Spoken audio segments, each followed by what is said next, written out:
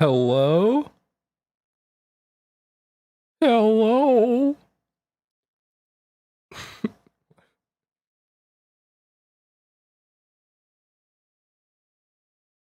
It's me, Cubic's ghost. What's up, Avile? Fuck, I just realized I don't think I have the same... Fuck.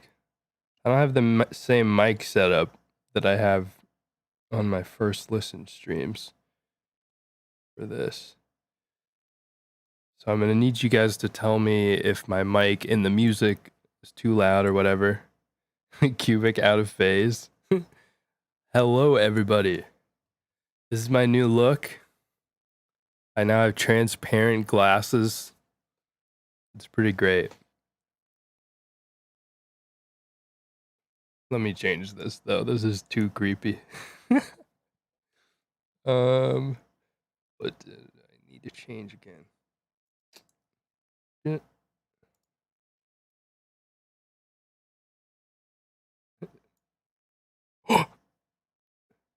I'm here. I'm back.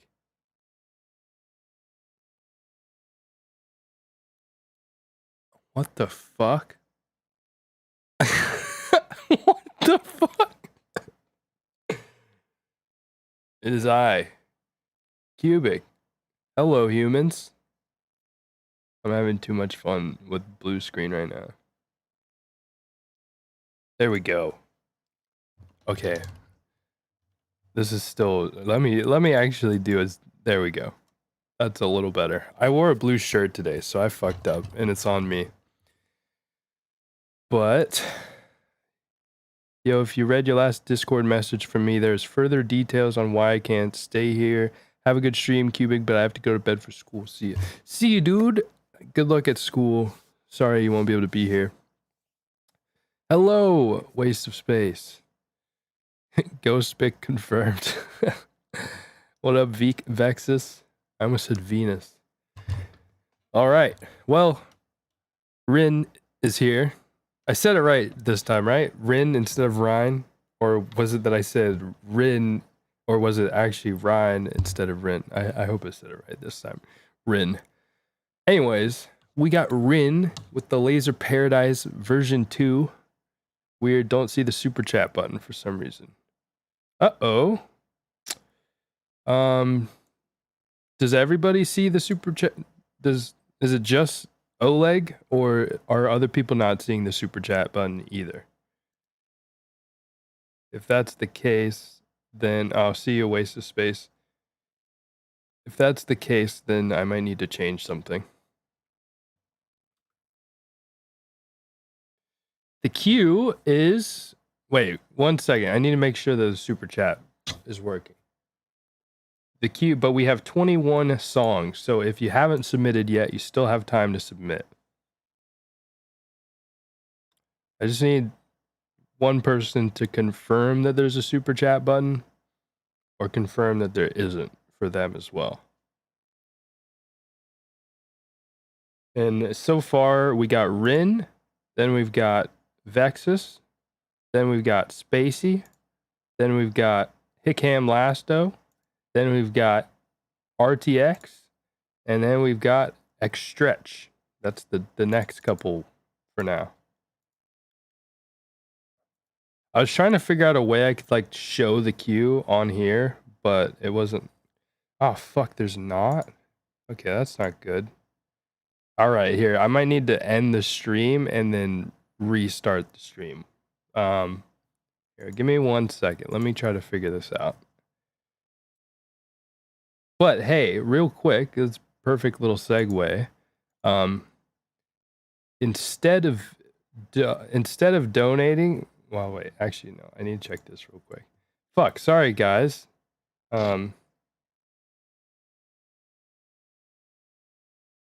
Fixing. Oh no, I have an AdSense issue too. This isn't good. Fuck guys, I'm sorry. I think I got to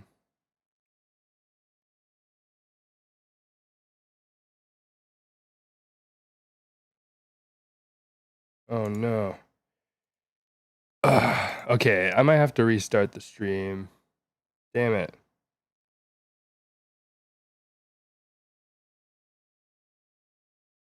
Change.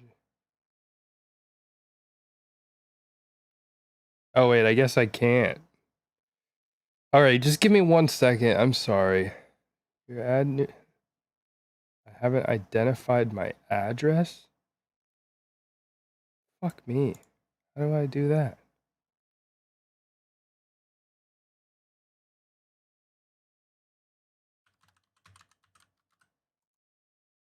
Bear with me.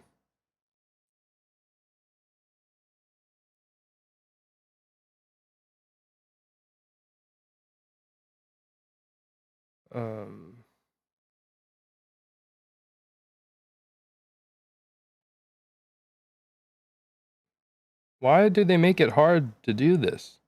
This is dumb. Add a payment method. Okay, I guess I can do this after the stream. So I guess there's no super chats today, I guess. That sucks. So, I guess this is perfect segue though into another way you can support me. And I guess if you want to like, I don't know how to make this work. I guess there's just no super chats, but basically if you see down below, use my code qbik20 to get 20% off at Track Drop. Basically there's this new website called trackdrop.co, and I've been working with the guy who set it up. And it's actually a really sick website where basically if you're familiar with Label Radar, it's kind of like that, but it's a little more in touch with the bass music scene and all the scenes. Like if you go on Label Radar, they have a lot of like really mainstream labels and stuff, but it's like if you're trying to submit to Dubstep, for instance, they don't have a lot of actual relevant Dubstep labels. They just have these labels who claim they take Dubstep, but they obviously do everything, and it's not really catered to us. Basically, Track Drop allows you to basically write an email, and then you can fill in certain things in the email where it automatically customizes it for the promoter you're trying to send it to. And so you can send it to like 50 different promotion networks with just one email. And it has, let me actually go into it real quick. So this is what you see. Wait, let me bring over a different window real quick so I can explain this real quick. This is a way you can support me, and if you go and like get the membership or whatever, using my code, and you send me a picture or something that counts. I don't know how to do this. I'm sorry guys. I'm thrown off by the super chat thing. But basically, there's this thing called Track Drop. You go in to promotion. And so right now it's just promotion networks, so like YouTube channels, Spotify playlists, or stuff like that. Later they're going to incorporate labels, but they have like so many different genres, from like fucking ambient to future bass, future garage, but then they even have shit like, where is it? Future rhythm. We got future rhythm. I believe they have tear out as well. Where is tear out? Maybe they don't have tear out, but they have like dubstep. They have rhythm. It's rhythm. A lot of these fucking networks, they never have rhythm and stuff. But like we click on rhythm, for instance, there's 34 different networks you can send it to. And so, fuck it. We'll go and we'll select all of them. Wait, I didn't select all of them. Okay, so click select all. Next. Hi, I'm qbik. I feel like I'm doing a horrible job of showing this off, but I'll be like, hi network. And so that makes it fill in whatever the network is when you send it. And then I put my link and shit like that, and I just click send, and it'll send it to all like 24 of those people. And I did that with my last release, and I got like 5 different YouTube channels to upload my song, all with like, some of them had like 36,000 subscribers. Some were smaller, like 3,000 or 4,000 subscribers. And they have like the big ones like Dubstep Gutter and all of that. So it's like you have a nice range. It's not like you're only paying to send your shit to just like the biggest guys who are just going to ignore your email. You also have like the whole entire range. So if you're big or a small artist, they also have a studio. If you get the membership that includes both, or just the studio membership, where every month they drop a bunch of sample packs, they drop a bunch of project files. So like,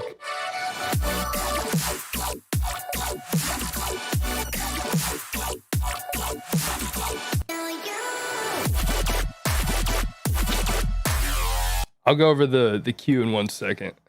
But yeah, so this is Track Drop, and I'm going to be dropping like a more in-depth video on it, probably Monday, hopefully. But yeah, there's a link in the description if you want to use my code and check it out. There's a 7-day free trial if you just want to check it out and see if it's something you might be into. But that is a way you can support me, especially since apparently right now I don't have monetization on my channel, which I have to figure that out after this stream.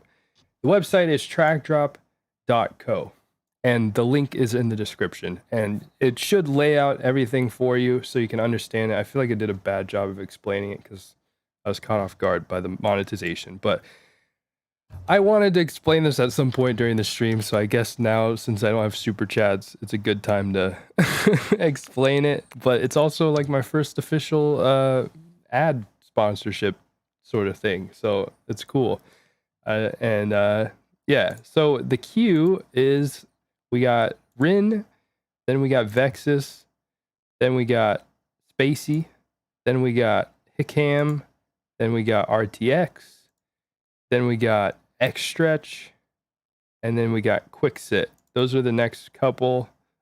Christian, I can tell you, you are the 21st person in line.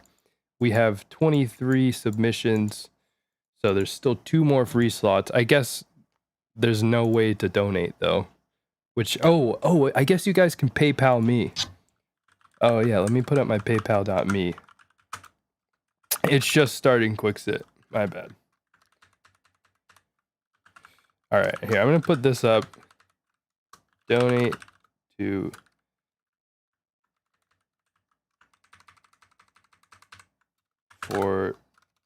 skip the line, and I'm gonna pin this. So if anyone asks about the donations, just tell them that it's pinned. All right, sorry guys for the little bit of a disorganized start to this. We're gonna start off with Rins, Laser Paradise version 2. They want to know, are the drop sections uneven in terms of impact? So let's give it a listen. Also, hello everybody who I missed when you joined, because I was a little frazzled.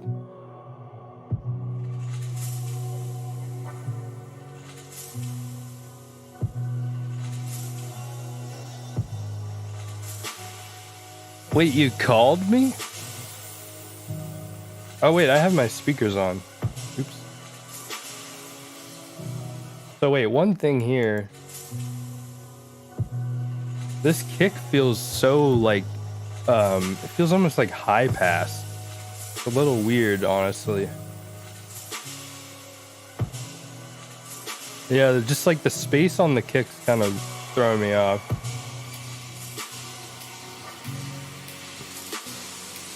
Yeah, I'll get a quarter pounder.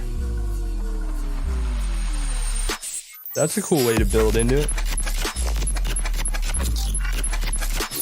Whoa, this flow is really experimental.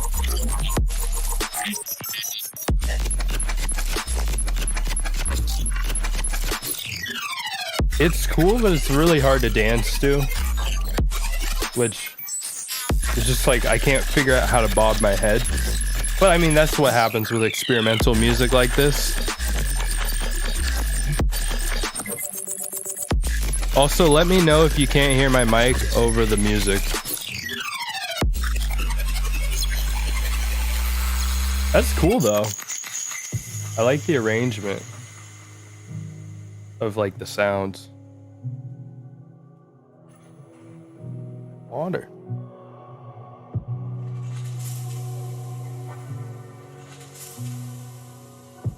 If you cannot dance to it, I've achieved my goal. Hey, well then good job. You killed it.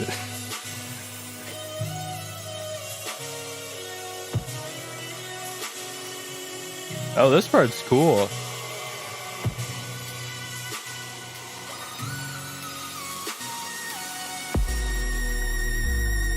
Ooh, I like that. Okay, that's kind of fucking sick. This is like some subtle euphorian vibes.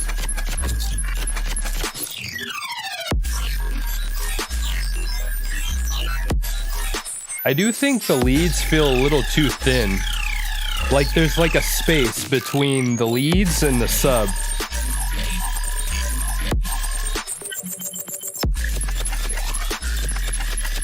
But in terms of the unevenness between the first and second drop, let me hear the first drop again.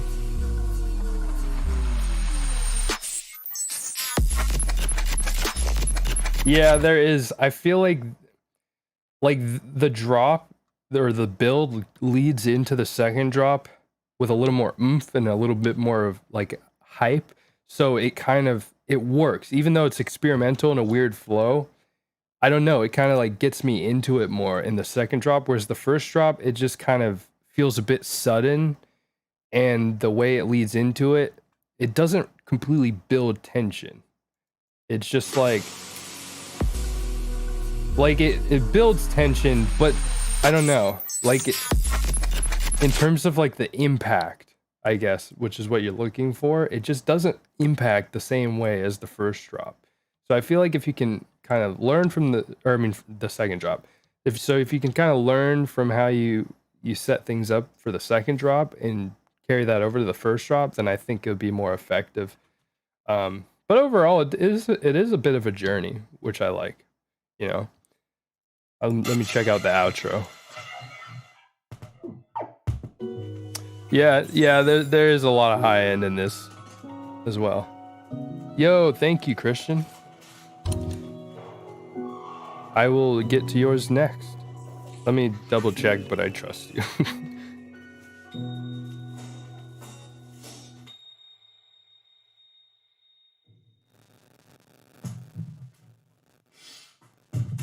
Reload. But yeah, that's a cool. This is a really cool song. Oh, sick. Okay, I got a donation from Oleg as well. Oleg and Christian. So Oleg is first, then Christian. Right? Wait, Oleg is in here, right? Or am I thinking, or is that something else?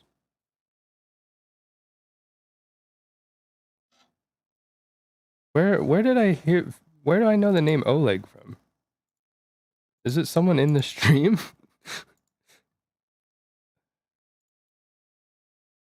Let me check.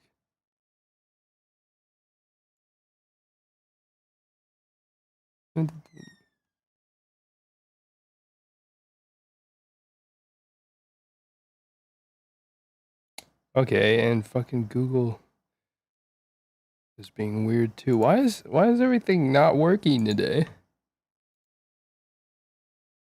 I'll just wait for them to respond. Okay, yes, Oleg is in here. Sweet. Okay, let me try to find your submission, Oleg. And then we will find Christians after.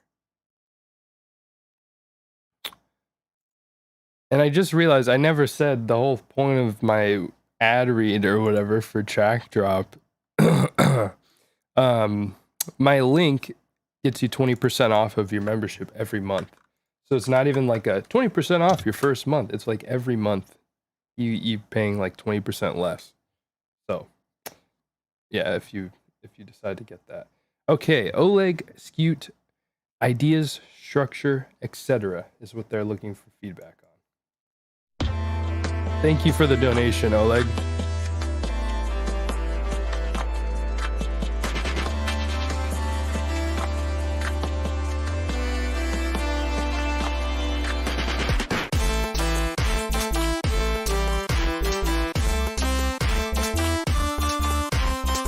Ooh, I really like the melody. Incoming transmission.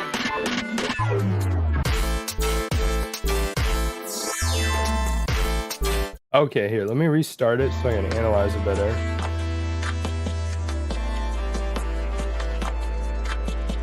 This percussion loop feels a little disconnected from the melody in this part. Like it all grooves, but it feels disconnected. It's like there's the melody and then there's the percussion, but they feel like two different worlds, if that makes sense. So it might just be like a processing issue, or it might be that the percussion loop, sometimes I find when certain like drum loops don't like feel a little disconnected, it means that they must have some amount of tonality that might be like in the wrong key compared to the melody playing, and so it might be good to try to mess around with tuning the drums a little bit, or it just might needed to be a different loop.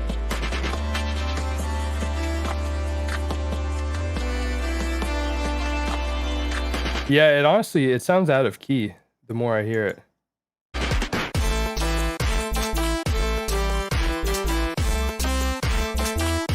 And then, so the drop, I like the arrangement, I like the melody, I like the rhythm.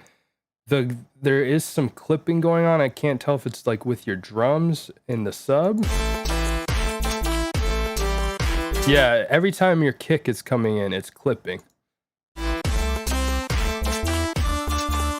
And also your snare's like non-existent. I would just get new kick, new snare. Like your drums don't have a lot of impact in this. Incoming transmission.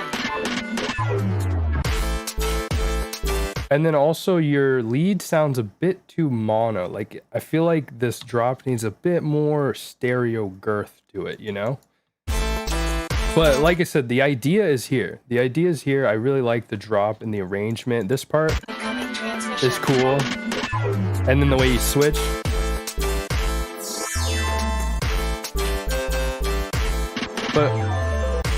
But also for this part, I think you can make it more interesting and more bouncy by adding some sort of response to the bum, bum, bum, boom, bum. So it could be like bum, ta bum, bum, boom, da.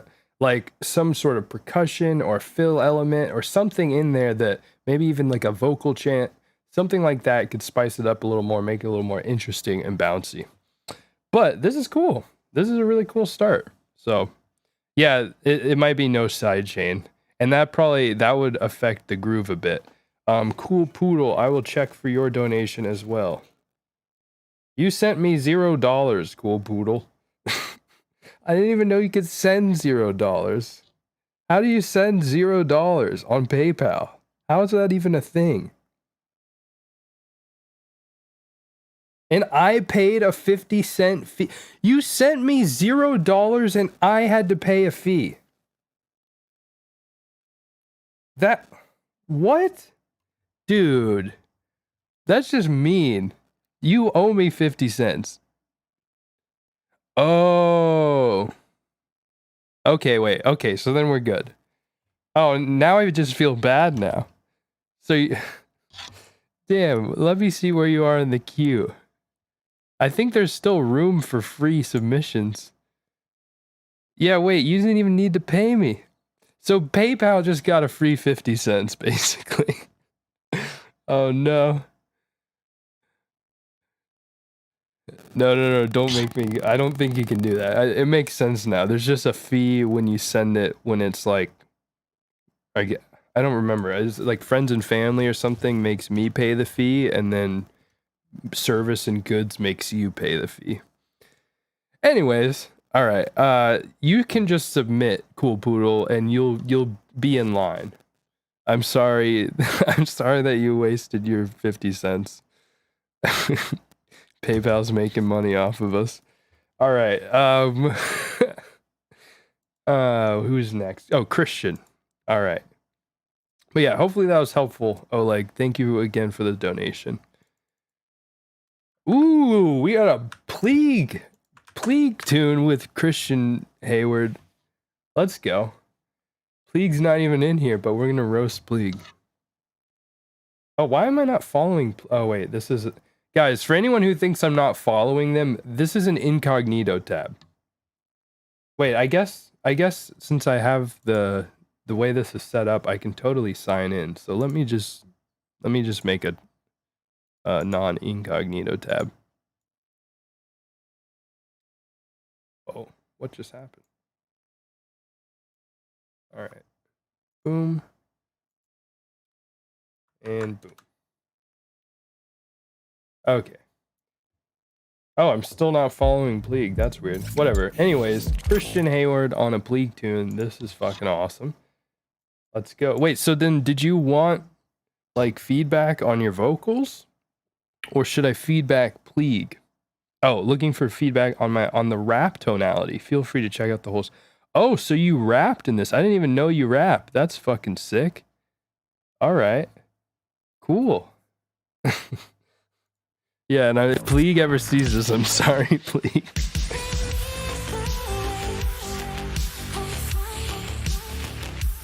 This isn't you, right? I'm assuming. I'm really impressed if you can sing like this.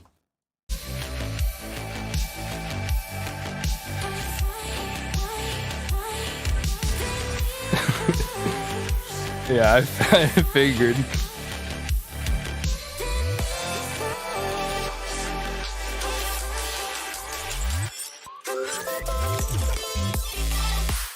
Ooh. The mix sounds a little... I don't know, the mix sounds a little weird. Needs to be more saturated. It's kind of quiet.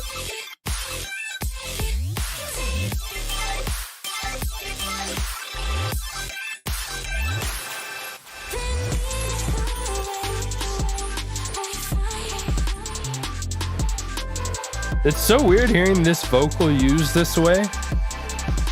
I've heard this vocal used so many different ways now. It's always so trippy. Ooh, I like that. Hey, we're running up, baby. I'm coming up, make some room. Oh! Sweep it with the game, call me a broomstick. Faster than you, it's just like flash, I does you. Foot don't stop, tracks don't flop, some things you pioneer. Okay. I like what you're doing here. Here's the thing. The way you're rapping, like the flow where you're going hot, or like, I don't know how to describe it, but you know what I'm talking about, where you kind of like, I really don't know how to describe it actually, but you like slip in the last word in an interesting way. I really don't know how to describe that, but like that, it can't be so dry. I don't know how much they're gonna retouch the track, but those parts really need the processing to really like accent your flow. And so cool thing, I mean, even like beyond just like reverb and stuff, like cool things like flanger or some sort of playing with the stereo for those parts will really help create like the call and response, because in your voice, I feel like your voice, the tonality isn't changing enough to really give the individual words enough personality and distinction to create like a call and response. There's also certain phrases. There's certain phrases where you're kind of spitting them too quickly, where it's like they're not being enunciated enough, which is something that you kind of hear with people who are still like new to rapping, still building their confidence and stuff. It's like when they try to be fast and be creative with their flows, which is what you're doing. Like this is a much more tough flow to spit than like your basic, like generic, like mumble rap tunes or whatever. So it's like, it's cool that you're doing stuff like this, but yeah, there's just parts where you're kind of spitting through the words a little too quickly. Hey, we're running up, baby. I'm coming up, make some room. Working hard, sweep it with the game. That part's cool though. But I think room, for instance, needs to be a little more higher pitched. Like make some room. Like it needs to have like more like I guess like liveliness to it or something. It sounds too much similar. Like it feels a little monotone almost. Hey, we're running up, baby. I'm coming up, make some room. Working hard. Like make it follow that bass that pitches up a little more. Like you do have a little bit of like a rise to the pitch of it or whatever. Sorry, I'm not like a vocalist. So I don't know the proper terms or whatever. Hopefully you can understand what I'm saying or what I'm trying to say. But like, yeah, I think it needs to follow how that bass rises up a little bit better. Baby, I'm coming up, make some room. Working hard, sweep it And then it also actually, so the way you say room, when you bring it up and you go room, you do the room faster than the bass goes up. And so I think that's actually part of what throws me off, is like the bass goes up a little bit slower. So if you make the room follow the bass as it goes up, I think that might actually be cooler. up, baby, I'm coming up, make some room. Working hard, sweep it with the game, call me a broomstick. Best than you is I love that part. I think just like for the stick part, it needs like some reverb, or like it needs to be processed differently from the words that came before it. just like flash, I dazzle you. Foot don't stop, tracks don't fast and paint you pine. Like this part. This is where you start saying stuff a little too quickly. Foot don't stop, tracks don't fast and paint you pine. Like some things you probably knew.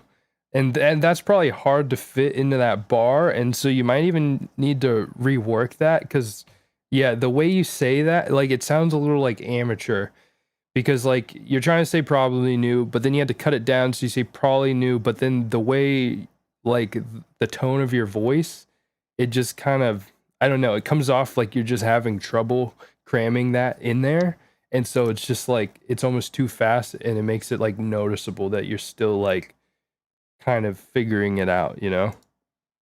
Again, hey, we're shooting out flames, we're keeping you hot.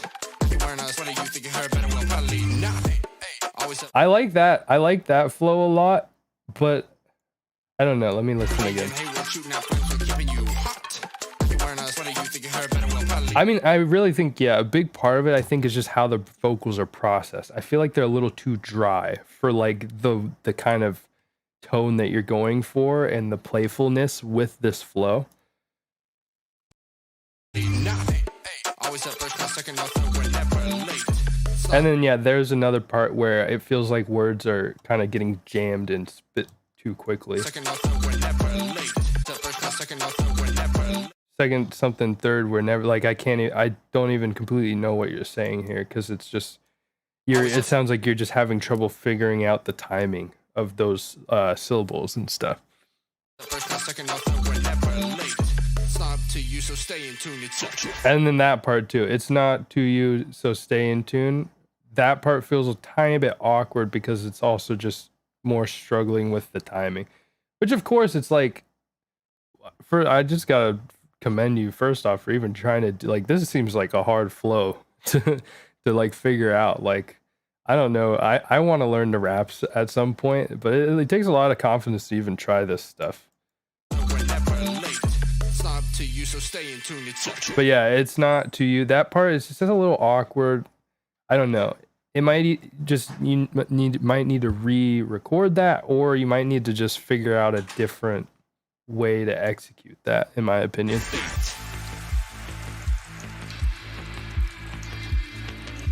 Well, this is cool. It's cool to see that you do more than just singing too.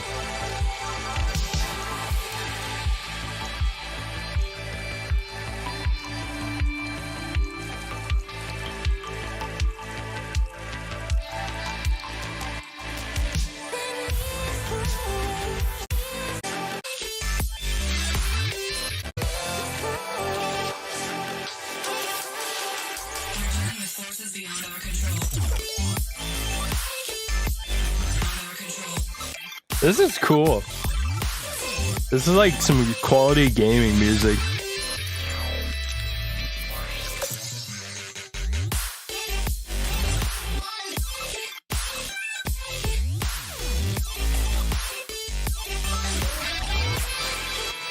Yeah, what Duncan said, you do have great tonality. It's more like about the context. Like, then it's not like you sound cringy when you rap. Like, some people, their tonality is like just kind of cringy, but it's like, it's more like the context and the flow that you're trying to rap. The tonality needs to be a little different for certain words. But yeah, hopefully that was helpful. Like I said, I'm not a vocalist in any way, so hopefully my analysis and critiques are still helpful to you. Yeah, what Irie said too. We like that you tried something new. It's really cool. Who do we got next? All right, let's see. Vexus.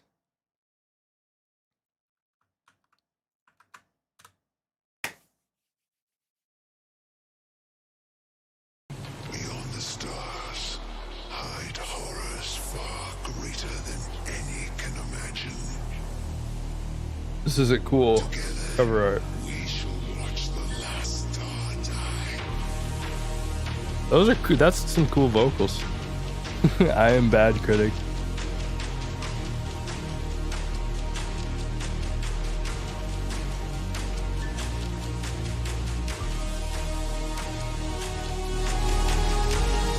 Oh, I think I just need to turn up my volume a little bit.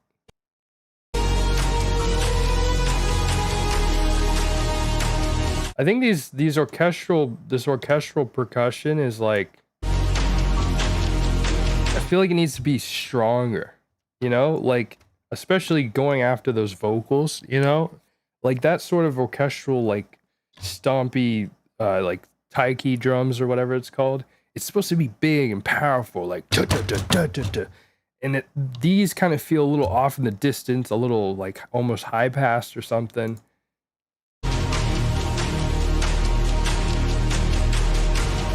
I feel like they need to be a little more in our face, you know?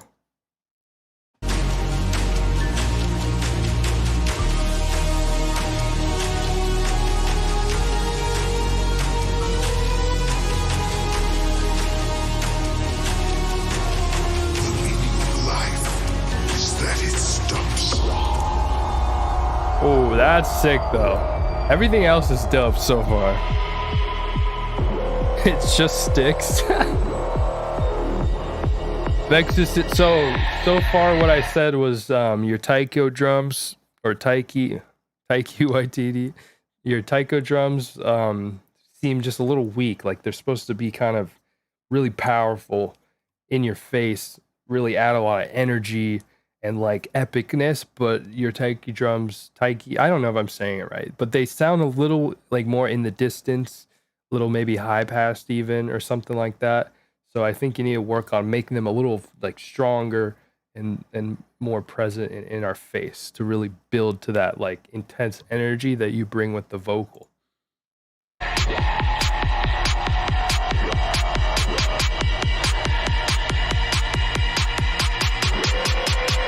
Also, the way that the snare is EQ'd is a little weird too.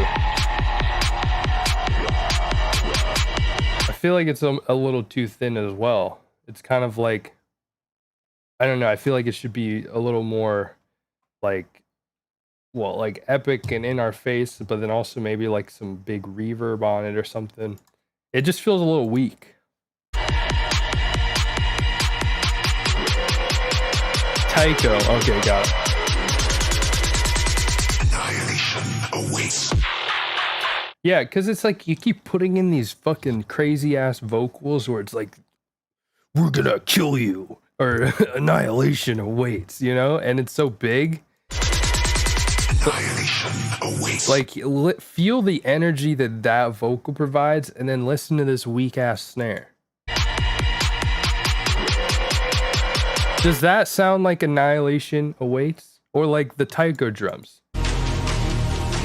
That almost sounds like annihilation awaits, but not quite, because those taiko drums aren't fucking, like, I can't feel them in my heart, you know? But that snare is really weak. You need to fix that. Annihilation awaits.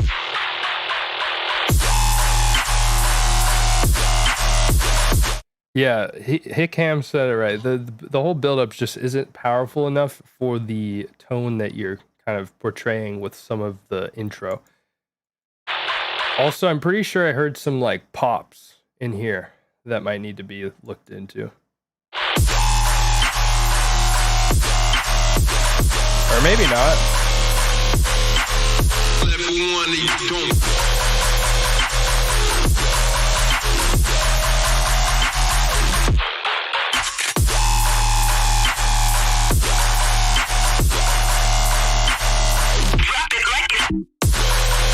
I think you can make the bass in the right ear a little more saturated. It sounds like the sustain is kind of overpowering that sound a little bit. And from the vibe you're going for, I feel like it's better to have them kind of a little more equal. You definitely don't want the sustain being the main, like overpowering it. If anything, you want those parts to be more powerful, but the way you've mixed this, I feel like it actually works. It's just the right side feels like it's a little less girthy than the sustain. The other thing is your snare, or your like trap snare. I think that's also a little bit weak. It just needs to be a little bit, I don't know whether it's like saturated or something, just a little more like sitting on top of the mix.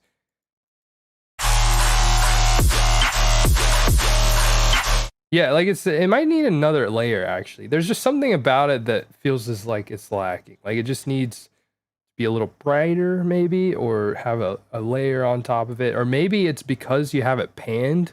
Maybe you want like a mono layer of it sitting there. I don't know.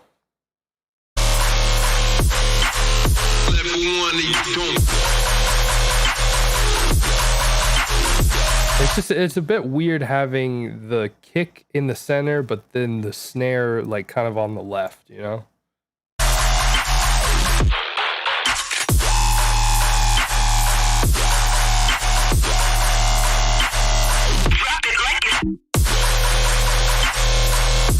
I think it's cool though. I don't hate the snare. I think the way this is mixed is kind of interesting. Like, we all hate on sustains and stuff, and like this arrangement of these sounds is a bit generic, but because of how this is mixed, it still gives it a little bit of an edge. And so I think that's actually cool about it. And so I appreciate the experimentation with where you're placing the elements. I just think the snare needs a little bit of finessing.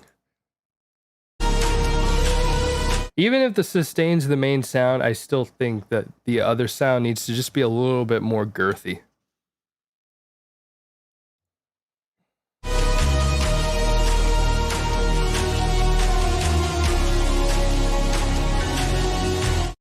All right, quick sit. We'll see you later.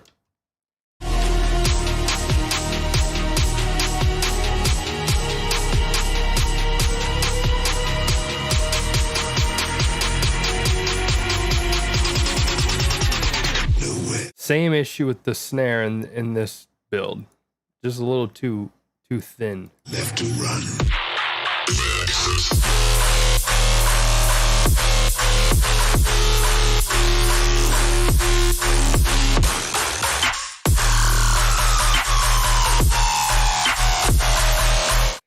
Honestly, for this so the first drop, the lead in the right ear like works the way it is, but for this one, especially with this new vocal and then the sustain getting even meaner, I think you need to make that meaner too. You need to add another layer on it that feels like maybe more metallic and angry, or like some sort of really interesting layer sitting on top of that going with it, just to bring the progression up and really add to the meanness. Because it's like you have the angry sustain, but then it brings back in the same one from the first drop, and so it kind of feels like it almost cancels out that like angrier energy a little bit.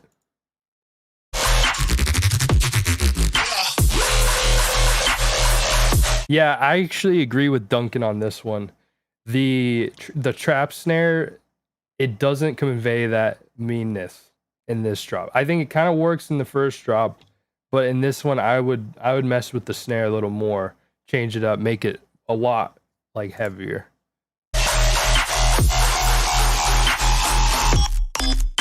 Ooh, that was a fire.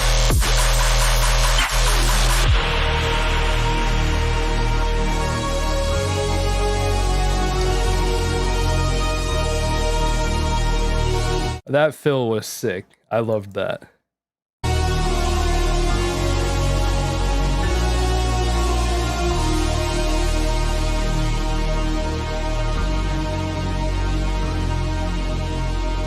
Ooh, I love the bass line here.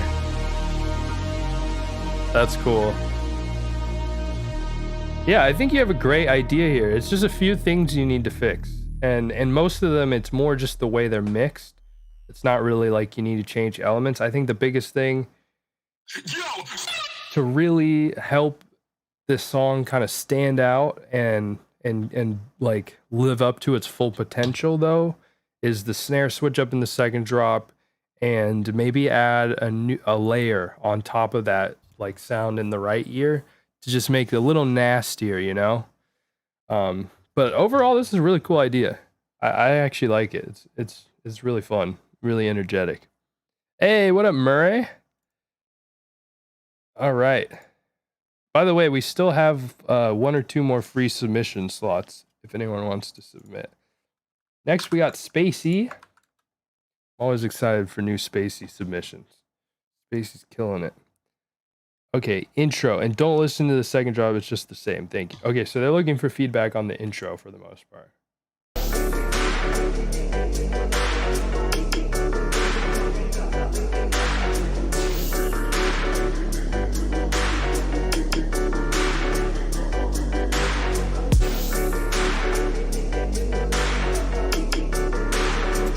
What is this intro? I feel like I'm at a baseball game.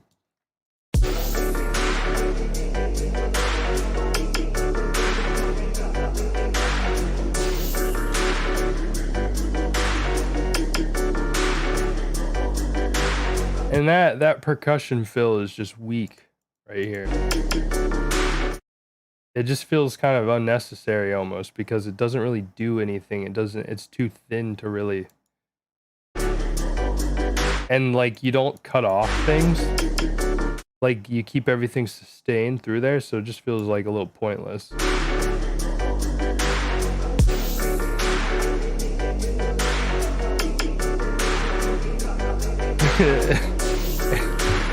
I don't think it is.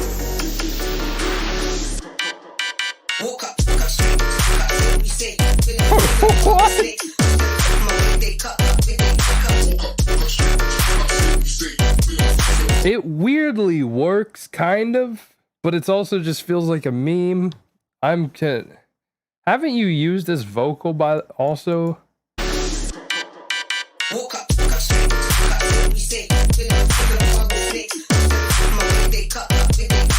I think the flow is cool, but I think the melody is just too jank.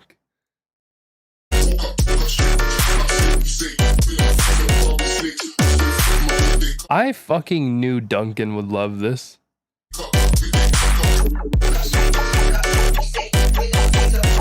It's just the melody doesn't get me grooving, you know? It feels like some sort of weird, fucked up, like, Mario song or something. I don't know what's even happening. I don't know. I think it's like a really cool idea, but I'm just not about the melody.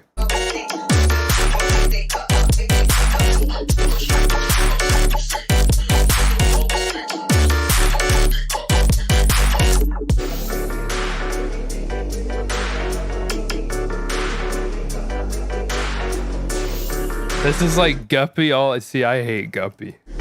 I'm not into Guppy. I don't hate Guppy, but I don't get Guppy. Oh, I just saw Noel donated. Thank you, Noel. I will get to you next.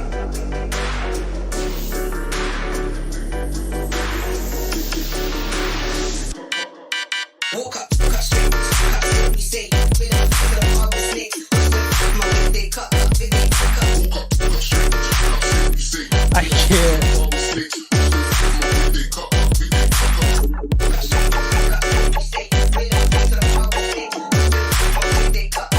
I know the second drop's the same. I just wanted to try to see if it grew on me, but it's just such a weird melody. It doesn't give me the effect that I feel like the flow.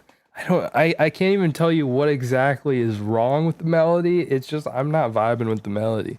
It is a goofy song and it is unique. I'll give you that. Like it's a unique vibe. And it might just be a subjective thing, you know?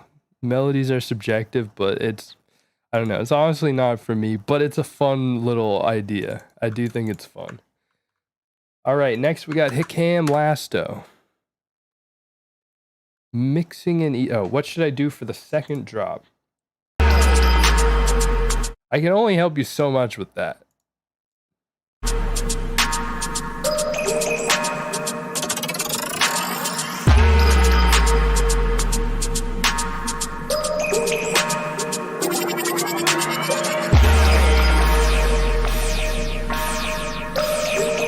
So far, so good. This is mixed pretty well. The high-end frequencies and those like tweety things, I don't know, almost too much, but I think it's probably fine.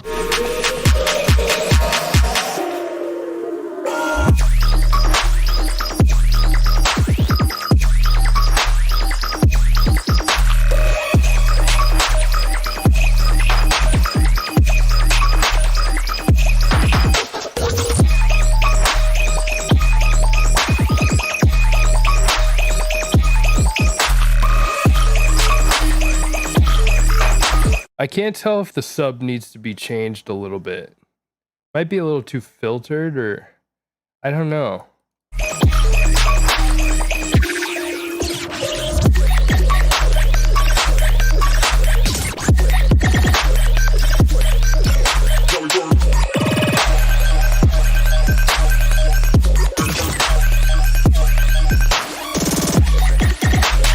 I think the arrangement's sick.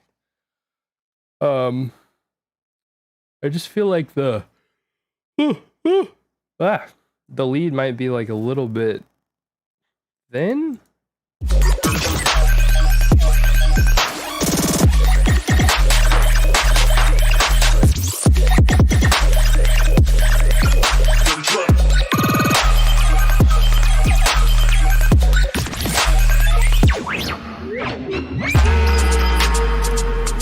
I don't know.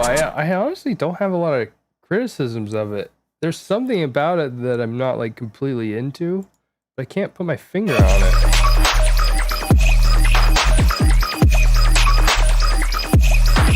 It just feels like it's missing an element that needs to give it just a little more energy.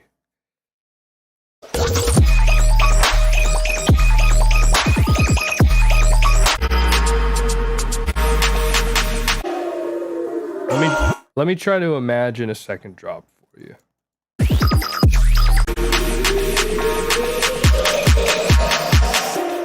Yeah, it needs a wow factor.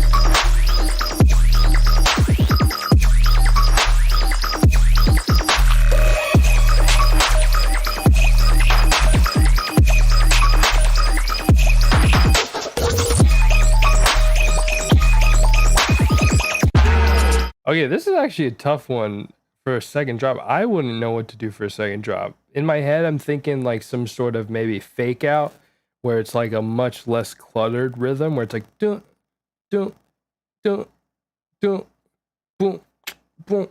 Oh, there we go. There's an idea. I don't know how you'd like transition it into that vibe, but I think maybe just play around with making fake outs out of the lead and just try different rhythms, different pitches, and then that might help spawn an idea for you. But yeah, like ZF Patron said, maybe a slower rhythm. Like do a trap second drop like ISO XO. Yeah. It kind of reminds me like Sixth Sense because watery sounds, but the structure's really space lazy. Yeah, I agree actually. It gives me like a little bit of a DAW vibe. So hey, look at DAW, use it as reference, and that might give you some ideas of either things you can do to spice up the first drop and things you can do for the second drop. Just look at the way Space Laces kind of adds progression. But yeah. Also maybe a distorted bit. Like yeah, these are all good ideas. I'm sorry I can't give you a more detailed feedback in terms of what I think is missing. It's hard to tell. It's not bad though. It's and so far most of it's pretty clean. Definitely a great place to start. So yeah, hopefully that helps. Next we got RTX. Oh wait, no, we got Null, my bad. All right, let me find yours, Null.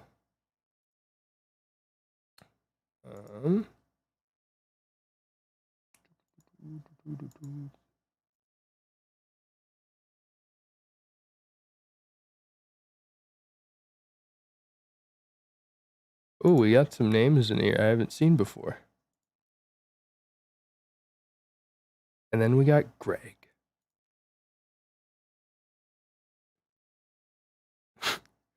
Where is yours, Null? The hell? Electron, 2 Blue, Avile, Cool Poodle, Christian Hayward. Oh, found yours. All right. So looking for feedback on the mixdown. Got it. All right. Final song to the live set. Ooh, exciting.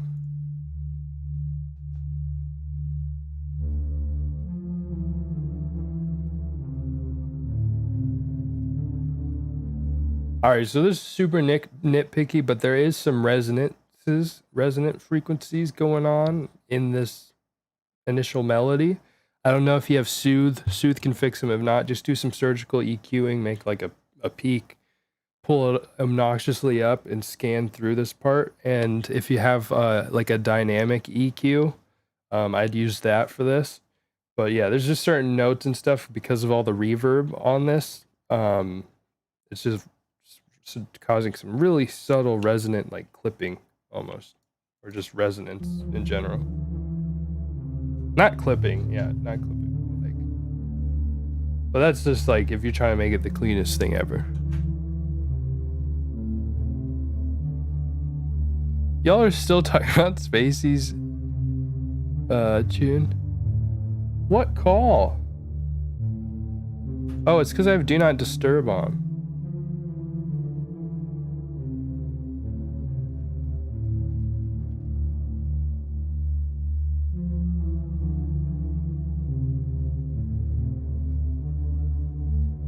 This is like very quiet. Wait, let me turn up my...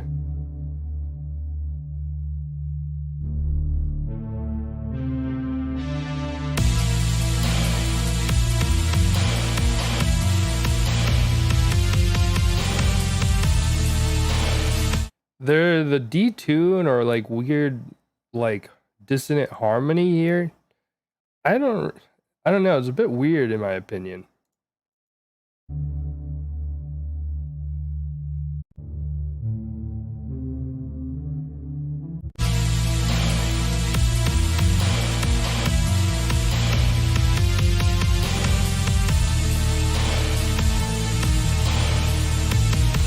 Also, the biggest thing, your drums are getting a bit lost in this part. Like your hat loop is definitely getting drowned out by this lead, so you might want to make some subtle dips in the lead or roll off the very highs so that your cymbals get in there.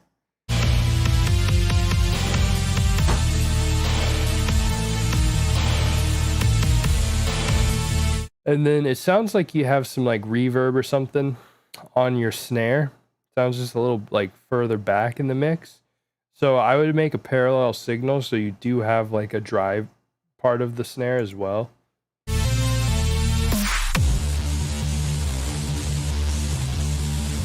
It's Tool. Okay, I don't listen to Tool, so I don't know. But I guess it doesn't like stay like that, so it's okay.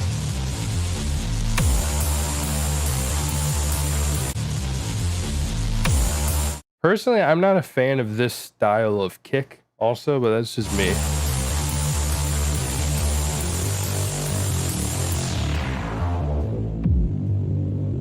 Well, if Duncan says it's the point, it's okay.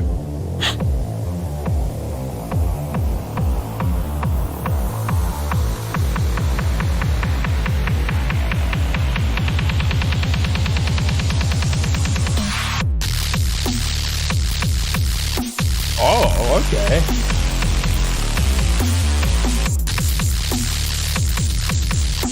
Oh, this is sick.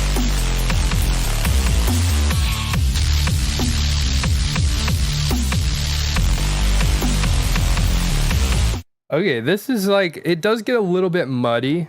I think you need to just tighten up the EQing on some of these layers. They are clashing a little too much, but this is actually surprisingly the drums really make this flow in a fun way.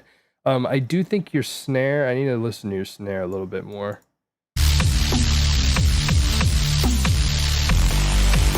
I feel like that snare needs like another layer on it that just gives a little bit more of a like a washed out tail.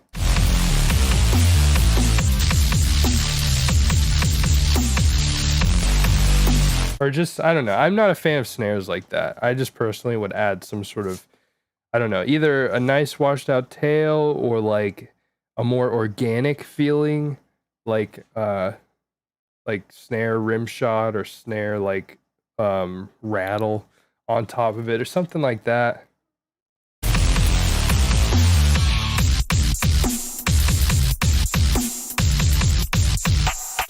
Ooh, I like how you, okay, that was cool.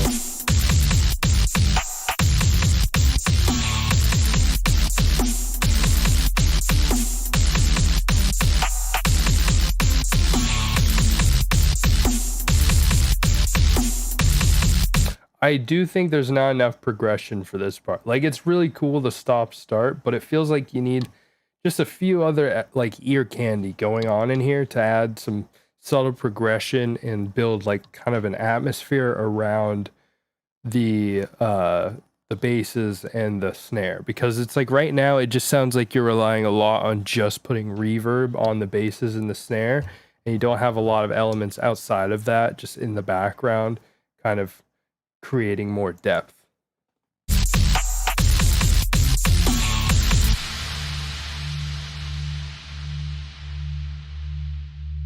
Oh, all right, SA official, have a good one. We haven't gotten to yours yet.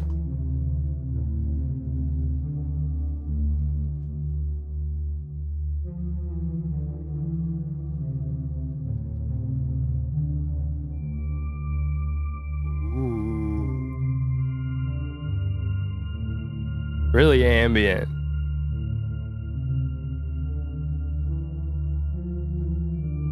Personally, for this, so it sounds like your basses, they're really like reverby, and then they've got a lot of stereo information in the low end.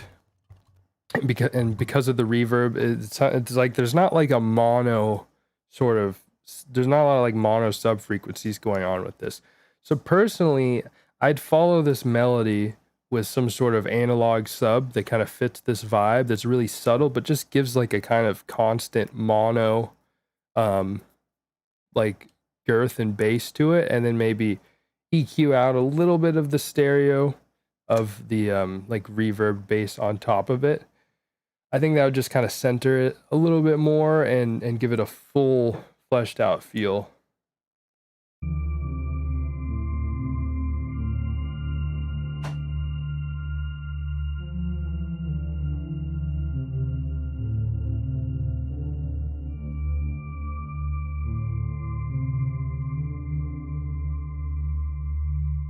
The hell is this?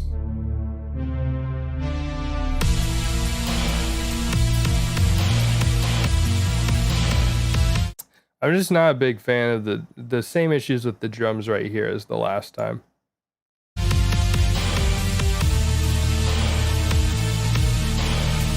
I do love how this sounds like some sort of boss level though on an old retro arcade game. Okay, see, that is the type of snare that this song needs. Like, why isn't this snare sound like that? That is you should replace the snare and the drop with this snare, in my opinion.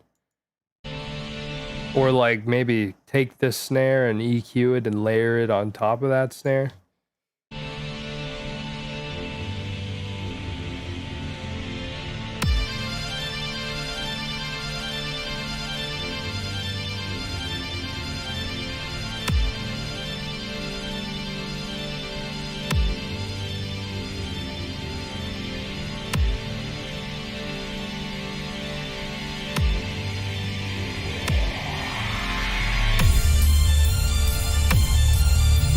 That's interesting. I'm not a fan of this build snare.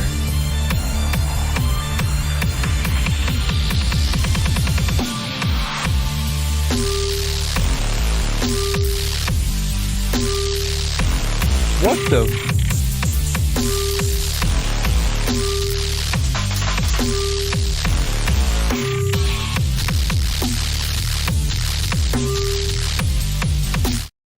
Okay, it's weird. This song has a lot of samples and stuff like just sounds that I'm generally not a big fan of, and it's more of a subjective thing. But the way this is all arranged, I'm still like into it. I'm still grooving with it, which is cool. I will say though, during this part, well, one, I think your buildup gets a little too loud and full to where there's not enough contrast between the buildup and the drop, like in terms of energy. Like, listen.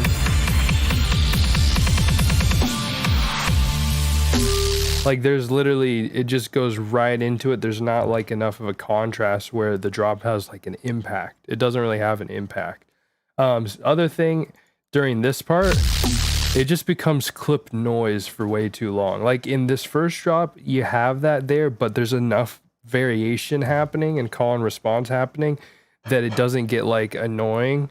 But in this part, it gets a bit just kind of just noise, in my opinion.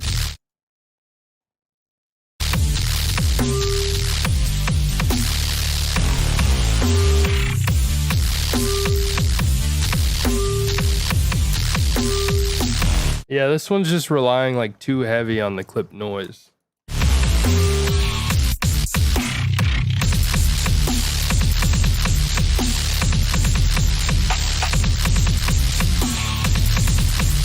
And then it gets really muddy in this section. It gets really cluttered.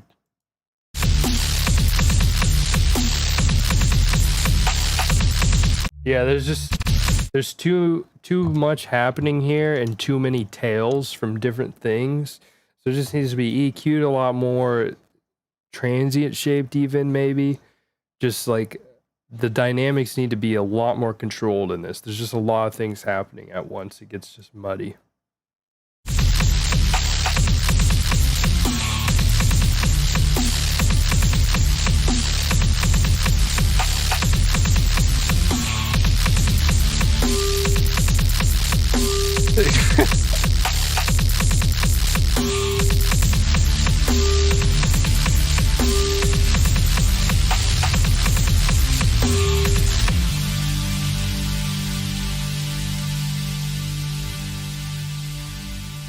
Yeah, so I'm definitely more into the first half of the song, but I think this is cool. I'm not familiar with Tool.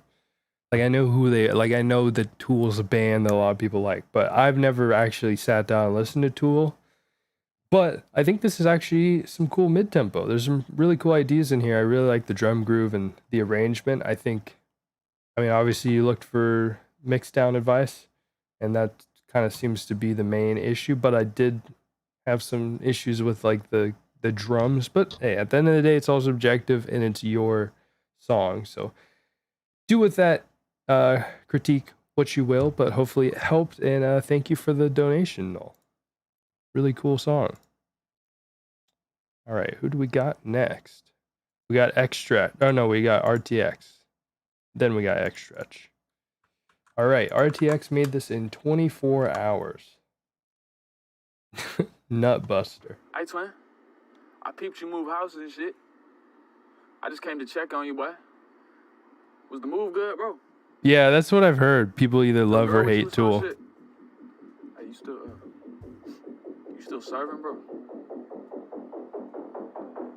Hello? You serving, bro? Man, here you go again with that quiet game,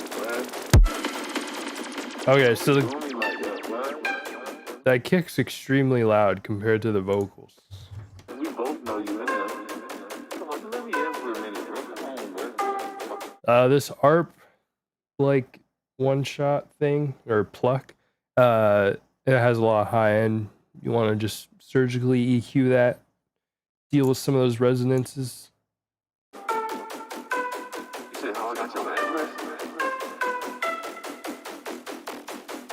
Don't even worry about that, bro. I don't know why I keep yawning. What the fuck? That's about that love on you,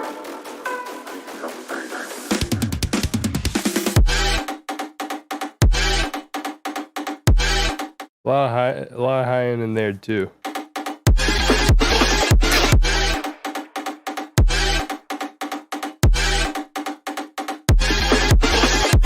Oh god, that's a lot of high end. that doesn't, those sounds don't need that much high end.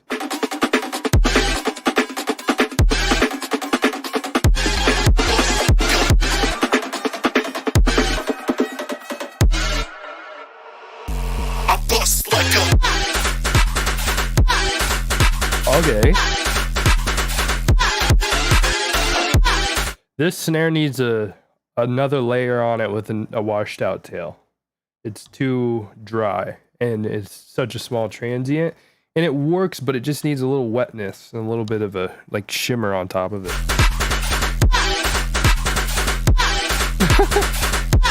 Got it, Duncan. I love these chants though. These chants really help with the stompiness.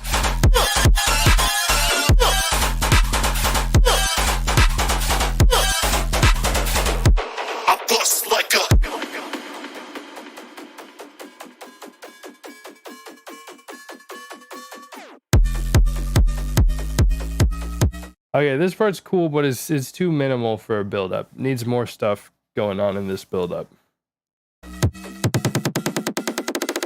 What you know about?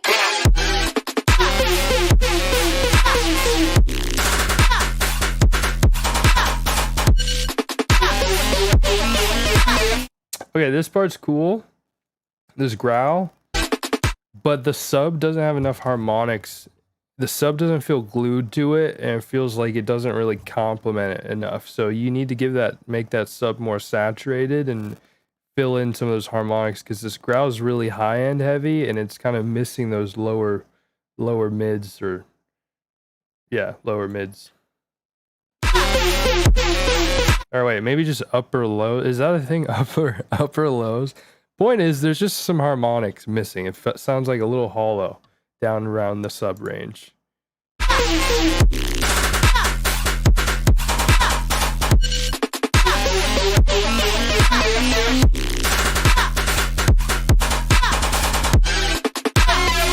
Honestly, now I'm starting to notice, I think this sub in general just needs more harmonics. Like, you're putting noise on it, and noise is one way you can kind of like trick your ears and make people like give a sub more.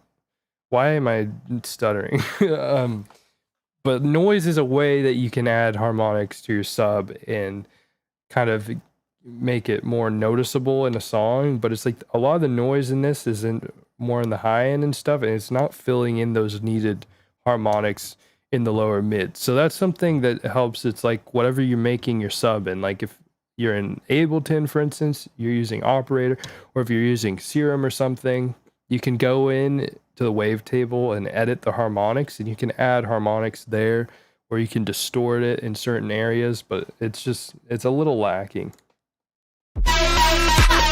Yeah, I said low mids. I said low mids earlier. I was just curious if there's upper lows.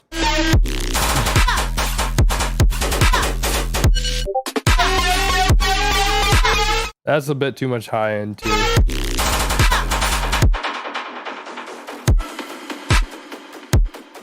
This is a cool idea though, and for 24 hours, really good. It's fucking lit. Just yeah, that's all the feedback I have for that one. But that's dope. Every song you send RTX is getting better and better. So good job. And this one isn't horribly mastered like some of yours. All right. Next we got Malaise. Oh wait, no wait. What am I talking about? We got X Stretch. They said Malaise is cool and me is cool. Roast us so much, please. There's no cool build up here. Okay.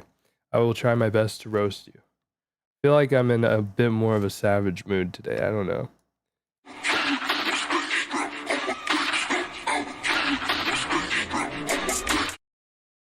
It's usually those like three here. Wavetable, harmonic. Let's see if it shows a thing.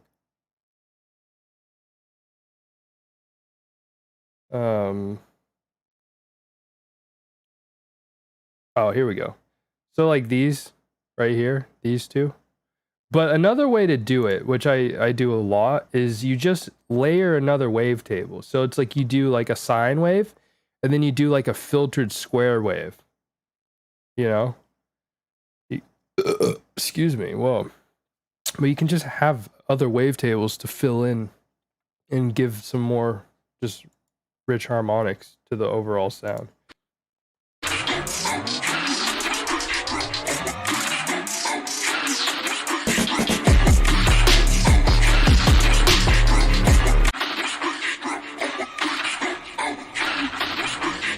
I'm not Joe. You're cheating on me with other feedback streams? What the hell?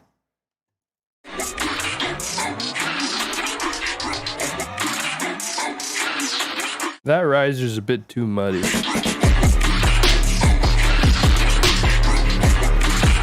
And these 808s sound like farts.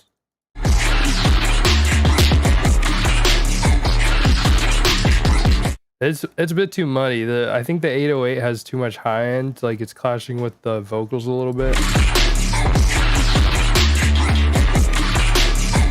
Either that or the vocals have too much low end.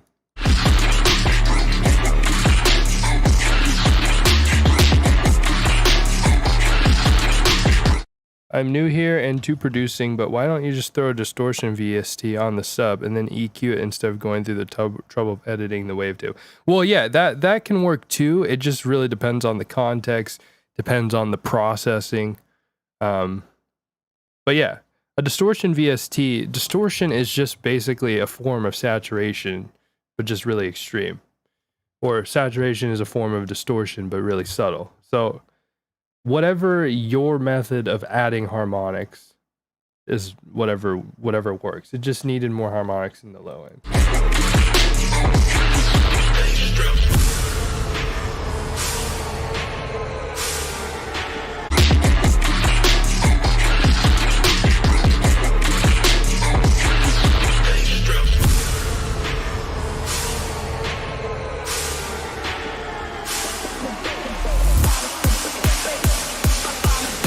This is a noisy ass buildup. Too much noise.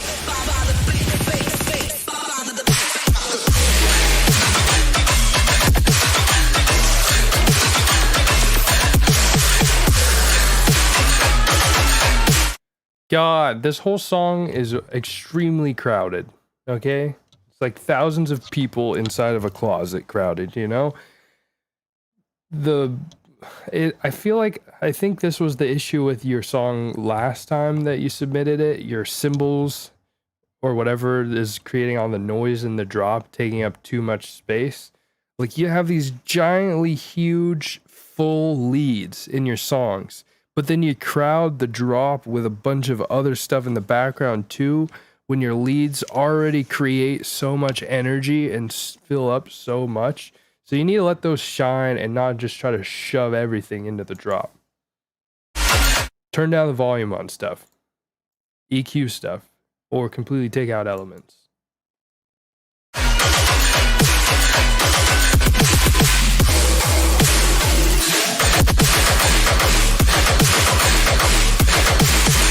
See, it's like you have all these things in the background. Chin, chin, chin, chin.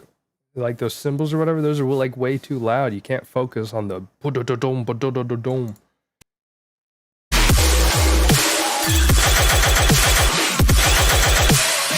Yeah, there's literally like there's vocals, there's crowd noises, there's giant cymbals, and then there's also like noise risers. So many different elements, all like you're trying to build energy, but you're like building too much energy to where the point that all I can hear is the energy and not like the individual hits. You know, you need to turn all that stuff down and take some of it out. Yeah, exactly what Cameron said. I was about to compliment the bass in the drop, then I realized I couldn't hear it anymore. And that's the issue I've heard with every Xstretch submission. The basses are sick. Your basses are really, really quality tear out basses, but you just crowd the background so much that we can't like focus and appreciate them. Like listen to Automate and listen, like his sounds are so big, he doesn't need, they carry so much energy. Or Akuma, they carry so much energy in their sounds, and their sounds are so full, they let those show off. They let those be the forefront. You gotta, when you are mixing a drop and when you're leveling stuff in an entire song, every section of a song, you want to like think about in your head, okay, what is the main focus? What am I trying to get across with this section of the song? What is the priority? In this, obviously, it's the big tear out basses. So then you have to think, okay, what is taking attention away from that? And then you focus on that. So whether it's, oh, I need to EQ this because this is not like important in terms of the main attention. So let me EQ this so that this has more attention, or let me turn this down so this has more attention, you know? It's important to think about the way you mix like that, where you just think of what are the priorities. So generally in a drop, kick, snare, sub, main bass. So you make sure that those are front and center. Everything else is an afterthought. It's just meant to complement it.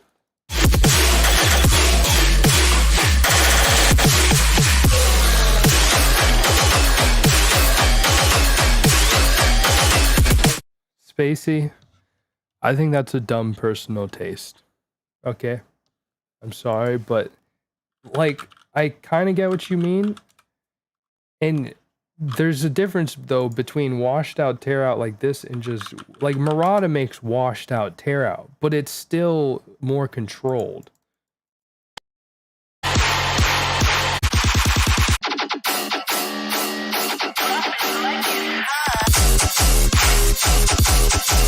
Like there's still a lot going on here, but there's still a lot of focus on the main basses. Or like Agony's another one who can their tear out can get a bit washed out sometimes, but it's still all controlled.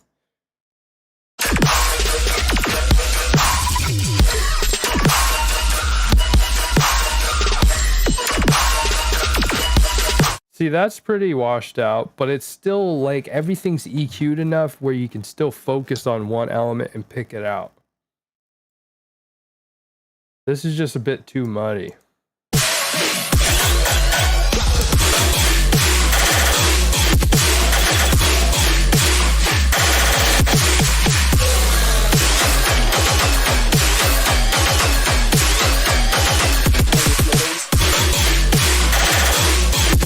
Yeah, it's just a little bit. It just needs to be pulled back a little bit. It's almost there.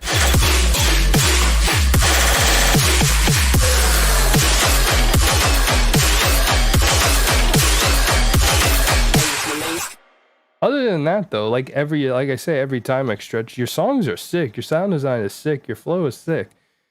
It's literally just your leveling and mixing is the issue.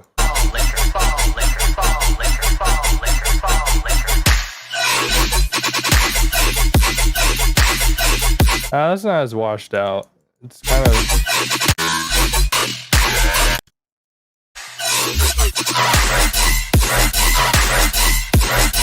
That's a bit more washed out, but if you listen to this, like the cymbals and the noise, like energy sound effects in the background, they're really quiet in this.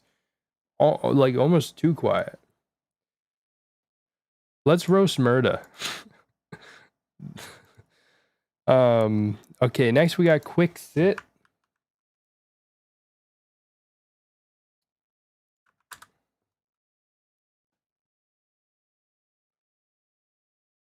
I'm surprised we didn't get a copyright. All right, Notarin, Super Hot. Oh, I forgot about this remix contest.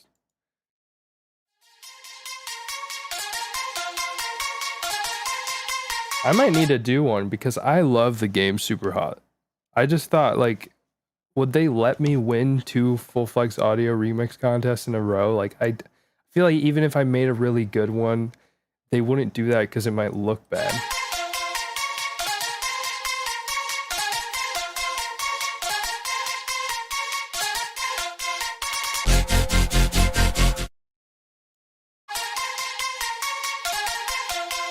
I feel like there needs to be some sort of pad or element in the left ear now, because this is so focused in the right ear. Also, a little bit too much, like just control the high end a little bit on this.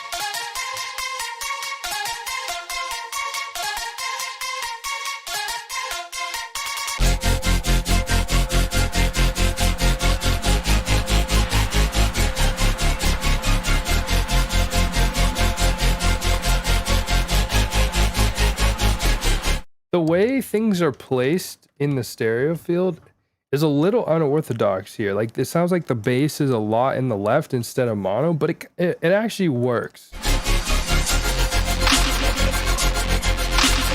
Although this part of the progression is a bit weird. The way you transition into this kind of switch in the rhythm, a little bit weird. And it feels just a little amateur. You just have like a riser go into it. It's not like an impact. I don't know. I would rethink how you transition into this, or even just, I don't think I'd even, because it sounds like you're going, it sounds like you're transitioning from quarter notes to triplets. Someone correct me if I'm wrong. I'm bad at hearing like notations and rhythm.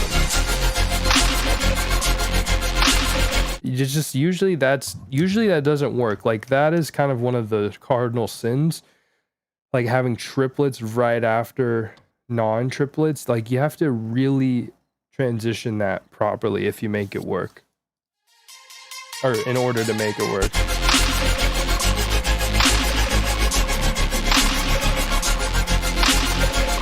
So generally that's a bit of an amateur move.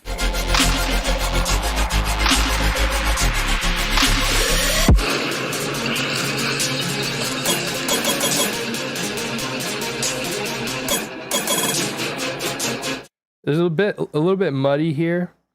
You wanna, so going back to what I was saying to XXLtron about the focus. So you're focused on teasing here. Whenever you tease those basses, you have some element in there that's taking a little too much focus away from the basses. See how it's clashing right here? Like, it doesn't sound, it's not teasing it in a way where it's like subtly glued into the mix. It sounds like it's fighting for attention between those like bass teases and all the risers and everything building up under it. So I'd rework that and either make those basses being teased less of the focal point, or clean everything out behind it a little bit more so that those can be the focal point.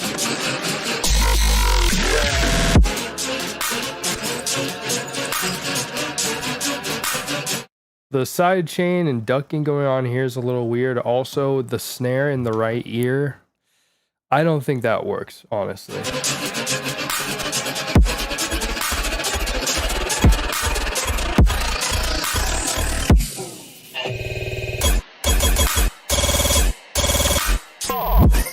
Yeah, so for rhythm, usually you want the kick and the snare in the center. The kick and the snare are especially important in rhythm. Your drums are especially important in rhythm. They give the groove, they're the heartbeat of the drop. And this is just extremely distracting. Like, I appreciate you trying to experiment and try new things, but putting the snare in the right like that, it just doesn't really work, in my opinion. Oh, see, there you go. See how normal it feels when it's there versus...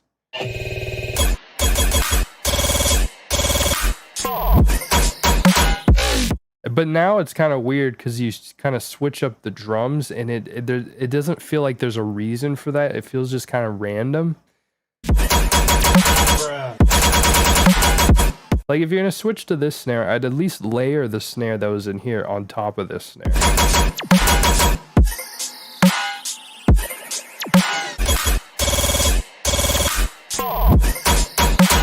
Other than that, though, I think it's cool how you're flipping the song and turning it into, like, the way you've layered it, and I like that. I think you're off to a good start. Needs to be a little more subtle. Maybe play around with portal effects to make it more ambient for the intro. Agreed. Cameron, for someone who's pretty new at producing, you've been giving some good takes, my man. All right. Next, we got Thylakoid. Seems like a new person in the chat, maybe. Oh, wait, it's Death. Or wait, no. No, I don't. Oh, no. No, it's Thylakoid. Not looking for any specific feedback. Just want to see how you're going to react to this track I made with my friend. All right. Okay, that high end hurts. The flute needs to be EQ'd better.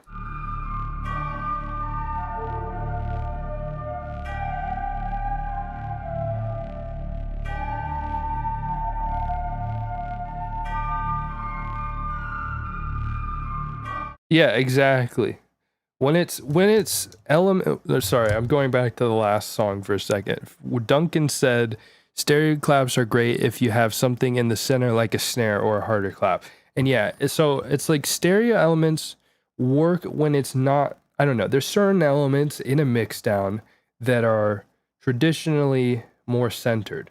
So when you're going to kind of drift away from that traditional like trope of keeping them in the center, you generally still want to keep them somewhat subtly centered, even if you're making it stereo. So it's like you layer it, or you make a parallel signal where like a quieter version is in the center and then the main version is in the right. It's just like stuff like that helps it still work it, because there's a reason why things are traditionally in the center that are like kick and snare, because those are some of the most important elements, and keeping them mono is how they're going to always punch through no matter what you're playing it on. Like imagine if your snare's in the right and you're playing like a show with stereo speakers, and for whatever reason the right speaker isn't working or coming through, then all of a sudden you don't have a snare in your song, you know?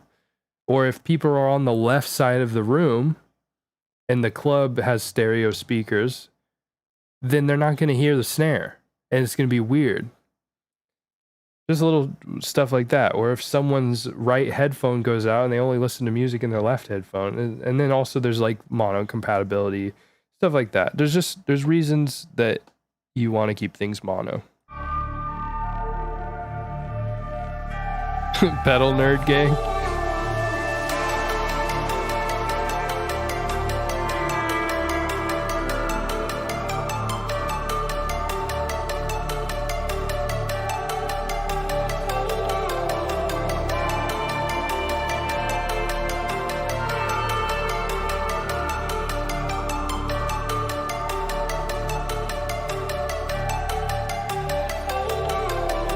I like this vocal. And I like how oriental this feels. Yeah, join the 69th Dimension, Cameron. Join our Discord. We have a beautiful server.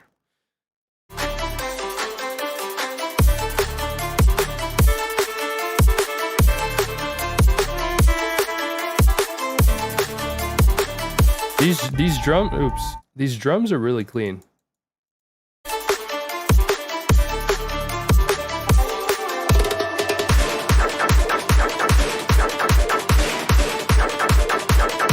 Oh, sick. Well, welcome, Cameron.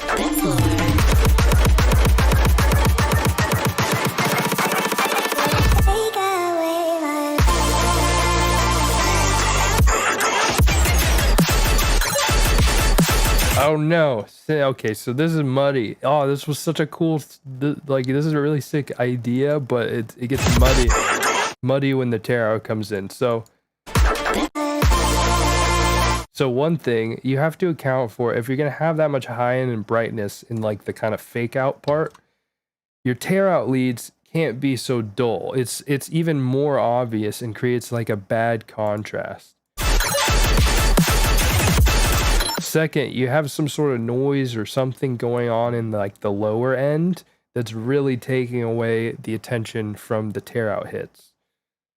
So basically the things you want to do: add more high end to these tear out leads and take away that low end muddiness that's happening underneath them.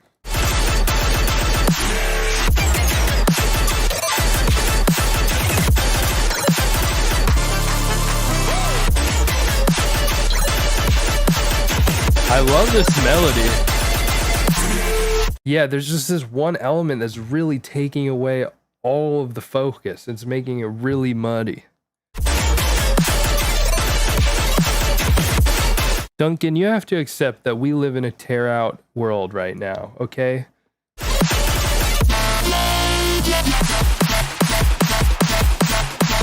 Okay, Olliverse, calm down.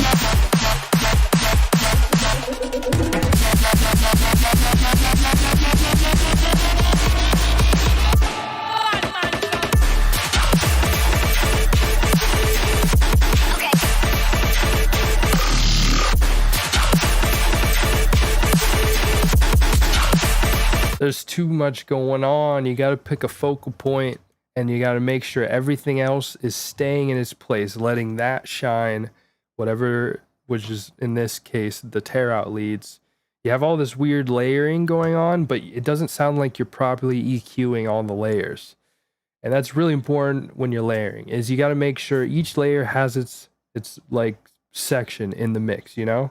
It's like you have your girth, then you have maybe your high end layer, then you keep that EQ'd so it's only adding its one little quality to the layer, you know? It's like, I don't know, it's like if you took a bunch of burgers, you had 5 different types of burgers, and you liked little characteristics of each burger, and so you want to smush them all into one super dope burger, right? Well, you can't just take the entire burgers and put them all into one burger, because then you have like 15 different buns, and that's way too many buns, you know? And then half your bites are just bread. So you're going to take one little characteristic from each burger. This is such a weird analogy, but you take one little characteristic from each burger, and that's all you need. And maybe, you know, it's like you take that tomato out of this burger and eat the tomato alone, then that tomato is going to be weird. It's like, well, that's not very good. Well, no, but in the context of the burger you're adding it to, it's perfect. So same thing. It's like certain sounds might sound weird singled out, but in the layer, in the overall bigger picture, it sounds good. And so you just leave it that little chunk. Hopefully, hopefully that helped you guys. I hope that wasn't a horrible analogy. I'm hungry for burgers too now.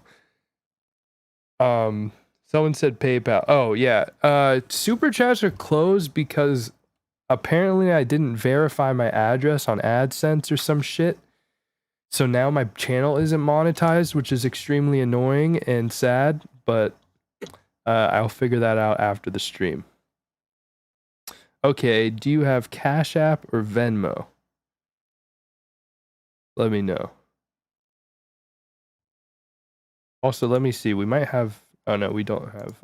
I don't know. Let me know if you have Cash App or Venmo. And then I can do that.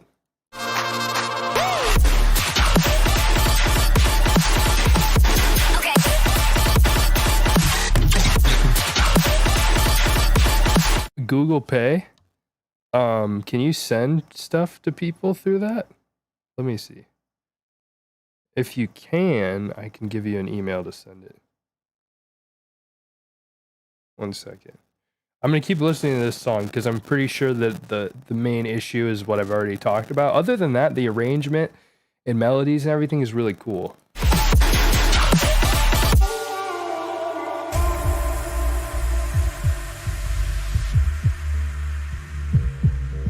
Oh, they just added a thing in Google Pay to receive money.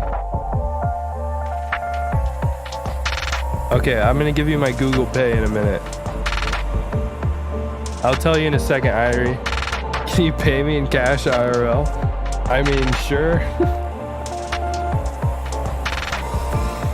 Do it.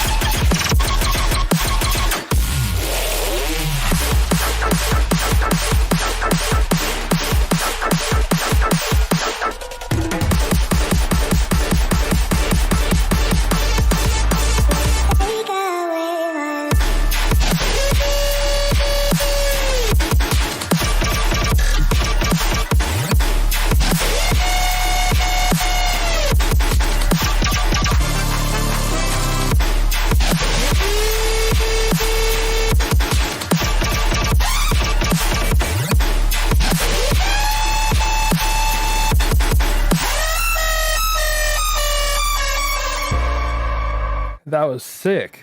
Again, like I said, muddiness, but overall, this song is sick. Just needs work.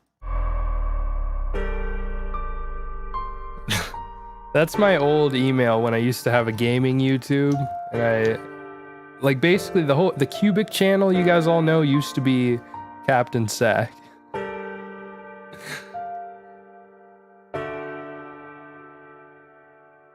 I mean, I guess you can email me, but like my email I used for production stuff is qbikmusik@gmail.com.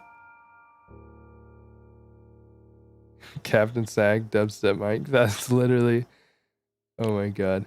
All right, that's fine, Wake Up. Appreciate it. Who do we got next? Oh yes. Let me tell you where you are, Irie. I've been saying your name wrong this whole time. All right, so we got extraterrestrial, we got Greg, we've got another extraterrestrial, so I'll have to skip that one. Okay, Irie, you're in like 2 or 3.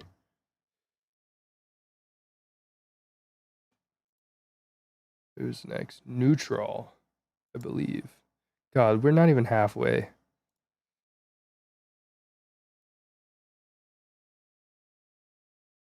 I'm so bummed super chats aren't working.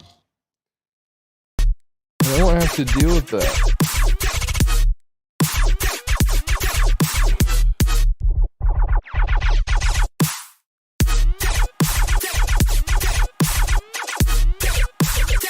Okay, so mix down.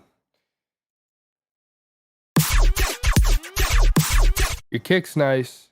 Your snare is nice, but it needs to be brighter. Those stabs, those chord stabs are too dry and too dull.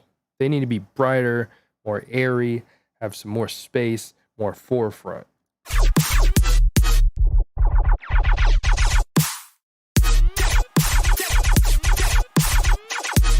Same with your leads. It sounds like you're over EQing the high end. Like this whole mix sounds a little bit dull, a little bit dry, and the leads are quiet.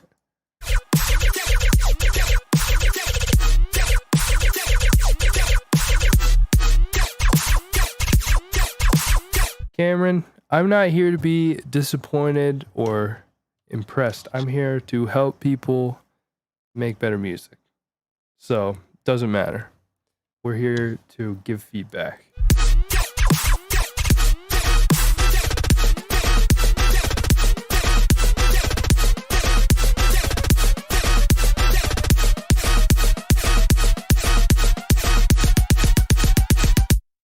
You have $1 million.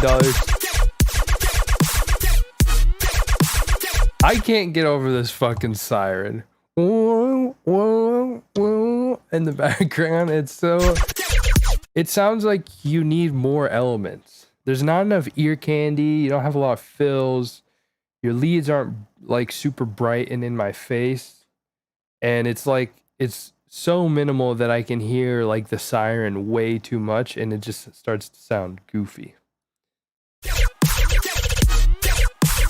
But other than that, like I said, your drums are punching through great. Part of the reason they're punching through though is because you have so little going on in terms of like it's just the drums and then those leads and then one little siren. So it just seems like your overall mix, like I said, is just kind of dull and there's not enough energy and ear candy. But it's definitely a good start and the arrangement's good.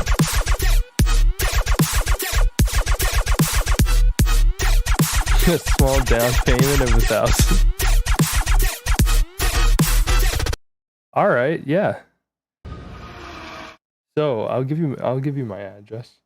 I'll take $1 million, $1,000 to make it. What if I give you 3,000? Can I have 3 million? All right. Next we got SA. SA left, but we shall still feedback. This is a release track that I haven't heard any feedback as of now, so I was hoping to get some here. Well, you've come to the right place, my good sir, because this is, in fact, a feedback stream. PS at about 302 to 303, the SoundCloud render fucked up, and it sounds a little strange and not how it's supposed to, so You can ignore that if it's noticeable. So I could DM a YouTube link, but that may be too much. Anyways, okay. Sweet. Cheers.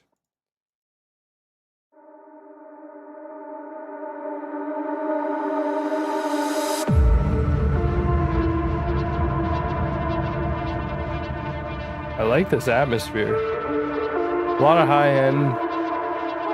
Typically, what happens and what you need to look out for when you have these like really high end heavy pads and stuff that just get really washed out because you have a lot of reverb and stuff like in this, they just really accentuate these resonances, these small minor resonances that might not even be that noticed until you put reverb on them. And then just with the reverb and everything, it's just like drawing out these like piercing resonance.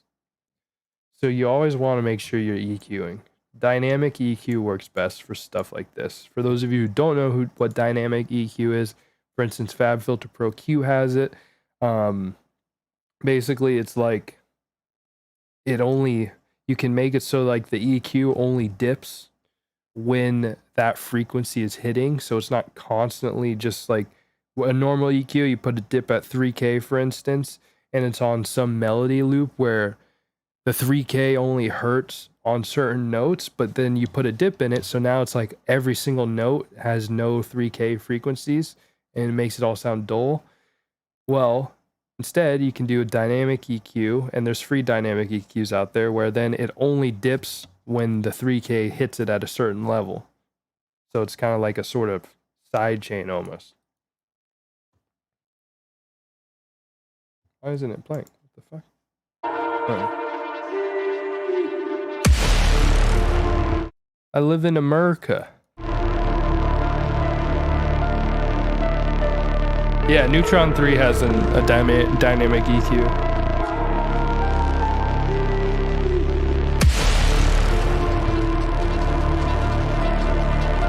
I really like this vibe so far. Also, this album art's really nice to look at.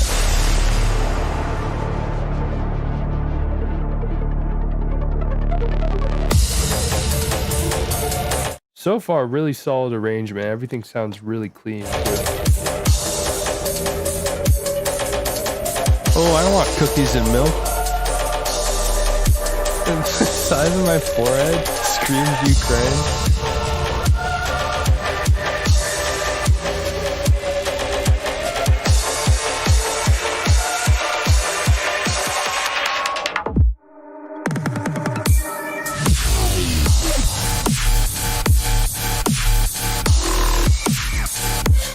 Damn, I hate when intros really get me into the groove of things and then it gets into dubstep that's like just not the same quality.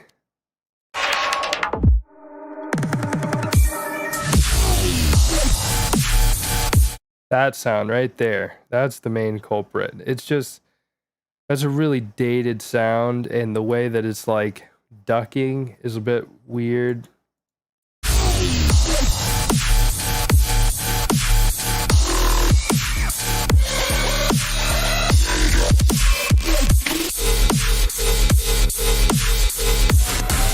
I just killed a fly.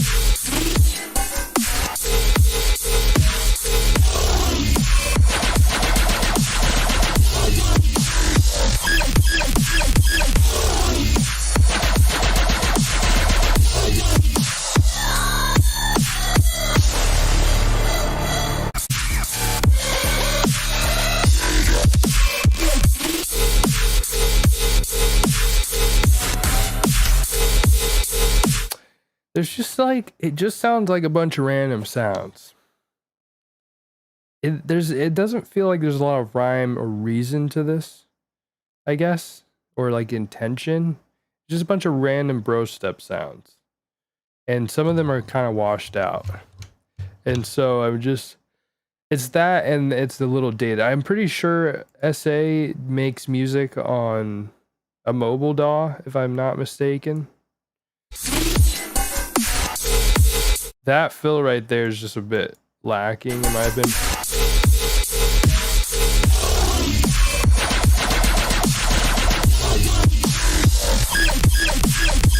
That sound though, the squeal is the coolest sound in this, but it almost feels out of place because everything else is just a little more raspy and not as clean as that. And bright.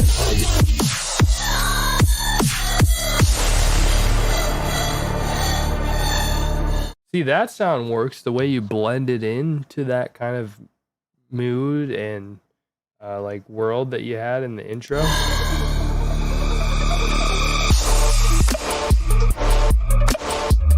And then you have this. This is sick. Horns are a little too dry. I'd make the horns have a little more reverb, but excuse me. Oh, why did it restart?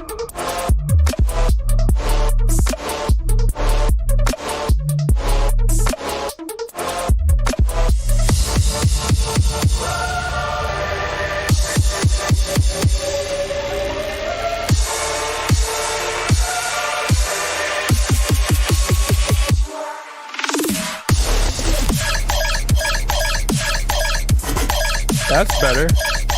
But you have some sort of like pad or something, like the reverb of the choir kind of staying in the background, and it just makes it a little muddy, sounds a little weird.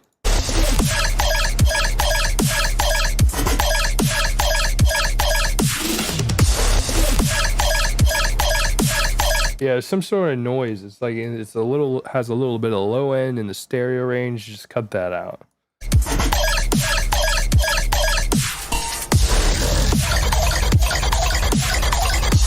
And then this you have pitching up, but you don't have any risers or anything being layered with it, so it feels like you're trying to force tension, but there's not actually any elements building the tension besides the lead building up or like pitching up, so it just kind of feels a little awkward.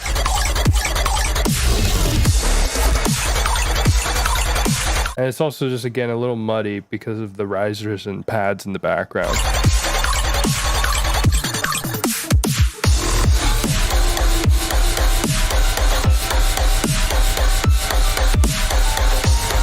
And then it transitions into like this kind of tear out stuff, but it just kind of comes out of nowhere. Like a lot of this, it's like you have these really cool in between the drop parts, but then the drops, there's not a lot of rhyme or reason. And with music, it's just we've kind of progressed past those bro step days where you can just put a bunch of cool random sounds together and it's still cool. It's like you need to tell some sort of story. And you might be telling a story, but you're kind of jumping to different parts of the story, you're skipping chapters.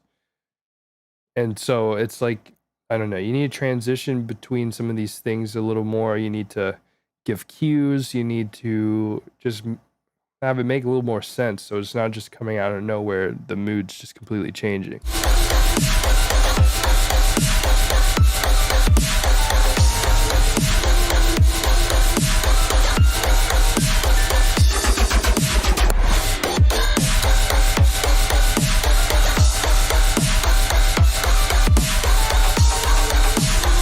Also, these basses are there's too much reverb on them. It's pushing them too far back, and it just sounds a little weird.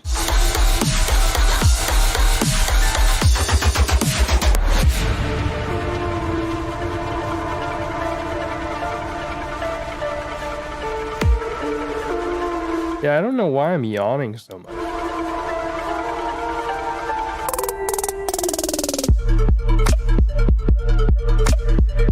This part's sick. There's just such a quality change between the parts like this and the drops.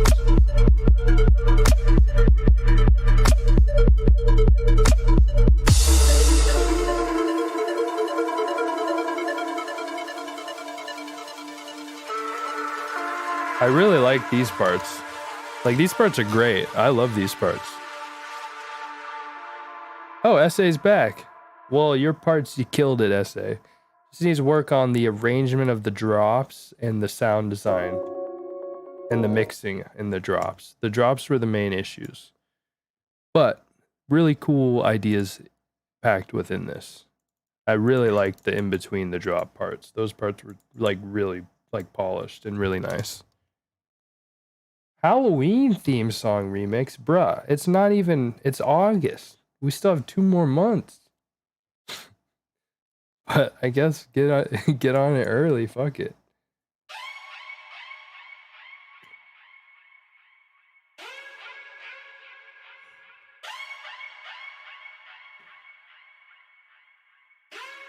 Yeah, lean into the Apache vibes. Exactly. Yeah, better than late. I always fuck up. I'm always late. I'm always like, "Ooh, I'm going to do a Christmas song or a Halloween song, you know, for like a free download." And then I wait too long and then I'm like, "Fuck, I can't do that." Here, my girlfriend's microwaving something, so I'll wait to give feedback so that's not in the background. And in the meantime, I'll use this opportunity to go grab water real quick. So I'll be right back.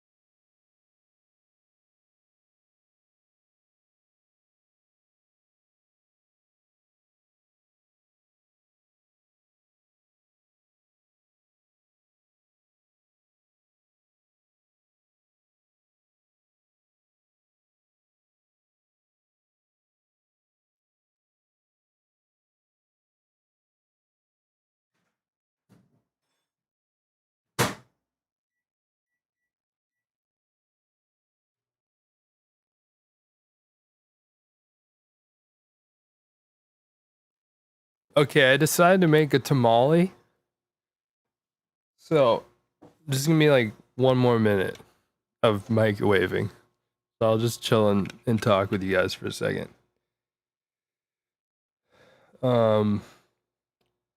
Just got some great timing. Came in during the second drop of my submission. I'll have to look back at it later. Skrillex balancing to several genres at once is good. I like, yeah, same. Skrillex and like Virtual Riot and like artists like that are really good at like having multiple genres in one song. Where are you in the queue? Let's see. I feel like you're towards the end. Yeah, you're like at the very end with Wake Up. Unless Wake Up, you said you were gonna donate like tomorrow or something. So does that mean I should do you next? But yeah, Cameron, you're like the very end. I'm sorry. Change my shirt color? No, I want to be blue screened out. But what I can do is I can change the blue screen to a green screen, and then it'll only green screen out these little parts.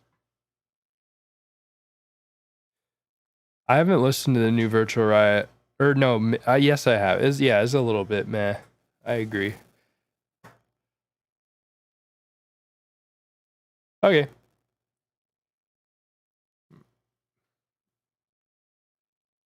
Yeah, Panda Eyes has a fuck ton of diversity. I love Panda Eyes. Go to different website with different colored backgrounds so you can change fast.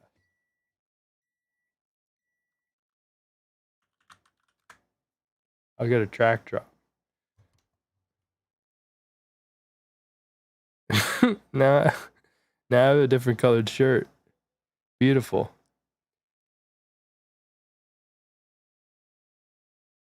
Let's check out the other project files. I haven't listened to those.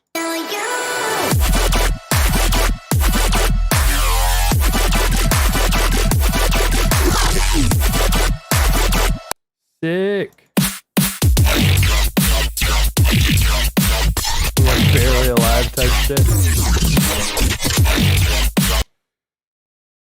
I'm eventually gonna do some videos breaking all these project files down. So even if you don't get a track drop membership, you can still learn a little bit. All right, I'm gonna go grab my tamale and then more feedback.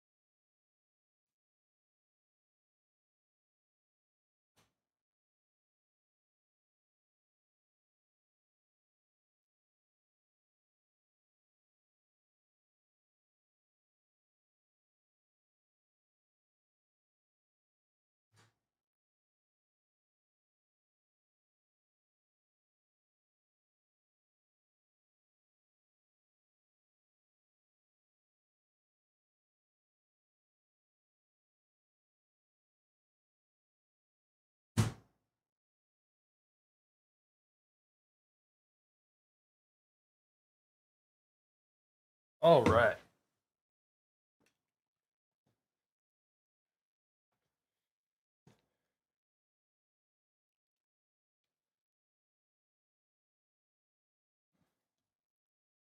I got my hot sauce, I got my tamale, I got my headphones, I got my paper towel, because this tamale is fucking messy. Oh, and hot. Holy fuck. Alright. Halloween theme song, let's go.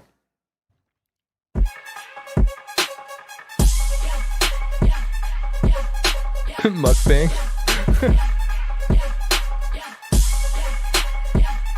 I could do that for my 3K my 3K special. Do a 3K mukbang.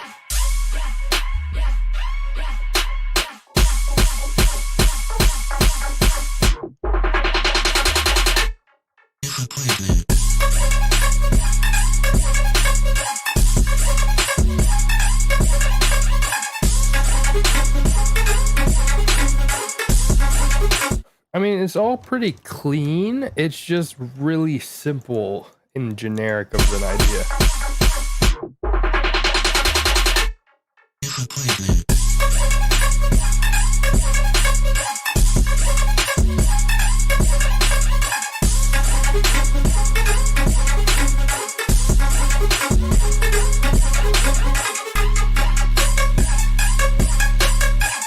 I like this switch up.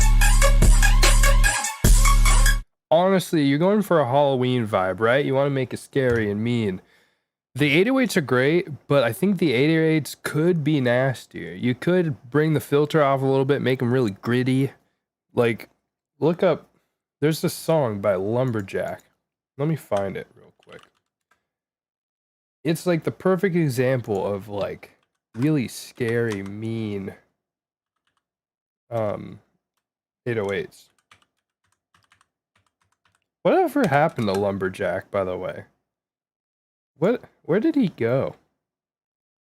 Oh. Oh shit, he's still here. Making shit. He just dropped a song.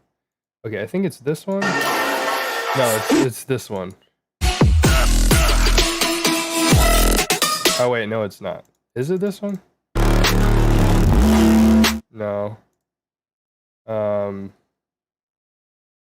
Is it this song?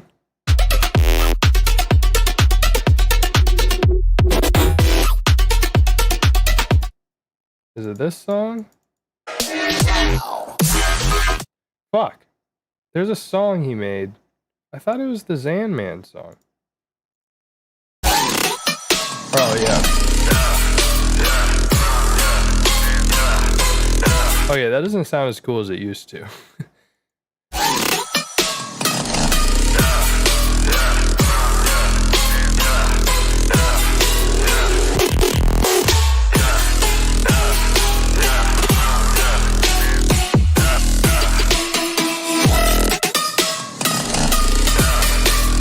But yeah, you get the point. Having that buzzy, like, sort of 808 bass under these, like, ARP, like pluck things could give a more scary Halloween theme vibe.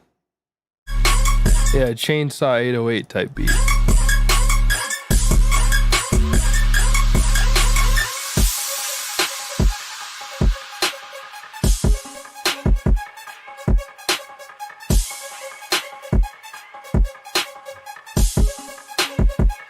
And these in between the drop parts just feel a little too minimal, you know, a little too empty. That's just me.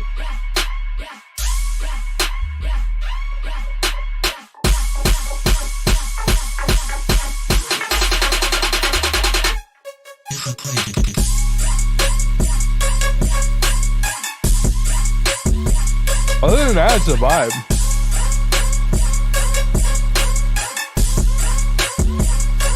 Yeah, you missed your tune, Xlextron. How are you doing?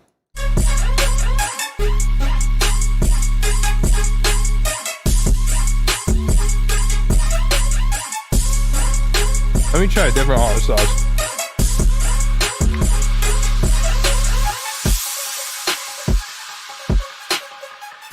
Yeah, Broken Bolt's dope. I was supposed to review their last compilation, but I forgot. Or I didn't have time. But yeah, I don't know. There's not too much I can like really critique in this song. It's like very simple, kind of generic idea, but it's done well. It's just very simple and minimal. So, but other like the mixdown's clean. I don't know. I just don't really have much to say about that. I'm sorry. Next we got Greg, the one and only Greg. Let's see.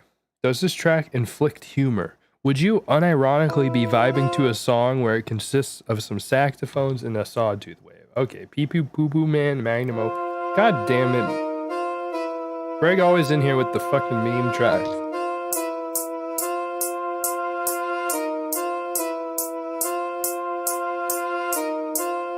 Okay, this is the better hot sauce for this. This one does not work with this. Welcome to this shit. A drop so bad that it's God. That's fucking God.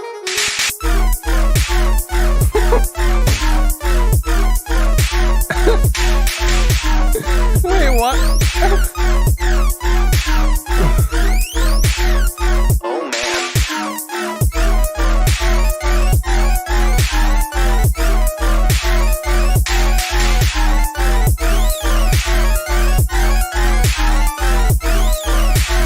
Fucking shit.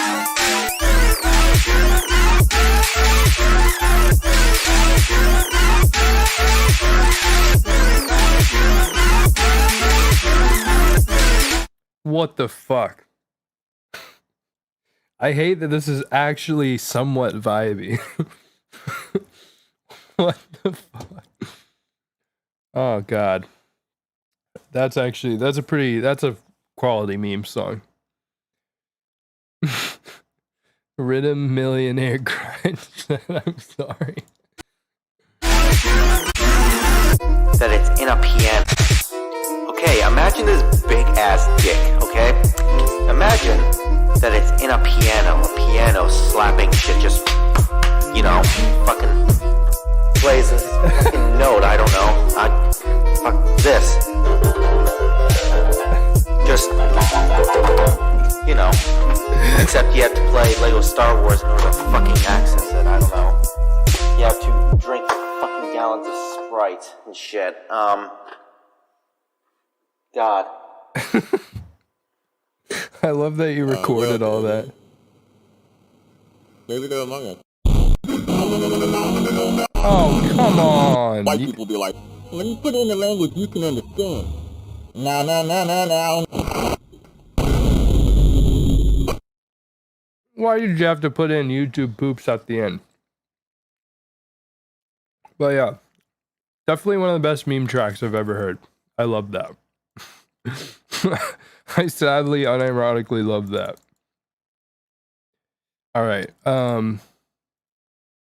Extraterrestrial sent too, so I'm going to skip that one. Okay, we're at Irie. Let's go.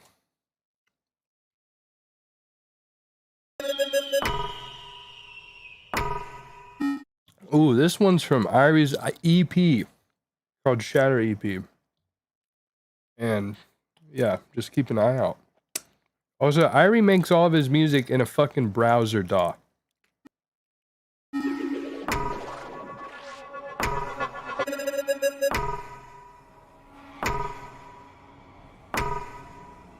Yeah, you're in the queue. I'll tell you where after this.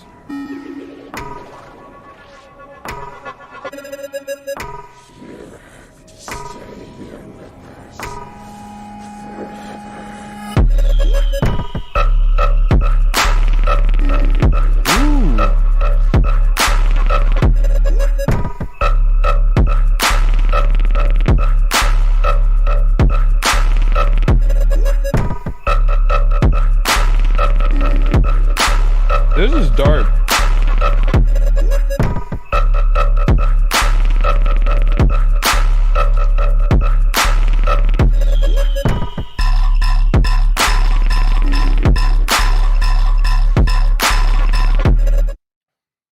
Okay, so first off, speaking of Broken Vault Records, this sounds like something that, like, it needs a little polishing, and I'll explain what in a minute, but I feel like this would fit on Broken Vault Records. There's something about the rhythm, like the groove or swing of these sounds, though, like of the like this part. It feels like it's a little lagging, and then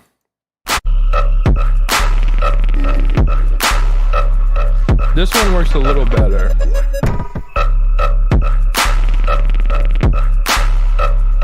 I don't know, but it's like it sounds like there's like different velocities for different notes, maybe, or something about it. I don't know. It doesn't feel like consistent enough, and it feels like a little lagging behind the beat. I don't know if it's like based on like the different cymbals you have going on. Like it's really subtle, the type of cymbals you have. Like, I don't know if it's because there's no like defined hat going, or if it's where you put it on the grid. This feels like a tiny bit off.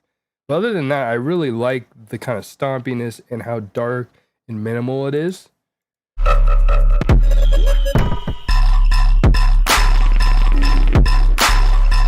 Yeah, actually, Essay is right. Just, I think it is a tiny bit too much sub.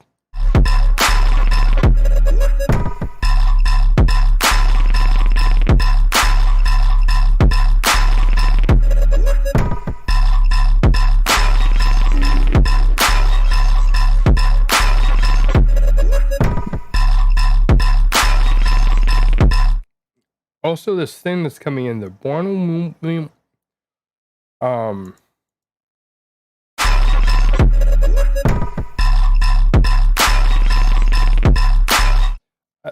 I can't tell if I like it or not.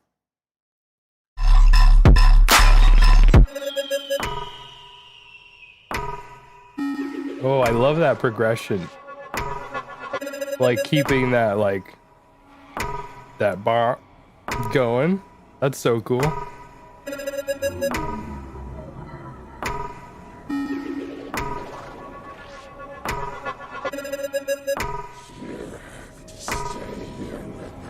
I think you can make this vocal a little louder.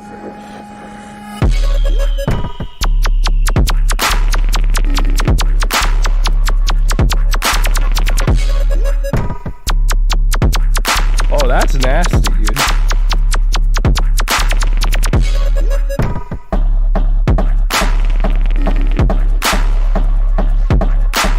I think my cat just climbed on my green screen.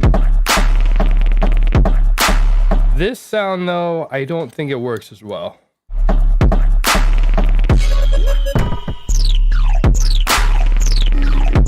All right, Vacup. Thank you, dude. Have a good one.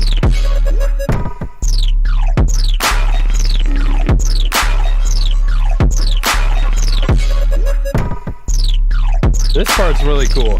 And I think this works better with that like thing in the background, that like spectral wham wham wham wham wham wham wham wham.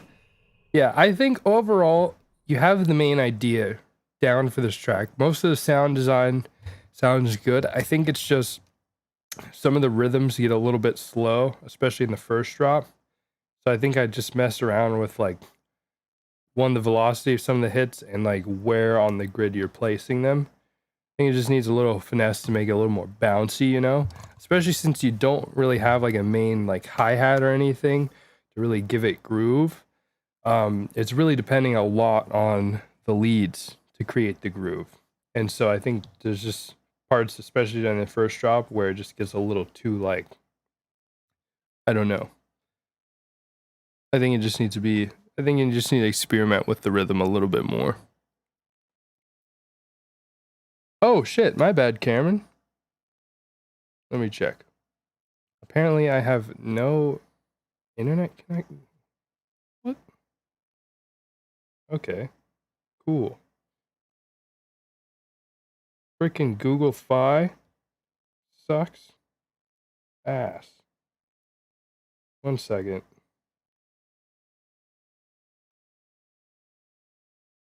Why don't I have any internet? Oh, now I do. Okay. What the fuck? Why does it keep doing this? Anyways, I'll figure that out later. Let me check for the dono. That's also your name.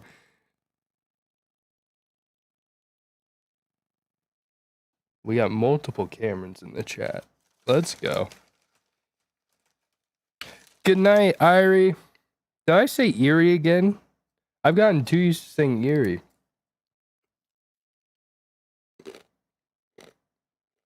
Oh, sick. All right. Thank you, Cameron. I will get to yours. This goes out to all the Camerons out there. All right. Cthulhu demo. Let's go. Hi, I'm a beginner producer and I want you to roast my shitty unfinished song. Feel free to give any advice on how you'd breathe life into this track.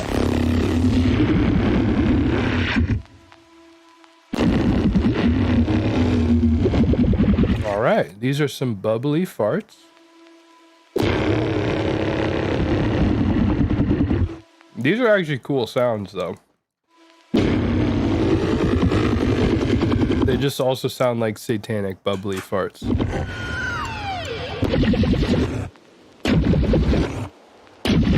Something to help you.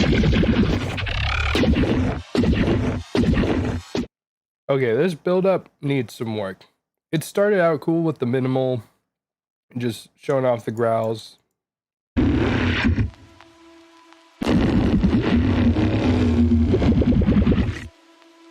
Yeah. That's cool. You could add some reverb or delay to them, but not necessary.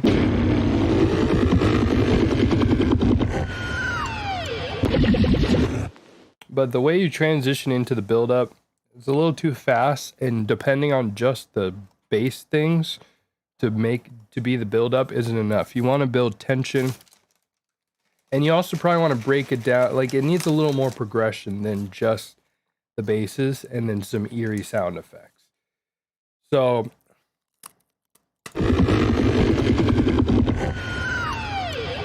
like when you have that like kind of guitar feedback sort of sound, I'd bring that into like a breakdown, like put why am I stuttering? An impact and like a sort of like downshifting like noise thing or something, like a down sweep. And then, I don't know, build some world, add some vocals or something, and then you can start building it up. And with the build up, maybe you want to add some drums or something. Something to help you. Yeah, like you have that something to help you or something vocal. Like you break it down, let it be all eerie and quiet. Then you have something to help you. And you have like delay on it and stuff, so it's all trippy. And then you have like a crash layered on, or like a ride layered on a kick. And you use the kick to start building things up. You add a riser. You maybe loop the vocal.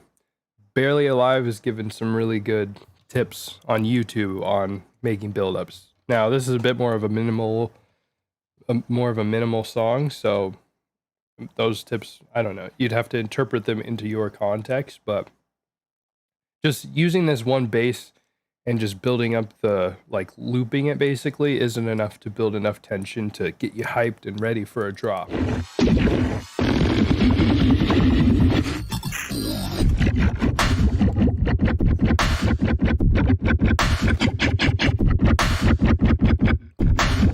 Okay, so I'll give you this. I mean, obviously you're a new producer, but these are cool ideas. Like the sound design is really unique. This drop is definitely unique. It's unique in good ways and bad ways. So the bad ways, the good ways is the sound design and how like it's like underwater and trippy and dark. The bad ways is, does a kick exist in this? I can't tell if the kick is just like horribly distorted and absent, or if there's just no kick.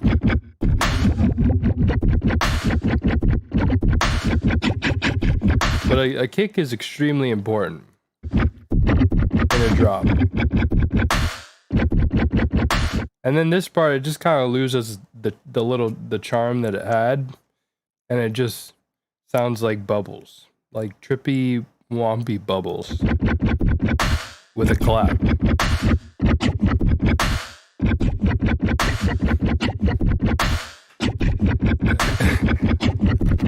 Oh, it's there. I didn't realize that until now. I mean, that's a big part that comes with production, and like the more you do it, the more you'll train your ears to hear stuff. And especially when you start out producing, you get into this thing where it's like you get really excited about everything you make, which is a great thing. You get really excited about everything you make, and you kind of become blind to your own music, but not blind, you're like deaf to your own music. So you don't notice certain little things because you're just all hyped about like, oh, I made this. And so that's something over time you learn to be like a little more objective about your own music and stuff, which that also comes with a price. Like, it's bad to be too into your own music to where you're tone deaf, but then it's also bad to be too objective about your own music to where you just kind of, you're too critical on yourself. So there's a happy balance. But anyways, point is, yeah, this sounds like it has almost no kick. And so as your kick needs to be there as much as your snare is right now. And then in terms of right now, you're kind of just throughout this whole song, you're relying a lot on this dubstep, like wobbly, trippy bass thing, right? And that's like the main element throughout this whole thing. It's like your intro is mainly just that, your build-up is mainly just that, and now your drop is mainly just that. Now, obviously, your drop, it's obviously like your bass, it's gonna be mainly your bass, but you need a kick, you need a snare, ideally some sort of percussion element or a cymbal of some sort. And then you want progression. So you want fills, you want ear candy, you want the bass to change, you want the rhythm to change, you know? You want to create little sections with like calls and responses and phrases. So that's all stuff you want to start keeping in mind. You want to start looking into how to do some of those things. It really helps to reference music that you like and see how they've set up their songs. So like, I mean, this is honestly the way I produce. And sometimes I feel, I don't know. Basically the way I produce though is like sometimes I'll have an idea on its own and I'll just make a whole song without any reference. But especially while you're learning, it really helps to take like one of your favorite songs. You hear a song, you're like, I want to make a song like that. That song is sick. That's something along the lines of what I want to make one day. So you put that song in your DAW, and then you just kind of halfway copy the song. Like you want to do your own thing within it, but it's like, okay, the song has an intro with pads and a reese, and then it rises into this part, and then the drums are arranged this way. So then you do the same thing. You get a reese, and you get pads, and you write your own melodies, and maybe you experiment within that. And then but you just kind of check back to the song. It's like tracing a drawing, but then it's like you trace the drawing, but then you kind of turn it into your own drawing after. It's the same sort of thing with a reference track. And that helps a lot with understanding how to structure a song, how to arrange a song, when to put fills in certain parts, when to change up the bass in certain parts, stuff like that. Check PayPal.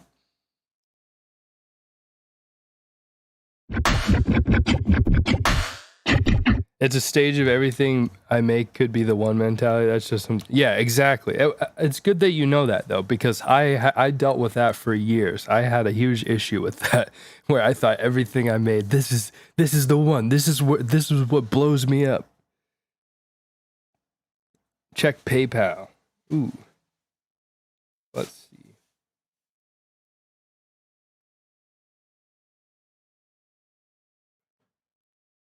Wait, I got multiple PayPal things now. 1 second. Or no, I didn't. I'm assuming you're Benjamin Xlextron. Thank you. And does that mean you have another song you'd like feedback on? Because I did already get to your song. But here. Let me finish the song. Okay, yeah, I can hear the kick now. So you really want your kick to have a nice punchy high-end transient to cut through everything.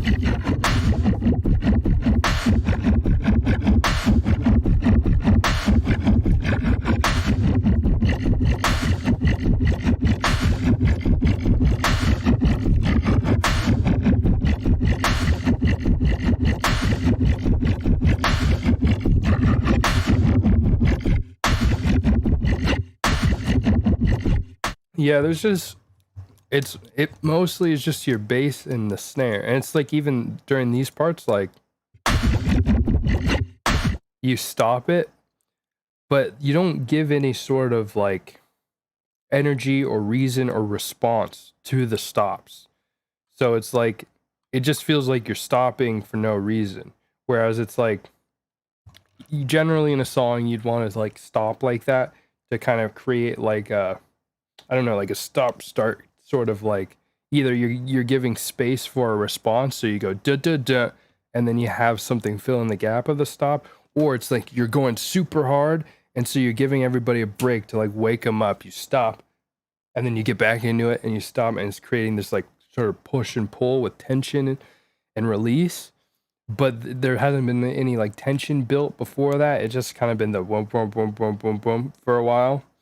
So I don't know. It seems like a big thing you need to work on is your arrangement and adding progression and ear candy, because you're putting a lot of you're putting a lot on the back of just one element.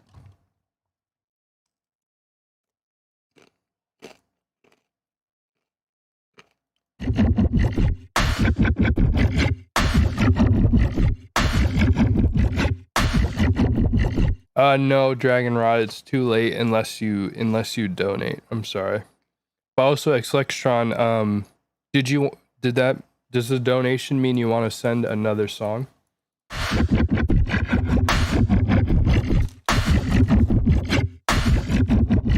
But hey, to balance out the criticism, Cameron, your sound design's cool and unique. You know, a lot of new producers, they start out by either using a bunch of samples or just making sounds that either sound just really bad or sound just really generic. And these sounds, when used correctly, can be really cool. So keep up the weird, trippy ideas like that. That approach's cool.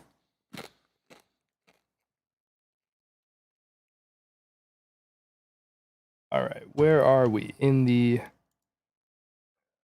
Oh, wait, no, I did X-Stretch. I didn't do X-Lextron, actually. Oh, shit. My bad.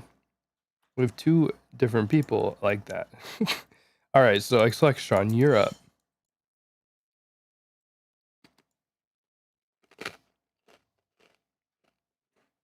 Cut this shit up.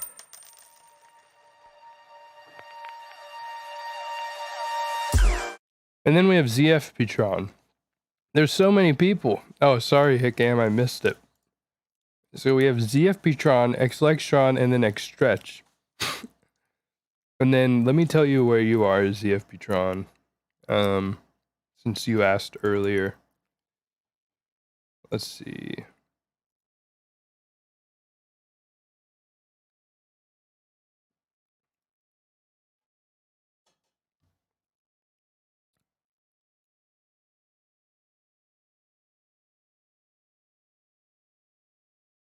So Caliber will be next, and then we got Data Kid, then we did Oleg.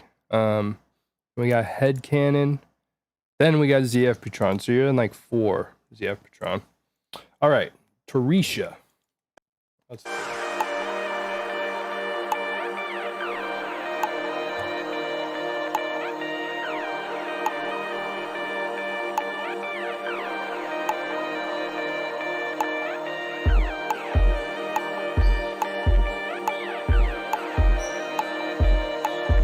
I feel like this kick is too boomy for like the context. I feel like if it was me, I'd go with like a much more like short and punchy trap kick.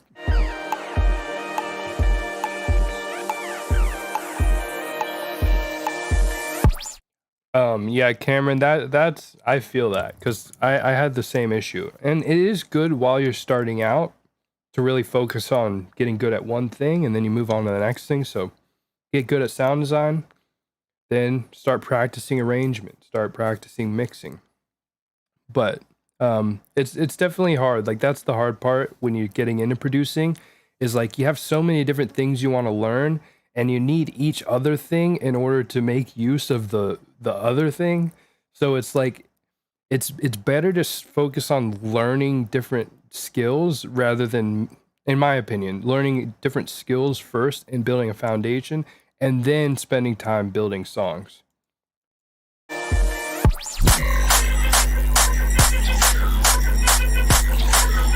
Whoa, that's a trippy riser.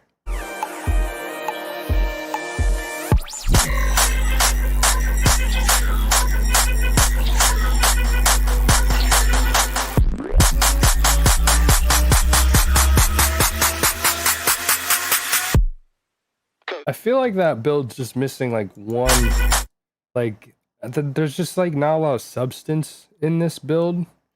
It doesn't like tease anything. It's just like a cool riser. Also this part.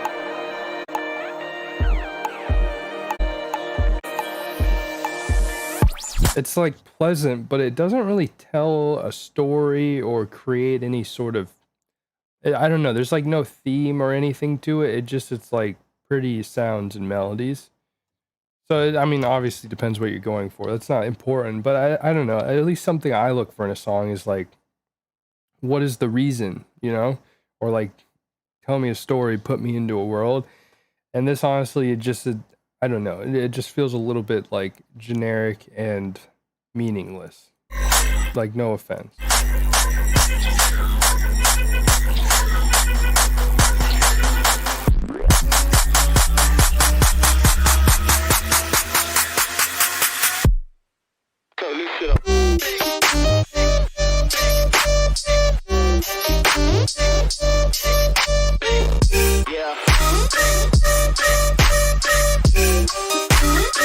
Okay, see, this is cool, but you didn't tease any of this in the build up.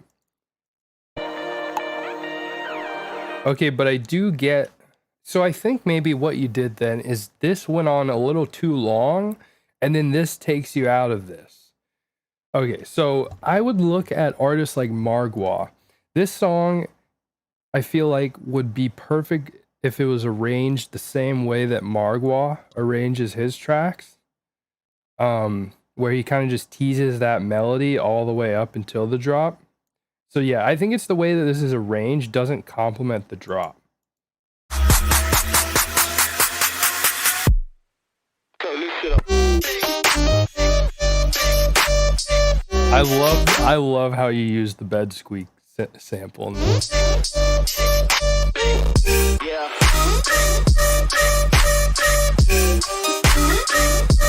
Also, this is pretty high end heavy. I'd EQ out a little bit of the high end.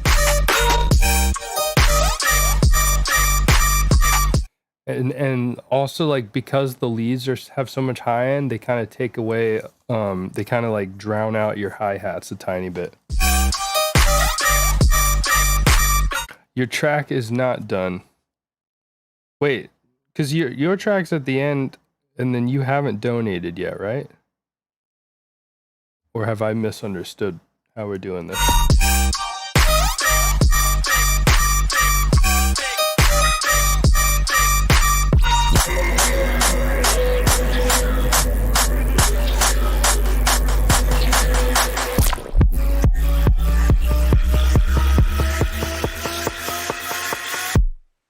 Turn this shit up.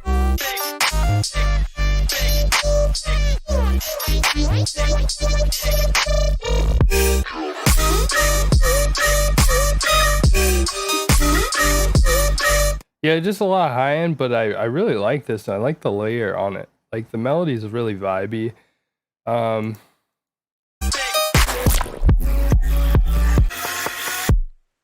this shit up. I do think the pre-drops are a little too minimal. I think you could do with some like resampled glitches of the lead, like right before the drop or right before the vocal or something like that.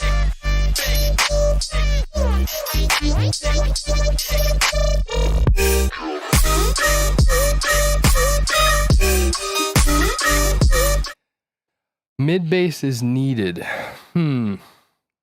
I have this issue with my own music where I tend to do the same thing where I make these really dope kind of high-end heavy melodic sounds and I just create a whole thing with that, and people say I need a mid bass.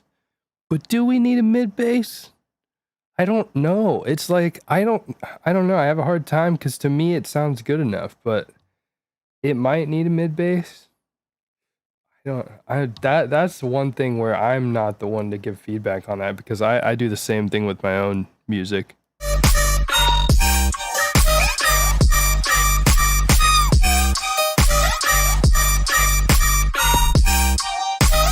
So sometimes I know something like, for instance, Papa Khan does this a lot.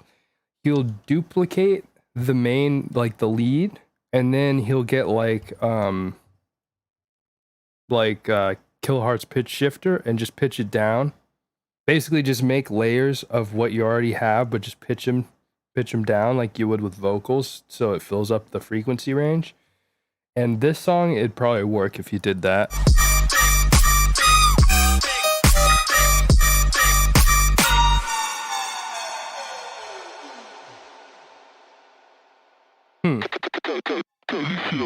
Let's check out Say real quick. See what you mean.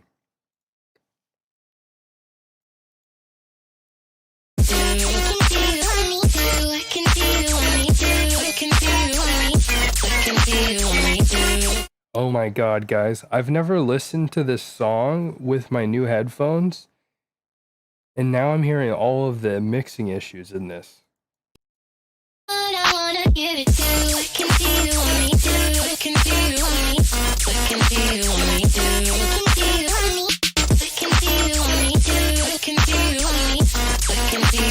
I can barely hear the mid bass. but it is there. It sounds really dirty.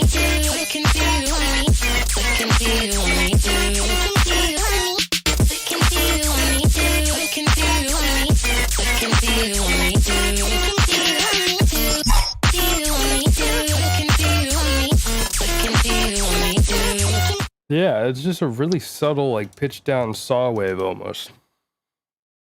But yeah, there's a lot of mixing issues in this. I love this song, but I've never heard it with these headphones. And these headphones I got make everything really transparent, and this does not sound as good in these headphones. These headphones basically make bad mix down sound like obviously bad, and then good mix down sound obviously good. And so that mix down has some issues.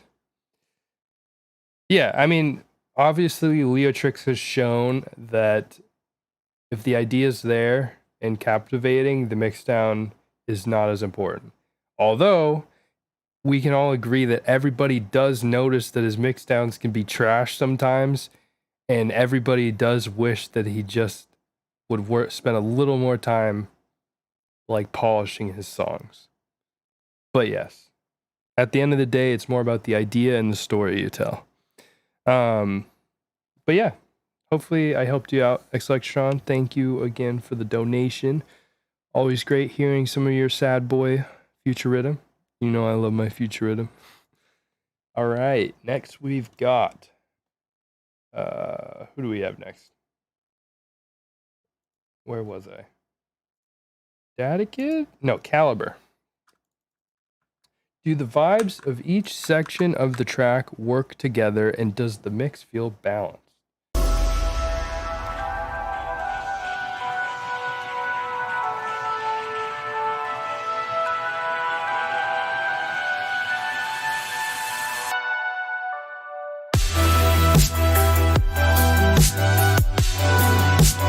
This kick is too tight and it's a little bit weak. It needs to be thicker and just a tiny bit longer of a transient.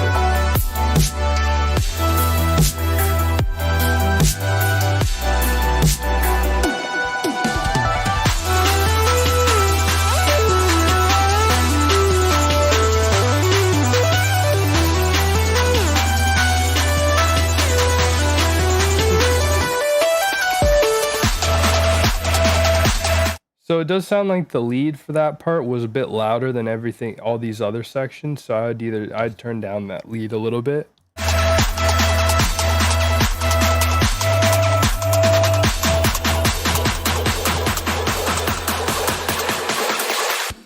Neuro damage.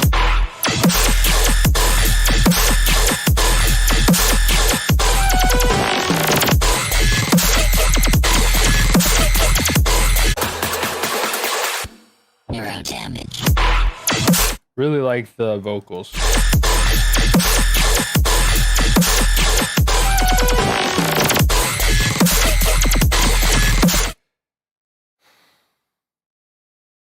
Sustains.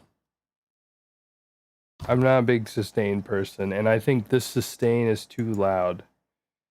It's like taking up too much space from your cool different like laser fills and basses.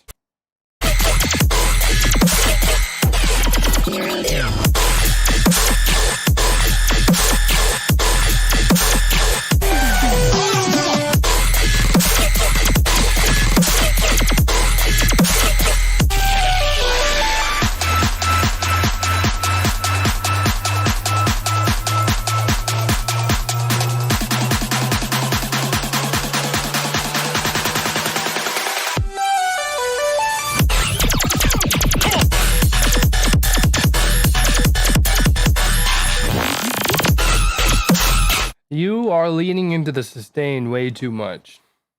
I'm sorry. I just don't like... I don't know. I think we have a serious problem in dubstep where people rely too much on sustains to create energy and hype. And it's one thing when it's during the dubstep part, but I think like this part right here...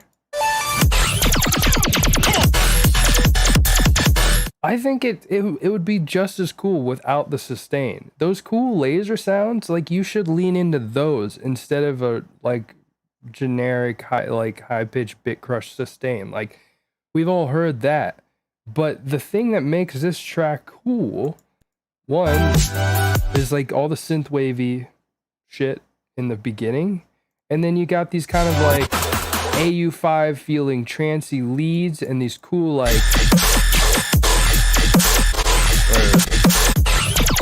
these lasers and stuff. Like look at this album art. All right, lean into the things that give off that vibe in your song. Those parts are really cool. Okay, I hope that made sense, the album art thing. But like all the lasers and the trancey parts and stuff like that, like that's cool stuff that helps set you apart and give you your own personality. Using the same sustain everybody uses and then just putting quarter notes on top of it just kind of makes you blend in with all the rest of the crowd, which is not what you want, especially in today's oversaturated industry.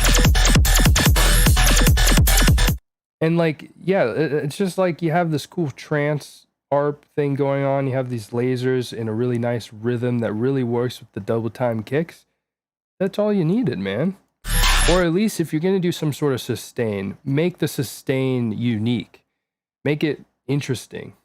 Don't make it just like a piercing high pitch like thing that just starts taking up space.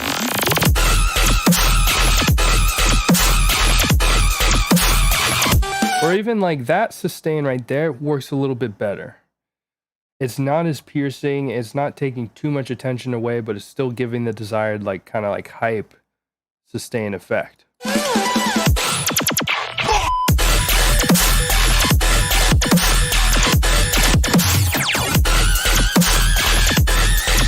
Yeah, I think it's like that's another issue is like sustains aren't always necessarily bad. It's just that people mix them wrong, where they let the sustain take up too much attention instead of being a background element to just complement the main basses. They just let it become the main part. But yeah, sorry to be so brutal about the sustain stuff. It's like a minor trigger of mine and like the community. I just really think I don't know. I really think it just stunts a lot of songs more than it helps them. But hey, it's also just my opinion. This part's sick. Well, that's good. Like this sort of stuff right here, it's like you really got, I don't know, I haven't heard your other music, so I don't know if this is like your aesthetic, but like this cool kind of cyber synthwavy stuff is all dope. I think you're killing it with that sort of stuff. And I really like that percussion you have.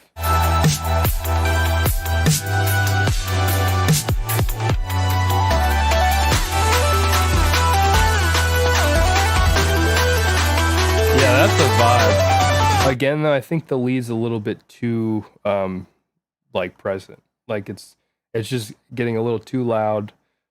Just like in this section where it's kind of too much of a contrast between the other sections. And it's just it sounds like it's starting to push your limiter or whatever you have on the master just a tiny bit.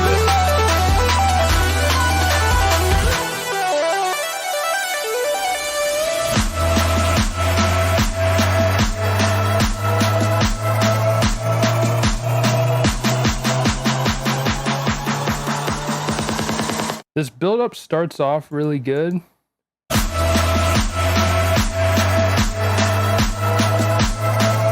But then it starts to die in the second part. And that's where you usually want to ramp up the tension. I'd also recommend for you the Barely Alive YouTube video about how they do build-ups and stuff. And they give like a ton of good examples. Because, yeah, it just kind of starts to lose its momentum in the second half of the build-up. Because you're starting to rely just too much on that kind of dull snare and the riser. System failure. Oh, I like this.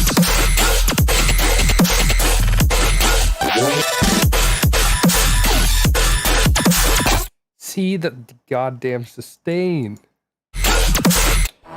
System failure.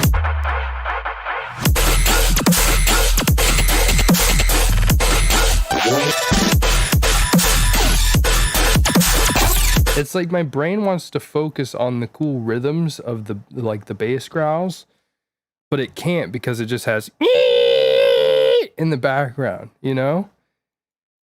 And this fake out tease is like really dope. It gets me hyped, but then it starts to get a little too crowded in the drop where it doesn't really hold any rhythm like that anymore.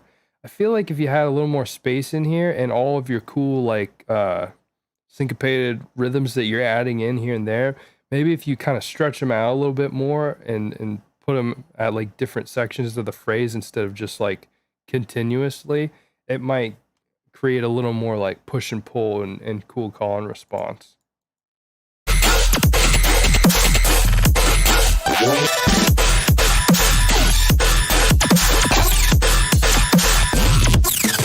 I guess you don't really do that too much except for right here.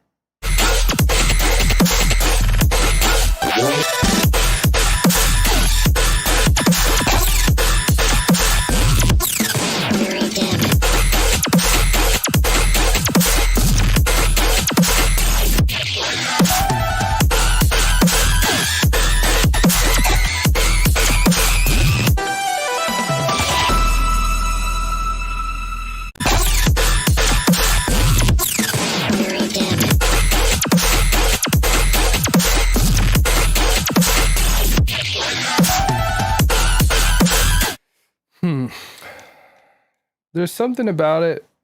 I don't know. It's like I think your drops they just get a little bit too generic. It's like a lot of we've been doing this formula since 2017 now, where you have these one note growls, and then I feel like producers realize that it's not the most like their arrangement and like having that just kind of one timbre and sometimes not super tonal growl like this isn't the most interesting, and so they feel the need to add in sustains either throughout or here and there to spice it up because, you know, it's just an easy way to kind of add energy and make things feel more hype than it is. But I honestly think, like, if I'm being completely honest with you, I think you can do better for this drop and even the other drops, but this drop in particular. Like, the most interesting drop in this song for me is this drop.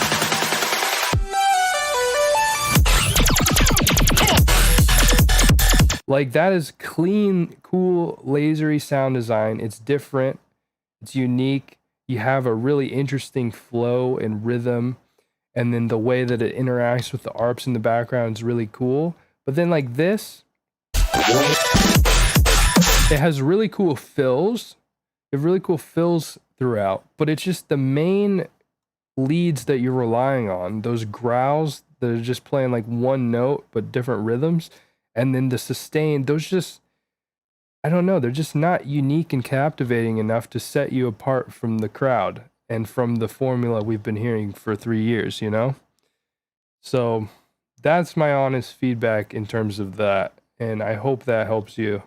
I know that's probably not the best thing to hear, but yeah, I don't know. I think you can do better for these drops. I think you want to search and, I don't know, like find a more unique take on some of this sound design, in my opinion.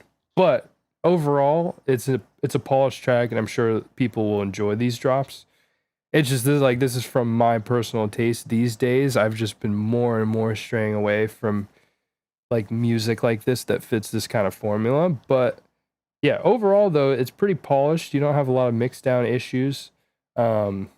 And like I said, the synthwave stuff in this and like a lot of your fills and the cool, like kind of more spectral, like sci-fi feeling stuff, like those lasers and stuff, and some of your fills are all really cool. So you almost have all the ingredients to set yourself apart and make some cool, unique, like really captivating stuff, in my opinion. But I think right now it's still like a little bit generic. Also, your vocals are really sick too. Yo, what up, Dyadic? My fellow alien brother. Do you think Izzy sleep paralysis is a sustain bass done well? Let's see. Sleep paralysis.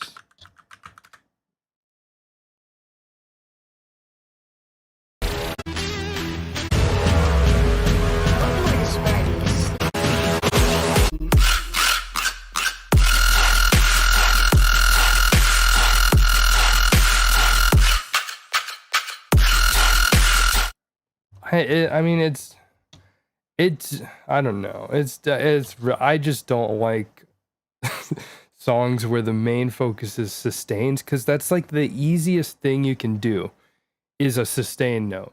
It's like so low effort, and then in 2021 everybody has done like so many people have done sustain note drops that you've kind of just heard it all for the most part, except when Vultra came in and made crazy spectral sustains people hadn't heard before.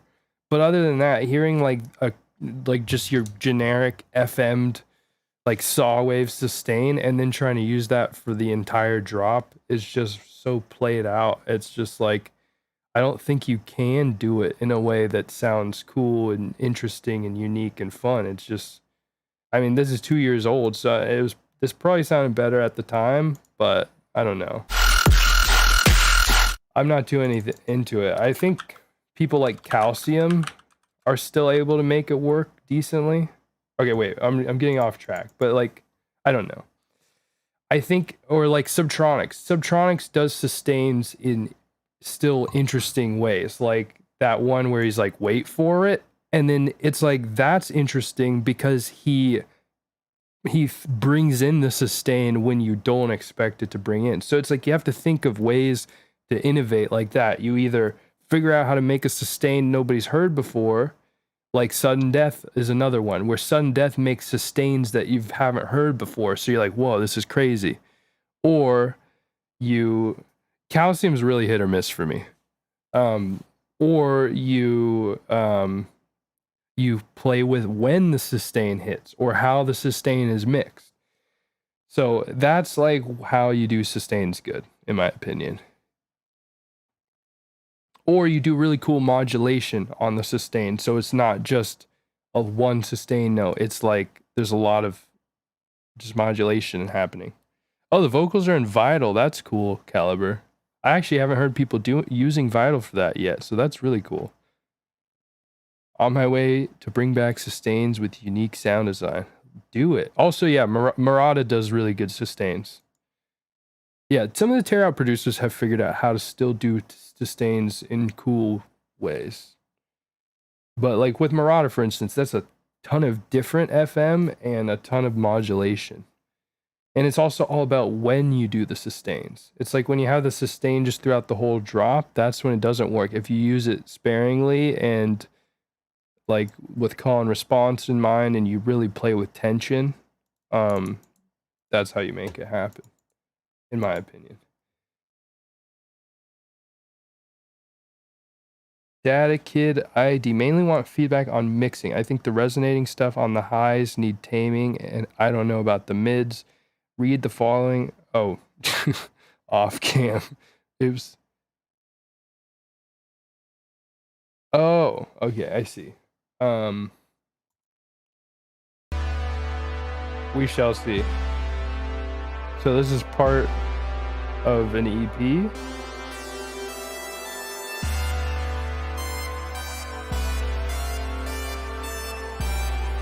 Yeah, so these have too much high end and then too little mids. So I'd boost the mids. Like the like synthwavy lead.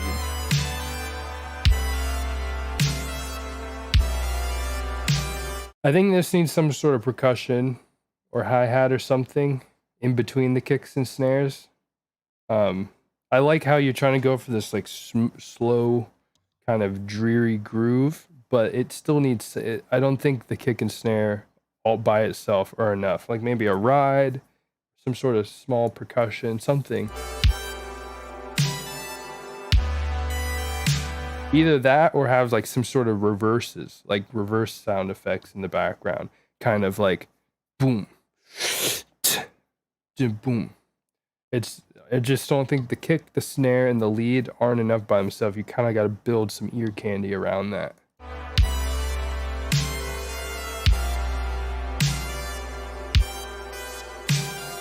Hey, have a good sleep, my dude. I'm glad you appreciated it and it wasn't too brutal, and I hope it helps you out. I think you're on the right path.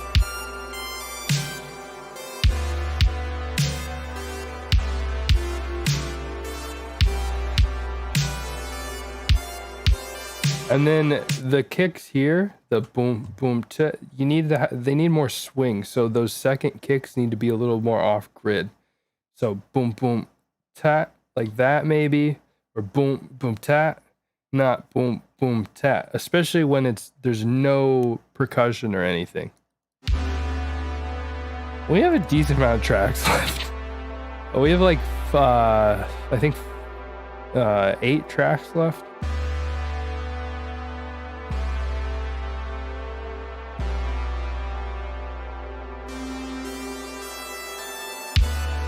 Oh, Data Kid said I can stop at the 1 minute mark. And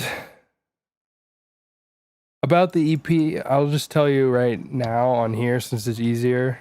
I don't think you're quite at the place yet where I'd want to review it. But just say, keep sending the feedback streams, keep improving, and then who knows. Also, I will be doing at some point soon, maybe even for my 3K special, I don't know, reviewing subscribers' EPs. So, or just music in general. So there's always that. All right, next we've got, who do we got? Headcanon.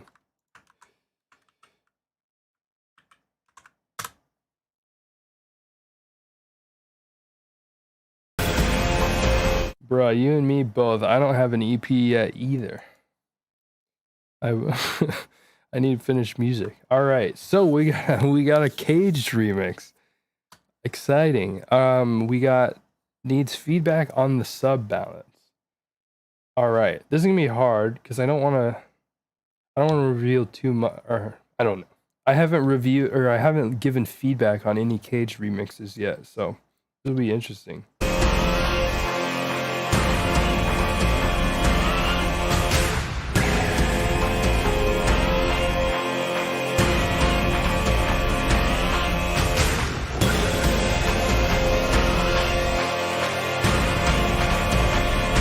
This is a really cool way to switch this up. I can't tell if this part needs a sub or not. Or maybe the drums need to sit like more on top of the mix here.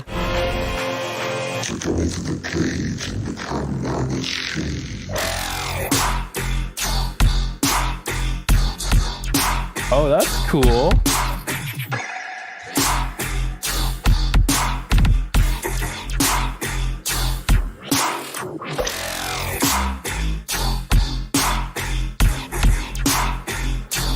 Okay, so there's something weird going on with the kick versus the sub.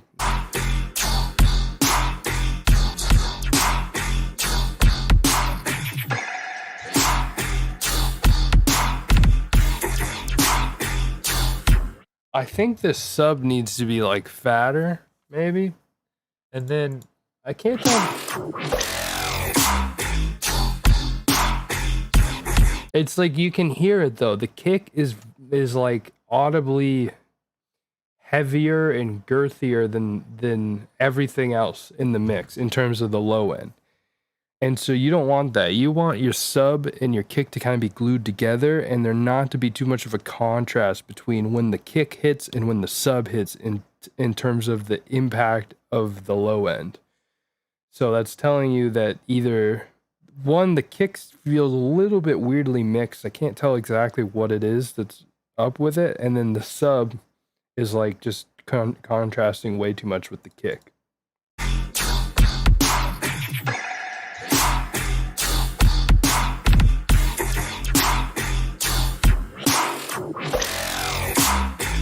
I believe it's Dark Souls 3, but I'm not 100% sure. Basically, Basic was getting me Basic was getting me into Dark Souls. We were like playing Dark Souls together every night, and I decided I want to make a song with Dark Souls vocals in it. And so I was like, hey, do you have any like cool Dark Souls vocals I could use for a song? And he just sent me a random YouTube video, and it had that, and I was like, oh, this is perfect.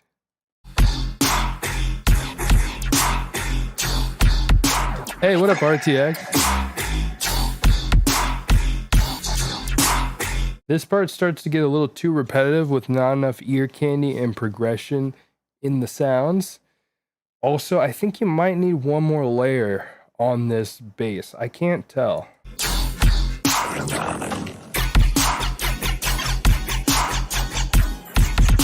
Or it might be that the leads are just a little too like quiet and weak feeling.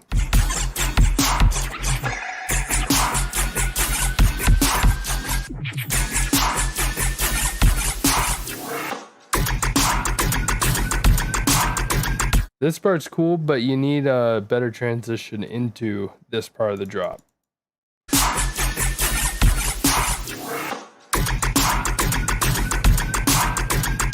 Yeah, I think the leads just need more saturation, maybe. And then honestly, I think you just need a new kick. I think you need a kind of more thumpy or punchy kick, like a sort of dubstep kick. This kick feels a little too like not boomy. I don't know how to explain it, but I think this kick needs to be changed.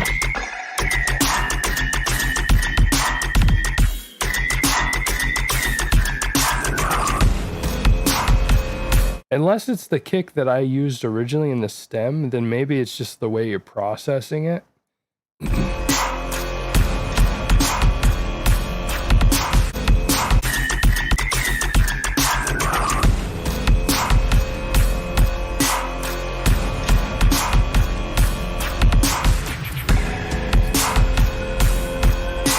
I really like this vocal. This vocal's cool. And it really fits the vibe, but there's some things happening in this part that are making it muddy, like there's like there's sort of like an impact or like orchestral drum of some sort in the background that makes things a little muddy in the low end. And then I just really don't think this kick really glues into everything.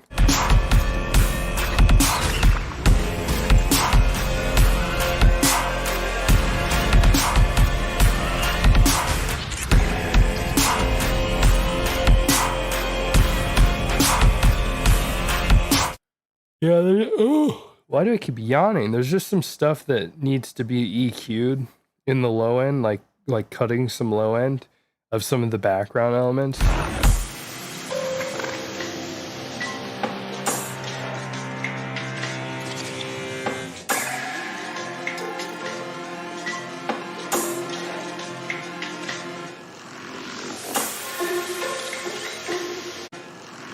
That little thing I feel like could be louder, the little growl thing.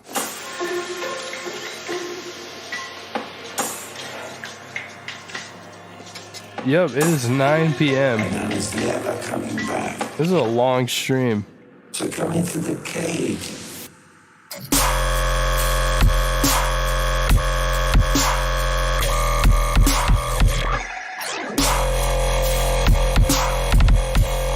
Bro, where did this come from? What the fuck?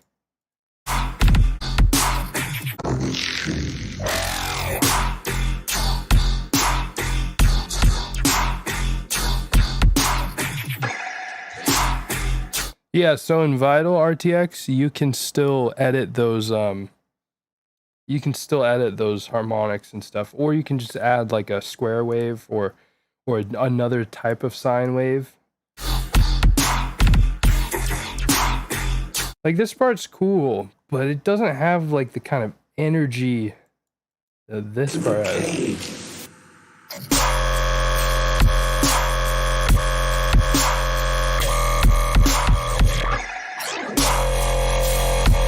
And this is a good example actually of making sustain drops work. This sustain's kind of got an edge to it, and then every phrase it changes and has cool modulations, and it just like overall the way it's built into just gives it this kind of like nasty vibe. And none is never coming back. So come into the cave.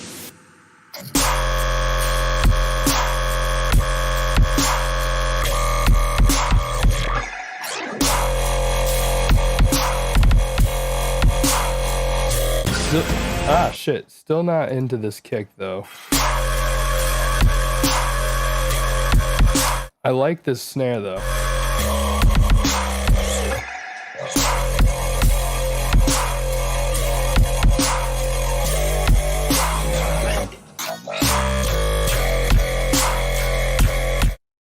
Yeah, I agree, Oleg. I do think the sub's fundamental frequency needs to be louder. It just feels like the sub's lacking a little bit. Also, I think this fill right here has too much space. I think you need to add something else in there as well to kind of keep it flowing. And honestly, for the first drop, maybe think about layering like a smaller version or some sort of resampled or filtered version of these sustains in with the stuff in the first drop. A subtronic type drop here, yeah.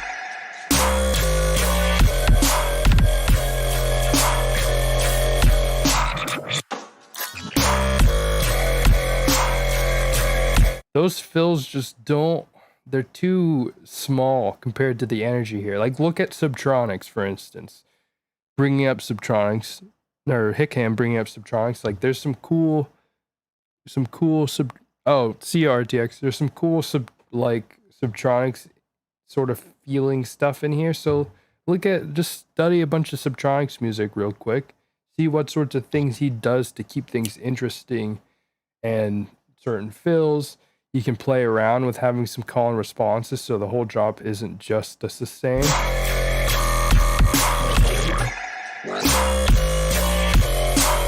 Because like there's parts of this that are just asking to be filtered. Like this part.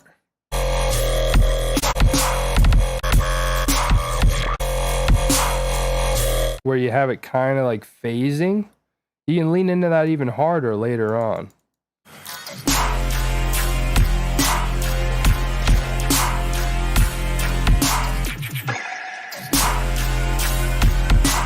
I do like that it kind of goes into this like almost like horn type of thing, playing the same sort of sustain.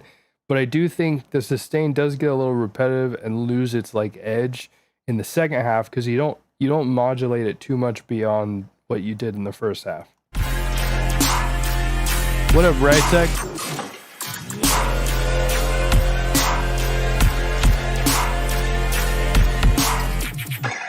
Oh, also, I never responded to you, Cameron. So I'm working on doing more streaming down the road, but right now I just do feedback streams, and then I do two different other types of streams. I do like first listen streams, which is a new thing I've started doing, where just there's certain things that I want to review, but I don't have time to edit a whole video for them. So I just hop on stream and we all go through it together and listen. And the last two streams I've done, we've even had the artists come in while I'm like reviewing it and just hang out and like give us some input and stuff, which has been really fun. And then the other thing is I'll do like group reviews with my Discord where we'll have like like 30 people in the VC and we'll all like check out a brand new compilation together.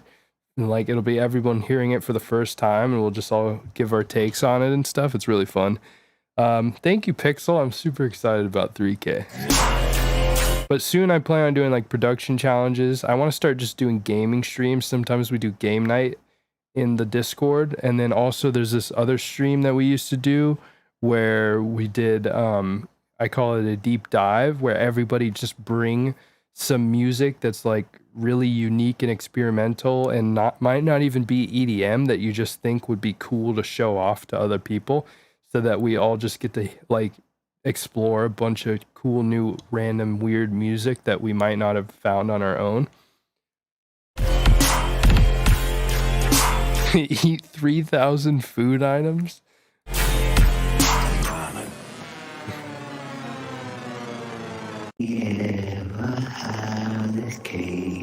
This is sick though. I had really cool ideas in here. I hope my feedback helps. Good luck in the contest. We got a lot of fucking crazy, well, we just got a lot of entries so far. I'm impressed. All right, ZF Patron. I'm trying to do an experiment, so this is probably the weirdest track I made. All right, this is definitely the weirdest album art I've seen so far. Yo, you know what this means? Yes. You know what this means, everybody? This song sounds like it needs underwater stuff. I forgot what we called it before, but underwater submarine. Wait, no, we need like deep sea creatures. Yes. There we go. All right. Play this.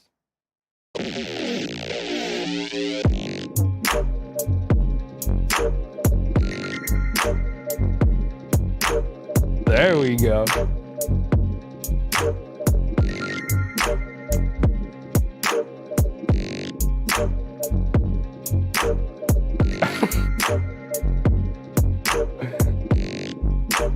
Wait, is this real? Or is this like a movie? No, this is a movie. Oh shit.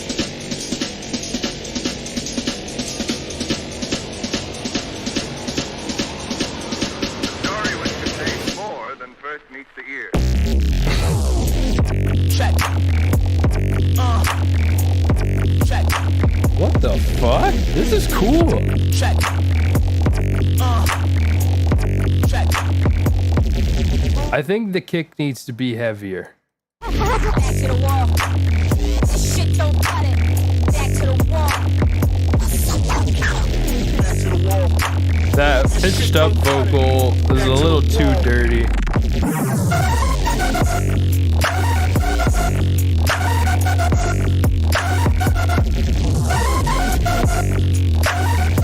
This melodic part's a little weird. I think it could be a little more spaced out. Okay, wait, I need to... Okay. That's cool for now, but I need to give feedback. Alright, so...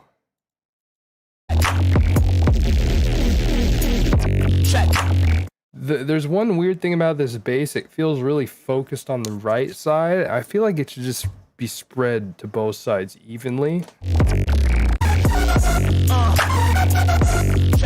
This part's cool, but I think it needs some sort of cool, like, reverb or something. I don't know. It feels like too dry. Like the melodic part.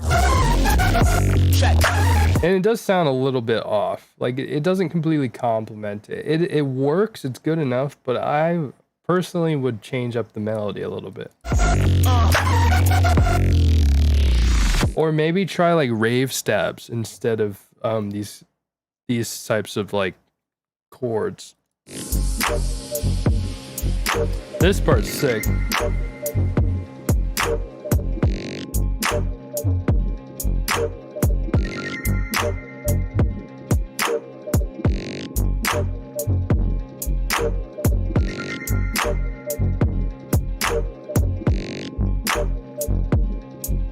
What?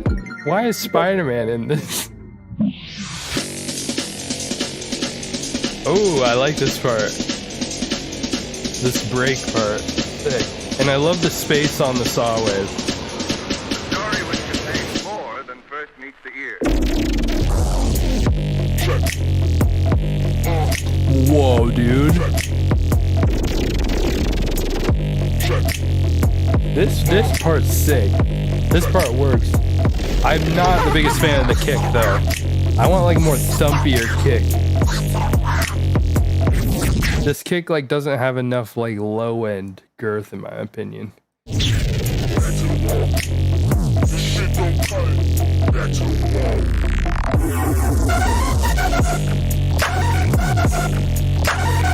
Spider.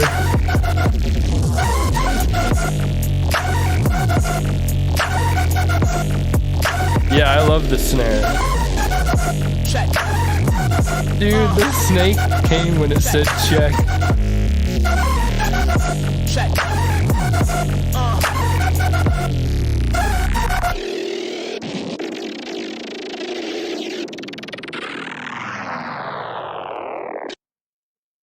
Dude, whoa, that ended perfect timing too. What the fuck? Okay, so that was sick. I don't have a lot of feedback for that. That was like really cool. That was a really cool song. Your experimentation has gone well, my friend. That was dope. Yeah, I can't really think of anything else to give you on that. Damn, that was cool. Honestly, I think that deserves a follow. That was a cool song. You should use that video too. Make a music video out of it. All right, my song structure in mixing. I like this. For a midnight drive, holding my tears till they dry. Can't keep my eyes on the road. I let them fall, I'm letting go. Don't you call me, baby, I know who you did last night. You're not sorry, I'd apologize. Save a story, kiss him goodnight.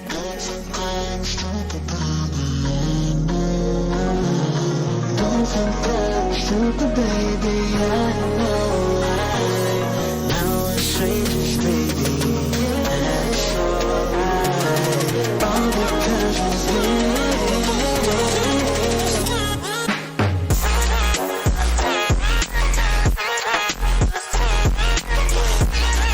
Okay, it's clipping a little bit too much noise, but other than that, this is dope.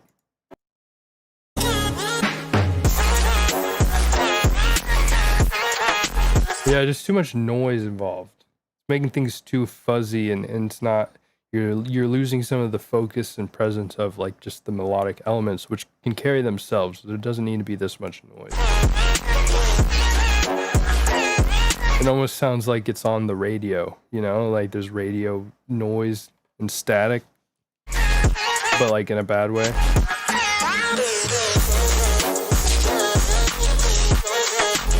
Oh yeah, hit cam, you're totally right. Snare could be a lot stronger. Part of that is the noise though. The noise is kind of taking up that space. It's kind of hard to tell if the brass is too dry personally because of all the noise. It's hard to judge what the noise, especially noise like this, just fills in all the gaps. So that's why it's good when it's used sparingly in ways to just make like a bass feel more full, you know? But it also fills in gaps that you might not want filled in, and fills in gaps that then hide other elements that were supposed to fill in those gaps.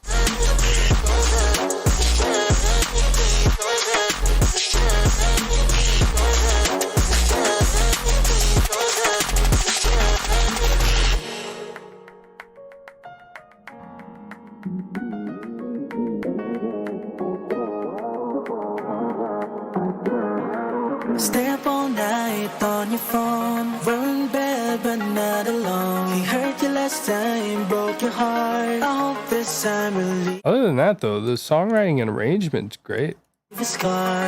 Oh wait, they said song structure and mixing, my bad.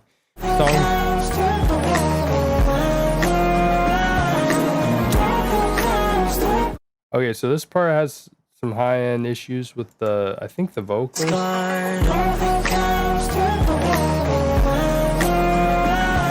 Yeah, vocals have a little like harsh high end, and then in general, this just feels like it's getting pushed a little hard. It's a little bit crowded in the mix. The vocals don't have a lot of room to breathe. And you can hear it clip right there. Right when the kick comes in. So yeah, you just have really crowded. You need to EQ things to make some space. Let everything breathe.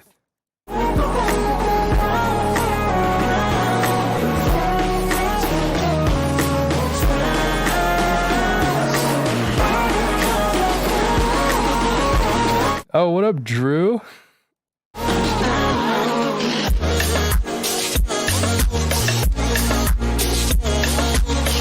Yeah, your snare's getting lost again, or your clap's getting lost again, and then the kick is kind of clipping. Sounds like. Yeah, and it's kind of the way your kick thumps. You can probably transient shape it a little bit, cut down the sustain.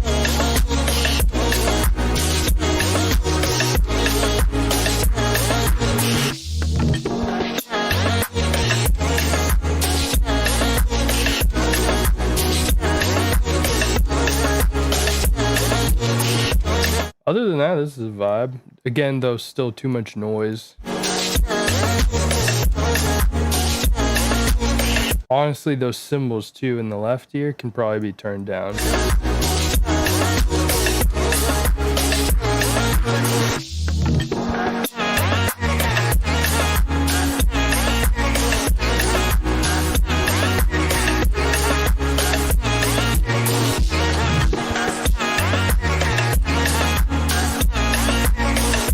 Also, I hear this like boom, I don't know what kind of instrument that is, but I feel like that should be in the right side. You have it in the center, but you already have your kick and snare there, your bass there, some noise there. So you want to think about, you need to make more room, let things breathe in the mix. What up, Blaze? So you want to kind of spread things across the stereo field so that you can make more room, because it's not all just like within the frequency spectrum, it's also within the stereo spectrum that you can make room. I mean, we've been streaming 3.5 hours, so you're hopping in at the end of the stream. Definitely too late to submit unless you want to donate.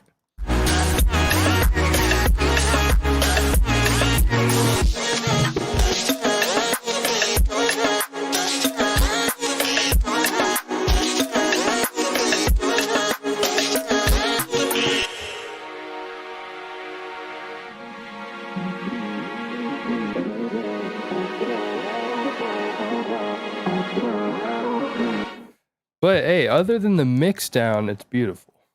The mix down's really hurting the potential and the ability to appreciate the beauty of this song, because the mix down is kind of shitty.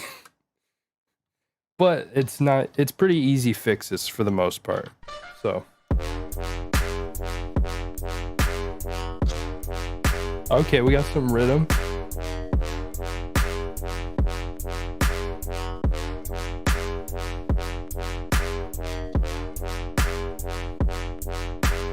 So the kick's a little too saturated or distorted.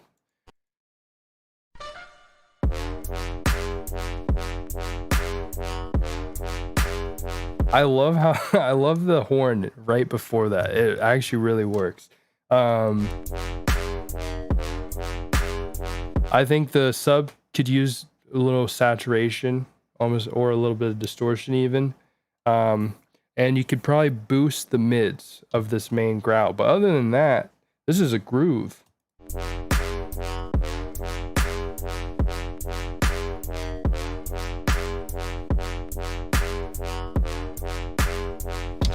It just feels like the main bass is a little high and heavy and a little lacking in the mids.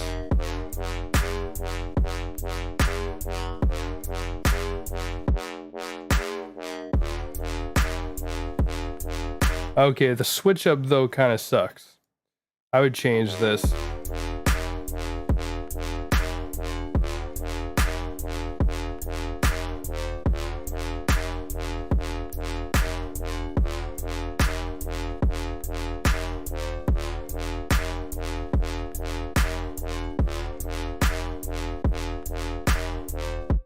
You know I had to do it. What the fuck? Damn. Alright, we're finally at Cool Poodle. It's been so long. Oops.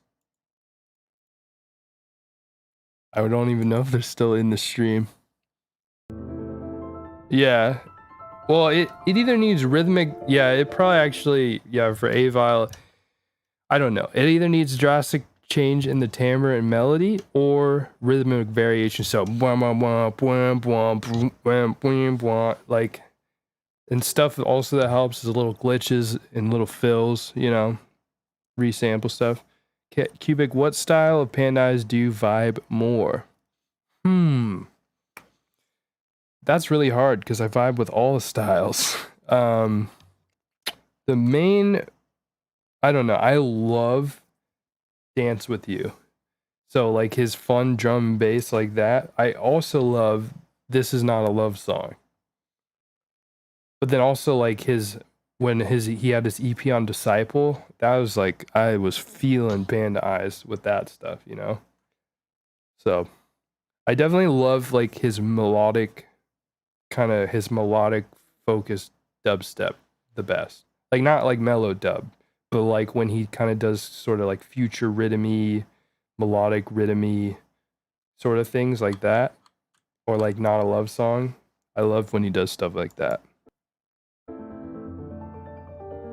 All right, so nothing specific.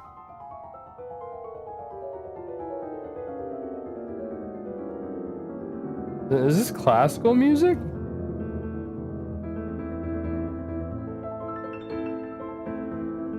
Oh, me too. Bro, what? You realize I'm a dubstep person. I don't think I could give a lot of feedback on this. I am dumb when it comes to music theory. I did not pay attention in band class.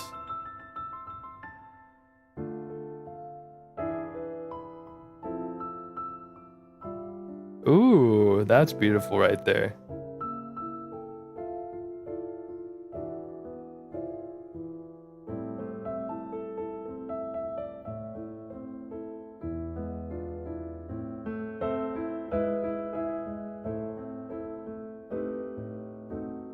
I will say this needs some compression on it. I don't know if that helps you.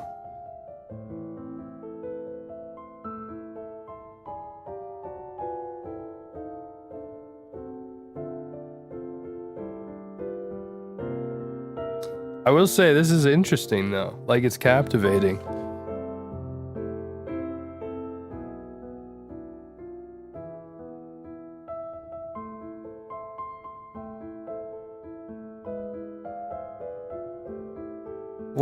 Wait, hold up a second.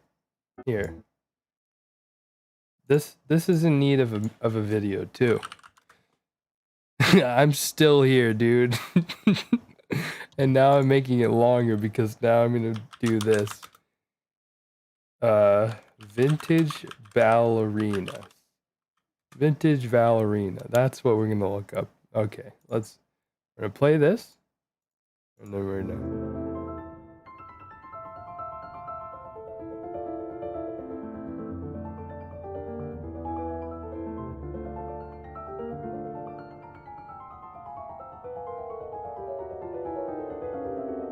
come on!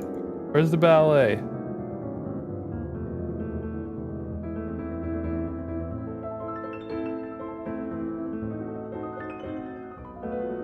This is not the vibe.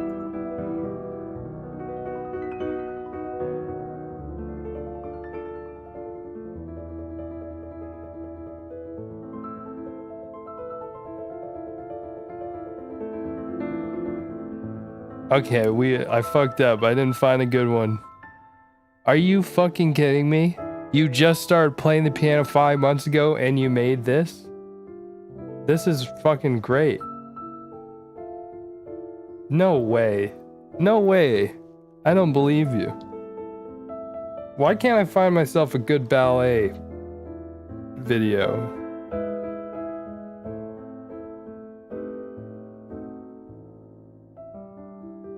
Oh, there we go. This is something.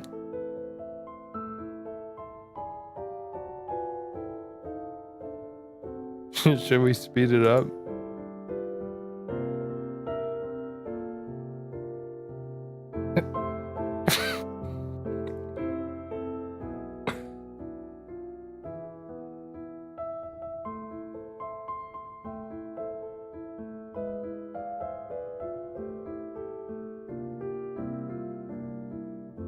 You really just started. Okay, cool poodle. You might be a oh fuck, what's the word? A prodigy. Please teach me how to play piano. I want to learn how to play piano so bad.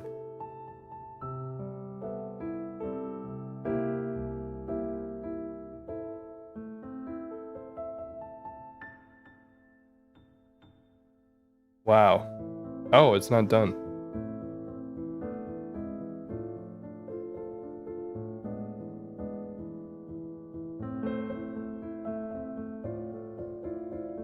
I would assume it's hard.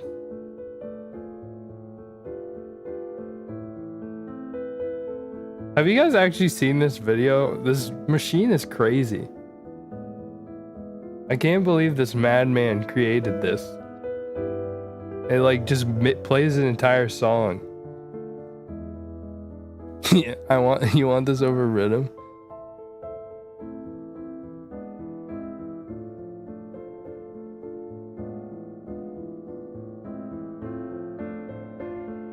Here.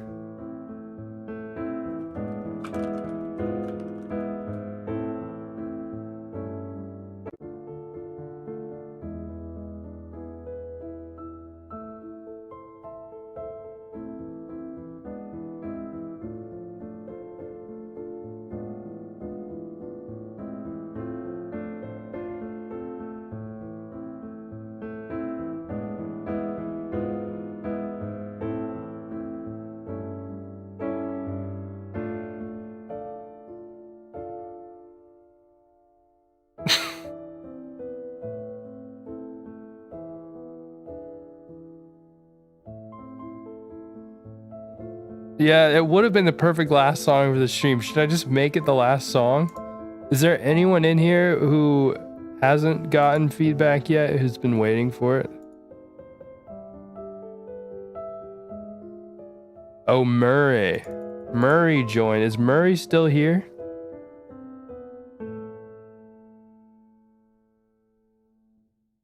Oh yeah, this actually is the last song except for Wake Up and Murray. Okay, so we'll do those two.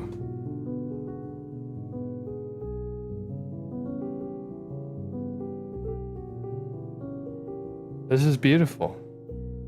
It's classical music for wooks. Let's go.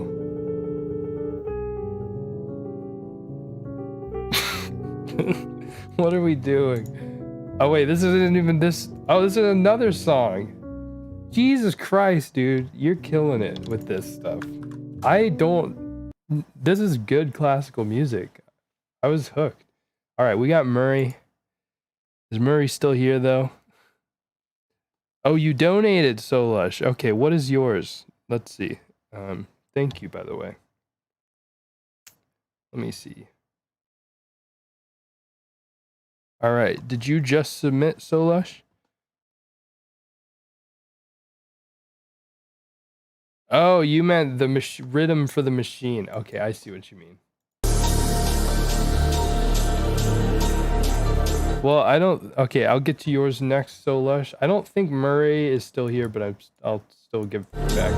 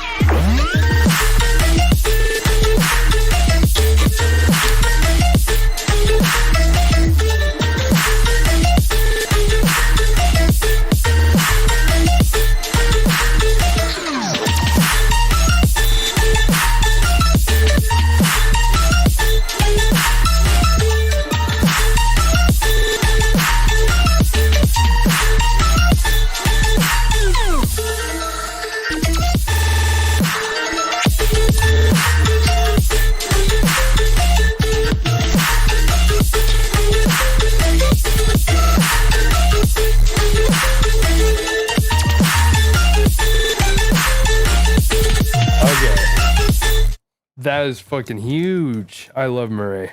All right, so let's dissect this. Is it Murray or Murray? I've never known how to say it.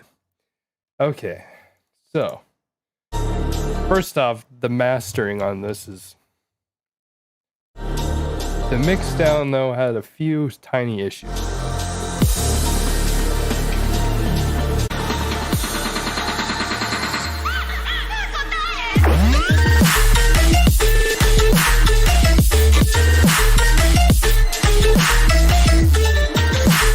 Oh, it only has one issue. Your sub has... You need...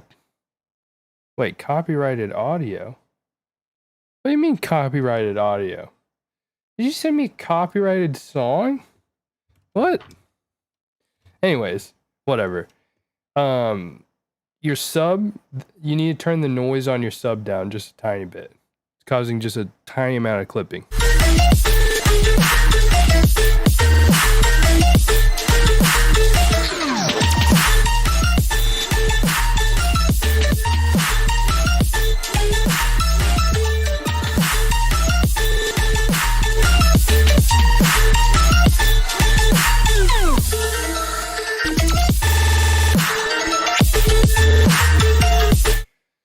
Also right here you have the fill, and then you do the same fill right after the brah. I think you could re-energize it even in an even cooler way with either a vocal after that or some sort of like robotic glitch after that. Doing the same fill twice just kind of takes away the impact of that brah.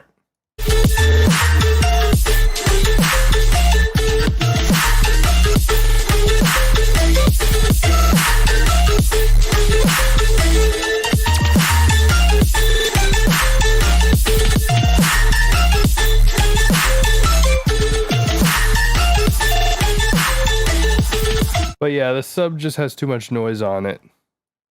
So you gotta turn the noise on the sub down.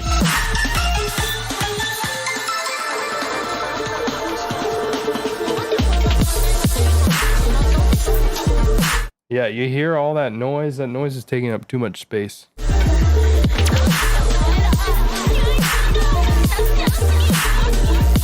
An immature rhythm? There's also a sound in here that sounds like out of key a little bit. This part's honestly a little bit confusing. There's a lot going on in this part. I can't tell if it's because of all the noise and it's confusing me, but it does feel a little incohesive. But the drop is sick.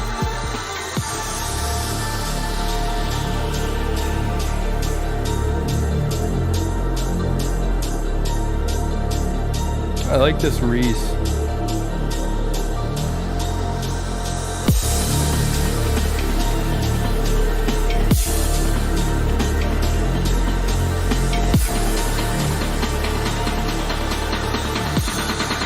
Have I gotten verified yet?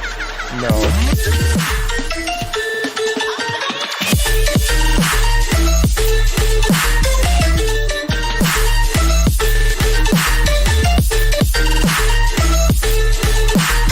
I can definitely do a Reese tutorial.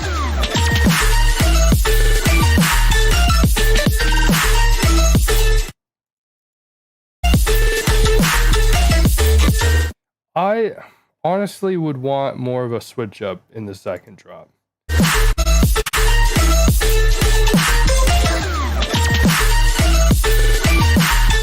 Like you and Margwa have the same issue where you guys both make really cool drops, but then your second drop is like too similar. I mean, obviously that's just an issue with rhythm in general. I definitely appreciate rhythm more when there's like more of a switch up, but it's not like necessary. It's the status quo.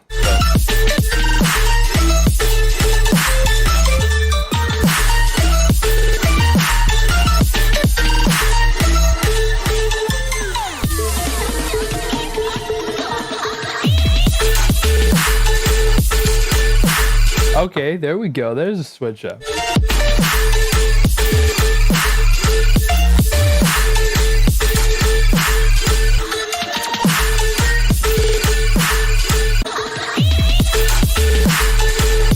There's like a new layer on this sound, but I feel like the layer needs to be a little more pronounced.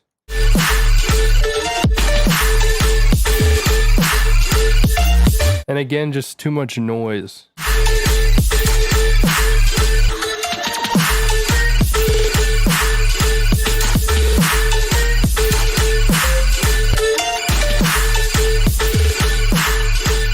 I mean, to be fair, Exelextron, that's exactly what I did with Caged. So, I can't even judge. But yeah. Whew. Excuse me. Murray's sick. If you haven't checked out Murray makes a bunch of sick-ass future rhythm. Okay, we are We got So Lush up next. Where did you send your song, So Lush? Oh, wait, I see it. Never mind.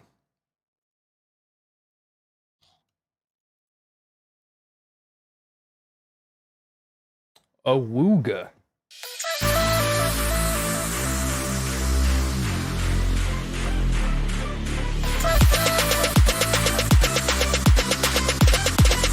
Ooh, these drums are clean. Is this about to go right into the drop that quickly?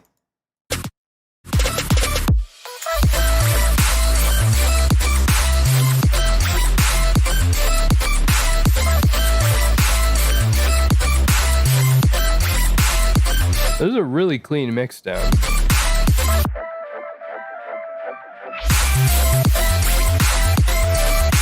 I love the way you filter that out. You filtered it out a little too much, though, in my opinion.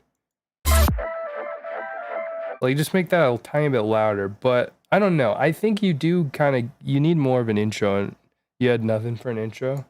Here, let's see.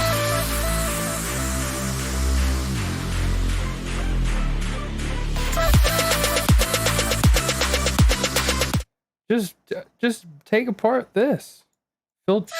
Remember, you can always just filter stuff in. Let me think.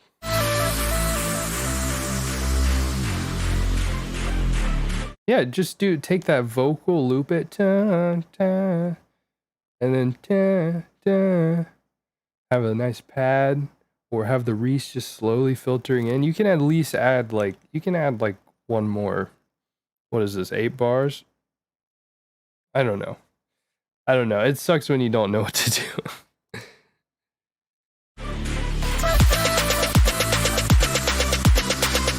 It's just when you make it this short, it kind of cheapens your song in a sense of like, I don't know. It's like we have an issue in the industry with the shelf life of music.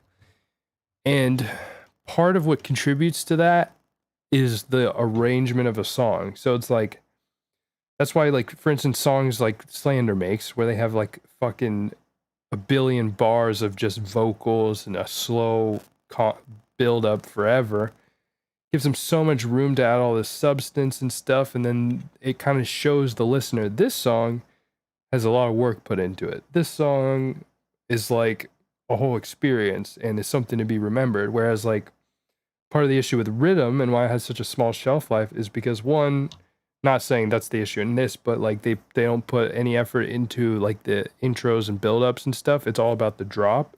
So then all you have to dive into is the drop. That's not completely the case here. Like, this intro is dope, or like the build-up, I guess, pretty much, is dope, and there's stuff to bite into.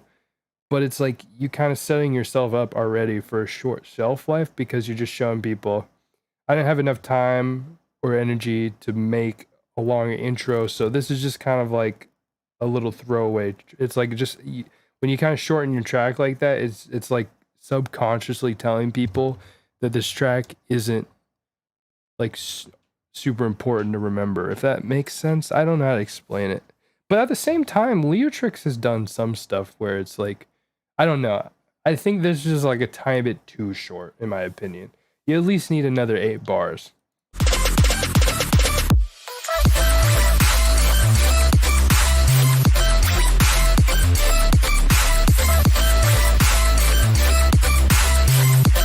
Other than that, though, this is sick.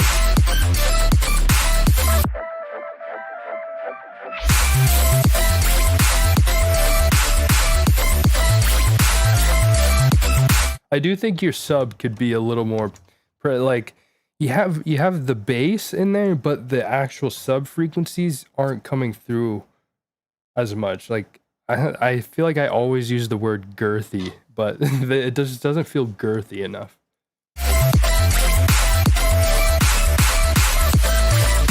I mean, it's almost there. It's almost there. Just I might need like a little boost in the EQ or something. Or maybe it's because you're changing notes so much. So maybe it just needs a little more compression or something. There's just certain notes.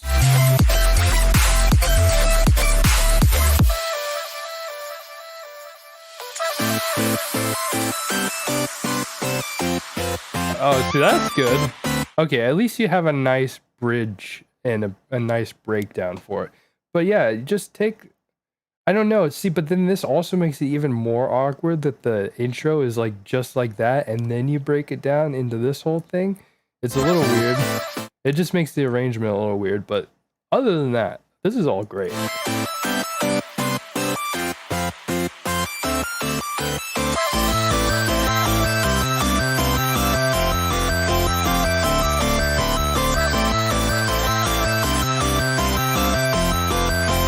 Yeah, it's definitely the octave changes. You can probably do the octave changes while also having a layer of it below it, you know? So you do the octave changes but still have the sub there. That would probably fix that problem. Because the octave changes do add a nice element to it. It's just it's taking away the sub for a second, which doesn't completely work, in my opinion, in this situation. But it also, like, that's such a small detail that it's more of like a, I don't know, the casual listeners probably wouldn't have a problem with it. But also what this shows me is you have this is an interesting and cool and nice little melodic progression going on here.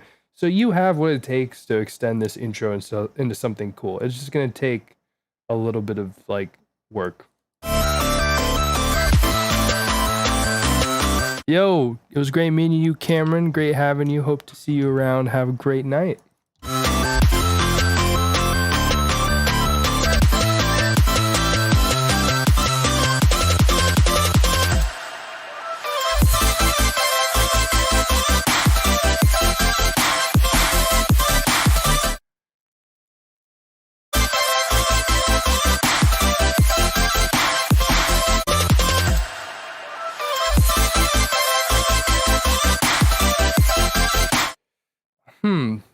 I feel like you could turn this into a little bit more of a fake out, or not like a fake out per se, but like, I don't know. I feel like you have this like big reverbed out snare.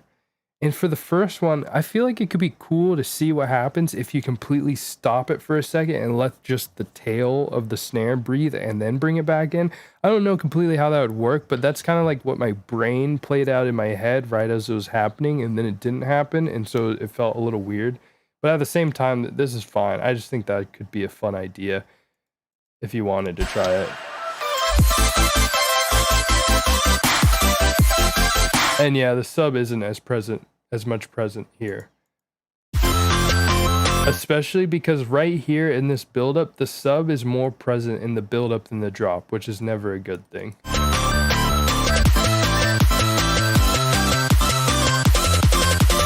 And yeah, it doesn't even fully filter out. I would honestly use this bass in the drop. This is a really nice bass. It feels really full, and it would kind of give this the extra edge it needs. You just need to filter it out, building into this, and then drop it in here. And then maybe filter it just a tiny bit in the drop.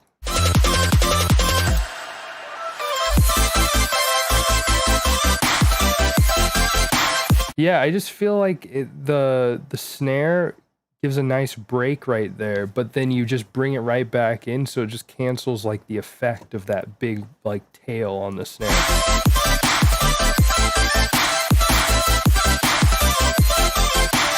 I can have as many versions of these glasses as I want, but right now I only have the green, the silver, and the black.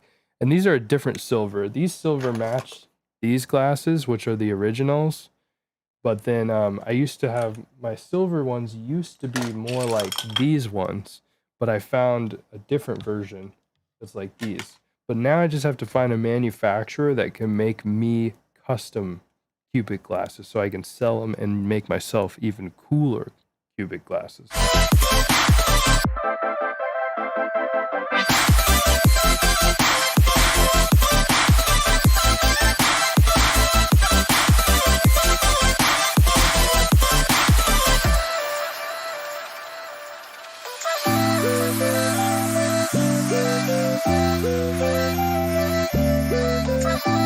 I like this outro.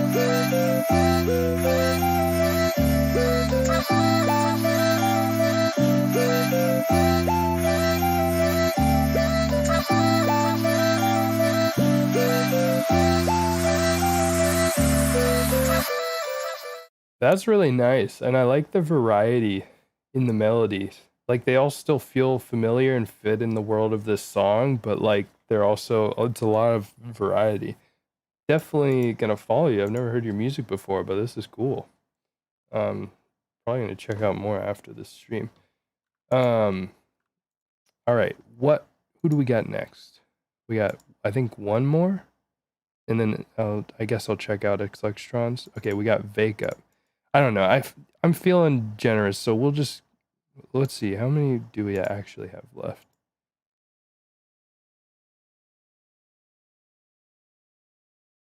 Oh, okay. They just said never mind, not dubstep. Well, I'm still down to review not dubstep, but it's fine. Okay, so we got like 3 more if I just do all of the submissions. Fuck it.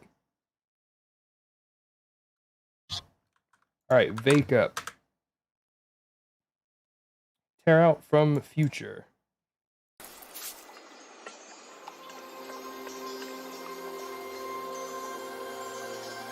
Damn, I'm here doing it for 4 hours.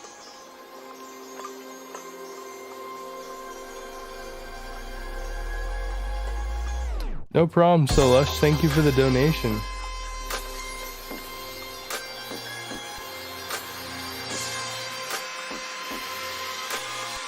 I think this horn's a little weird. It doesn't completely fit, but...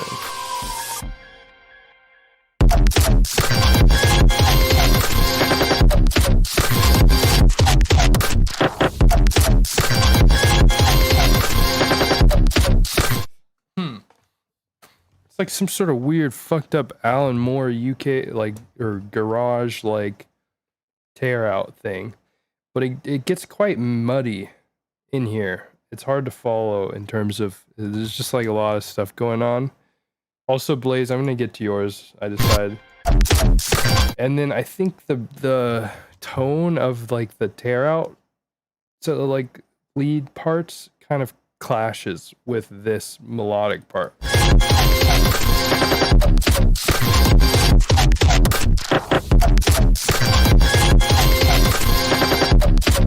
I kind of see the IDM a little bit.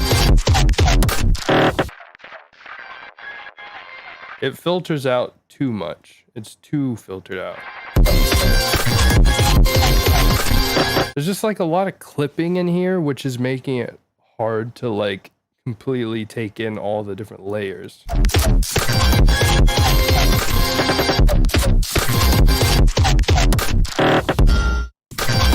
Yeah, I mean, it's not really tear out. It's just like tear out inspired.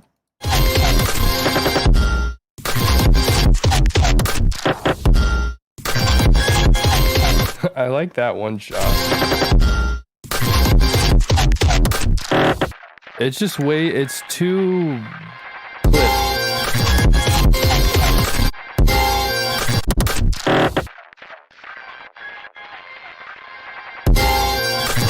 I don't think that metallic hit works there, and I think it could do with some cool like percussion fill or something right before it goes back in. I can also see the G Jones a little bit.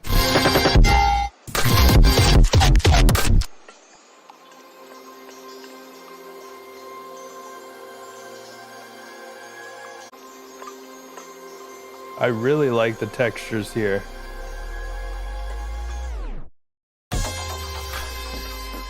The horn though, the horn is just kind of throws me off a little bit.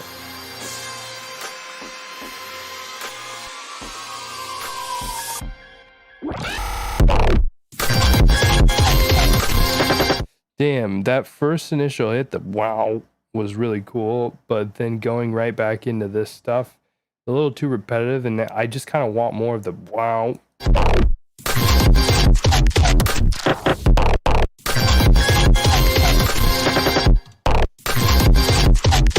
And maybe even switching up the melodic part a little bit.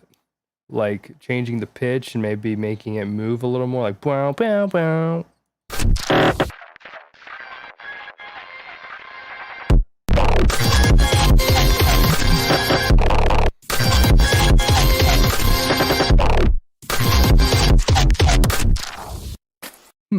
I think this is cool in terms of where it's going with things. Like, there's some really cool ideas in here, and I like where your head's at. But I just think the execution isn't quite there.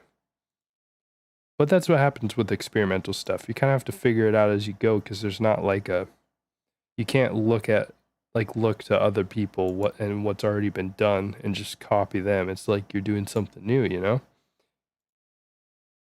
All right. We got Blaze and then Xlectron's Immature Rhythm track. And then I am fucking done. I've been doing this for 4 damn hours. Oh, what is this? What? Honestly, I'm glad. Saddam Hussein.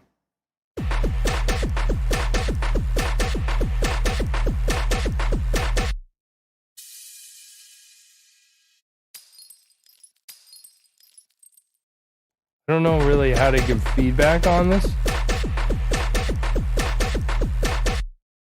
I can't tell if that's just a bass or if there's supposed to be a kick there. If you have a kick on here though, the kick's not hitting through enough. But we'll check out Xlectron's Immature Rhythm. Is this it? Let's see. Is this it? Skype? Oh no.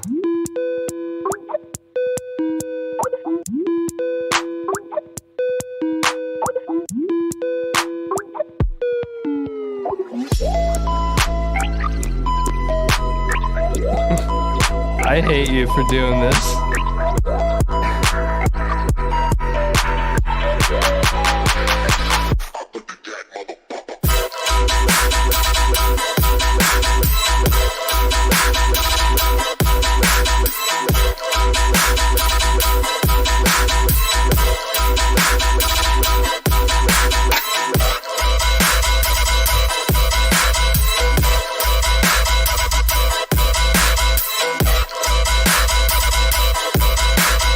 I'm not going to give feedback on it, but I'm just going to listen to it. Like, it has some issues with the mix down, but it's a really cool idea.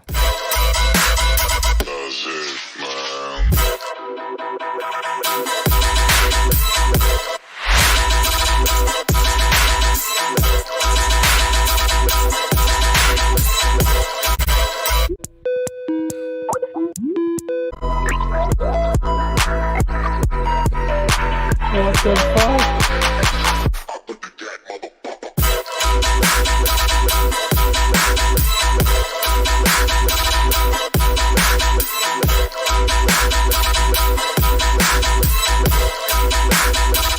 That's cool. I want to flip the Skype call sound now too. That's fun. All right.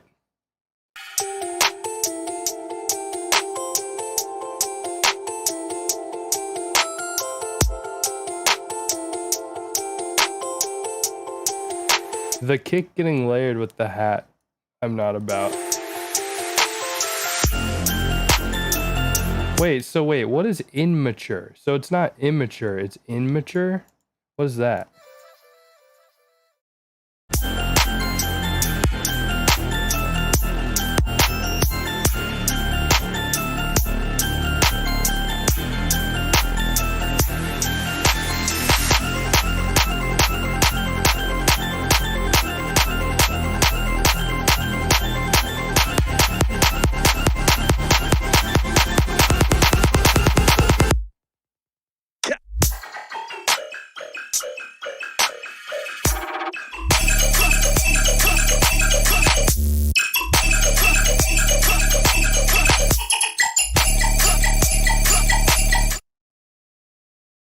Oh.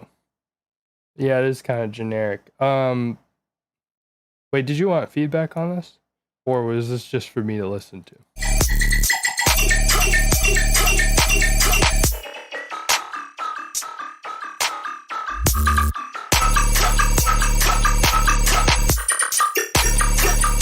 That's a lot of high end.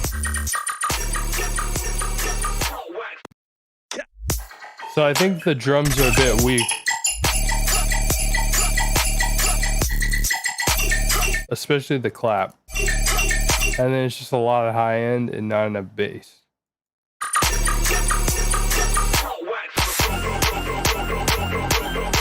Like that Reese is more girthy than the sub in the drop.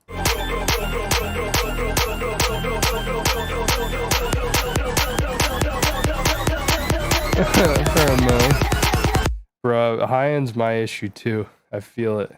I feel like it happens, especially with future rhythm. A lot of the sounds are so high and heavy.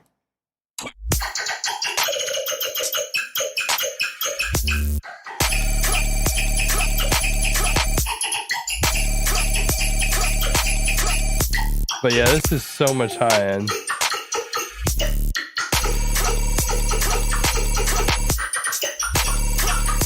And not a lot of mids.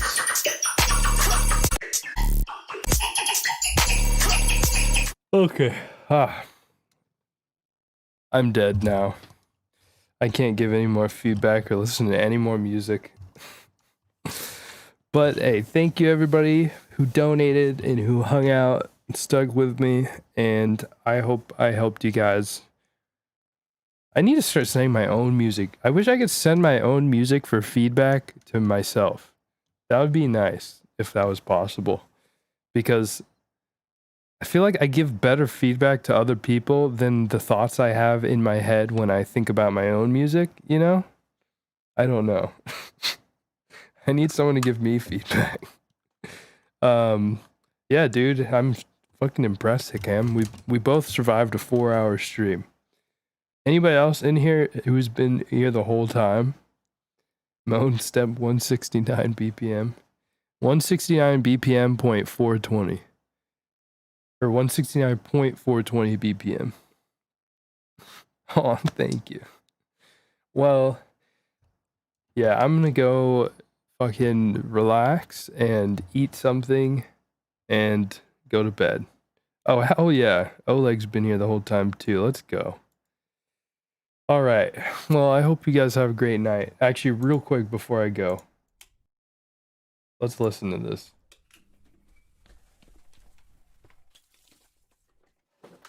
True. I can't smoke weed because I have COVID right now. It sucks.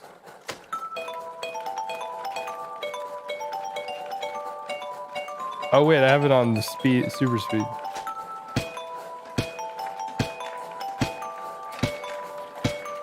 What the fuck?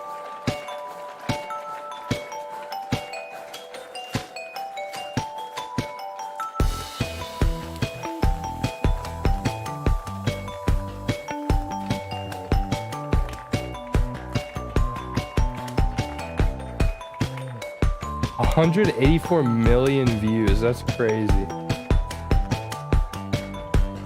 This is the future of music. This is how we're gonna be making future rhythm. Like, this is literally a Rushdown release.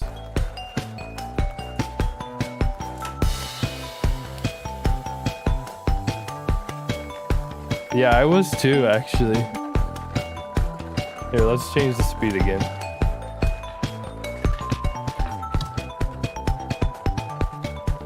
Now it's like J-pop or whatever.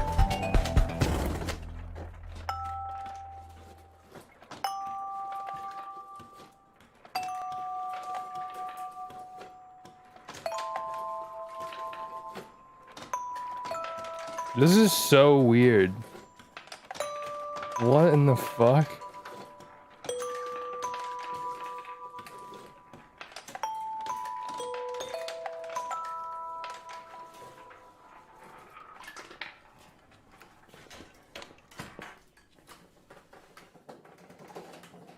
iPhone ringtone adventure.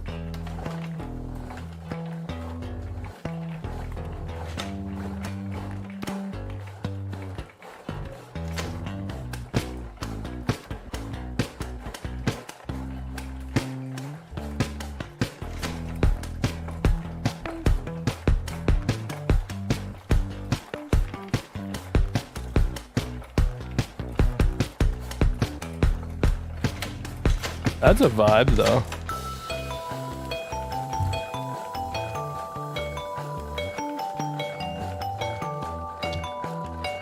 God, how the fuck do you even have a brain to make something like this, you know? Like, this had to have taken like a year to make. This is the FL Studio when there was not such thing as FL Studio. This is Wood's Studio. FL Studio like 1.2 beta.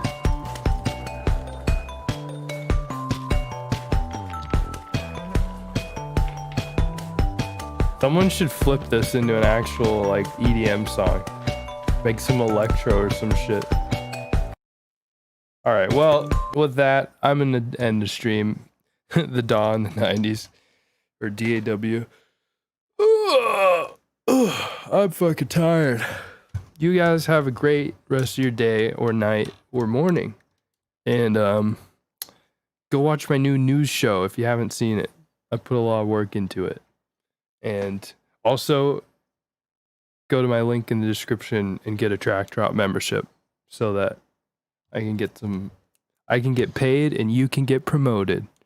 But yeah, bye guys. See you next time in another video or stream very soon. Love you.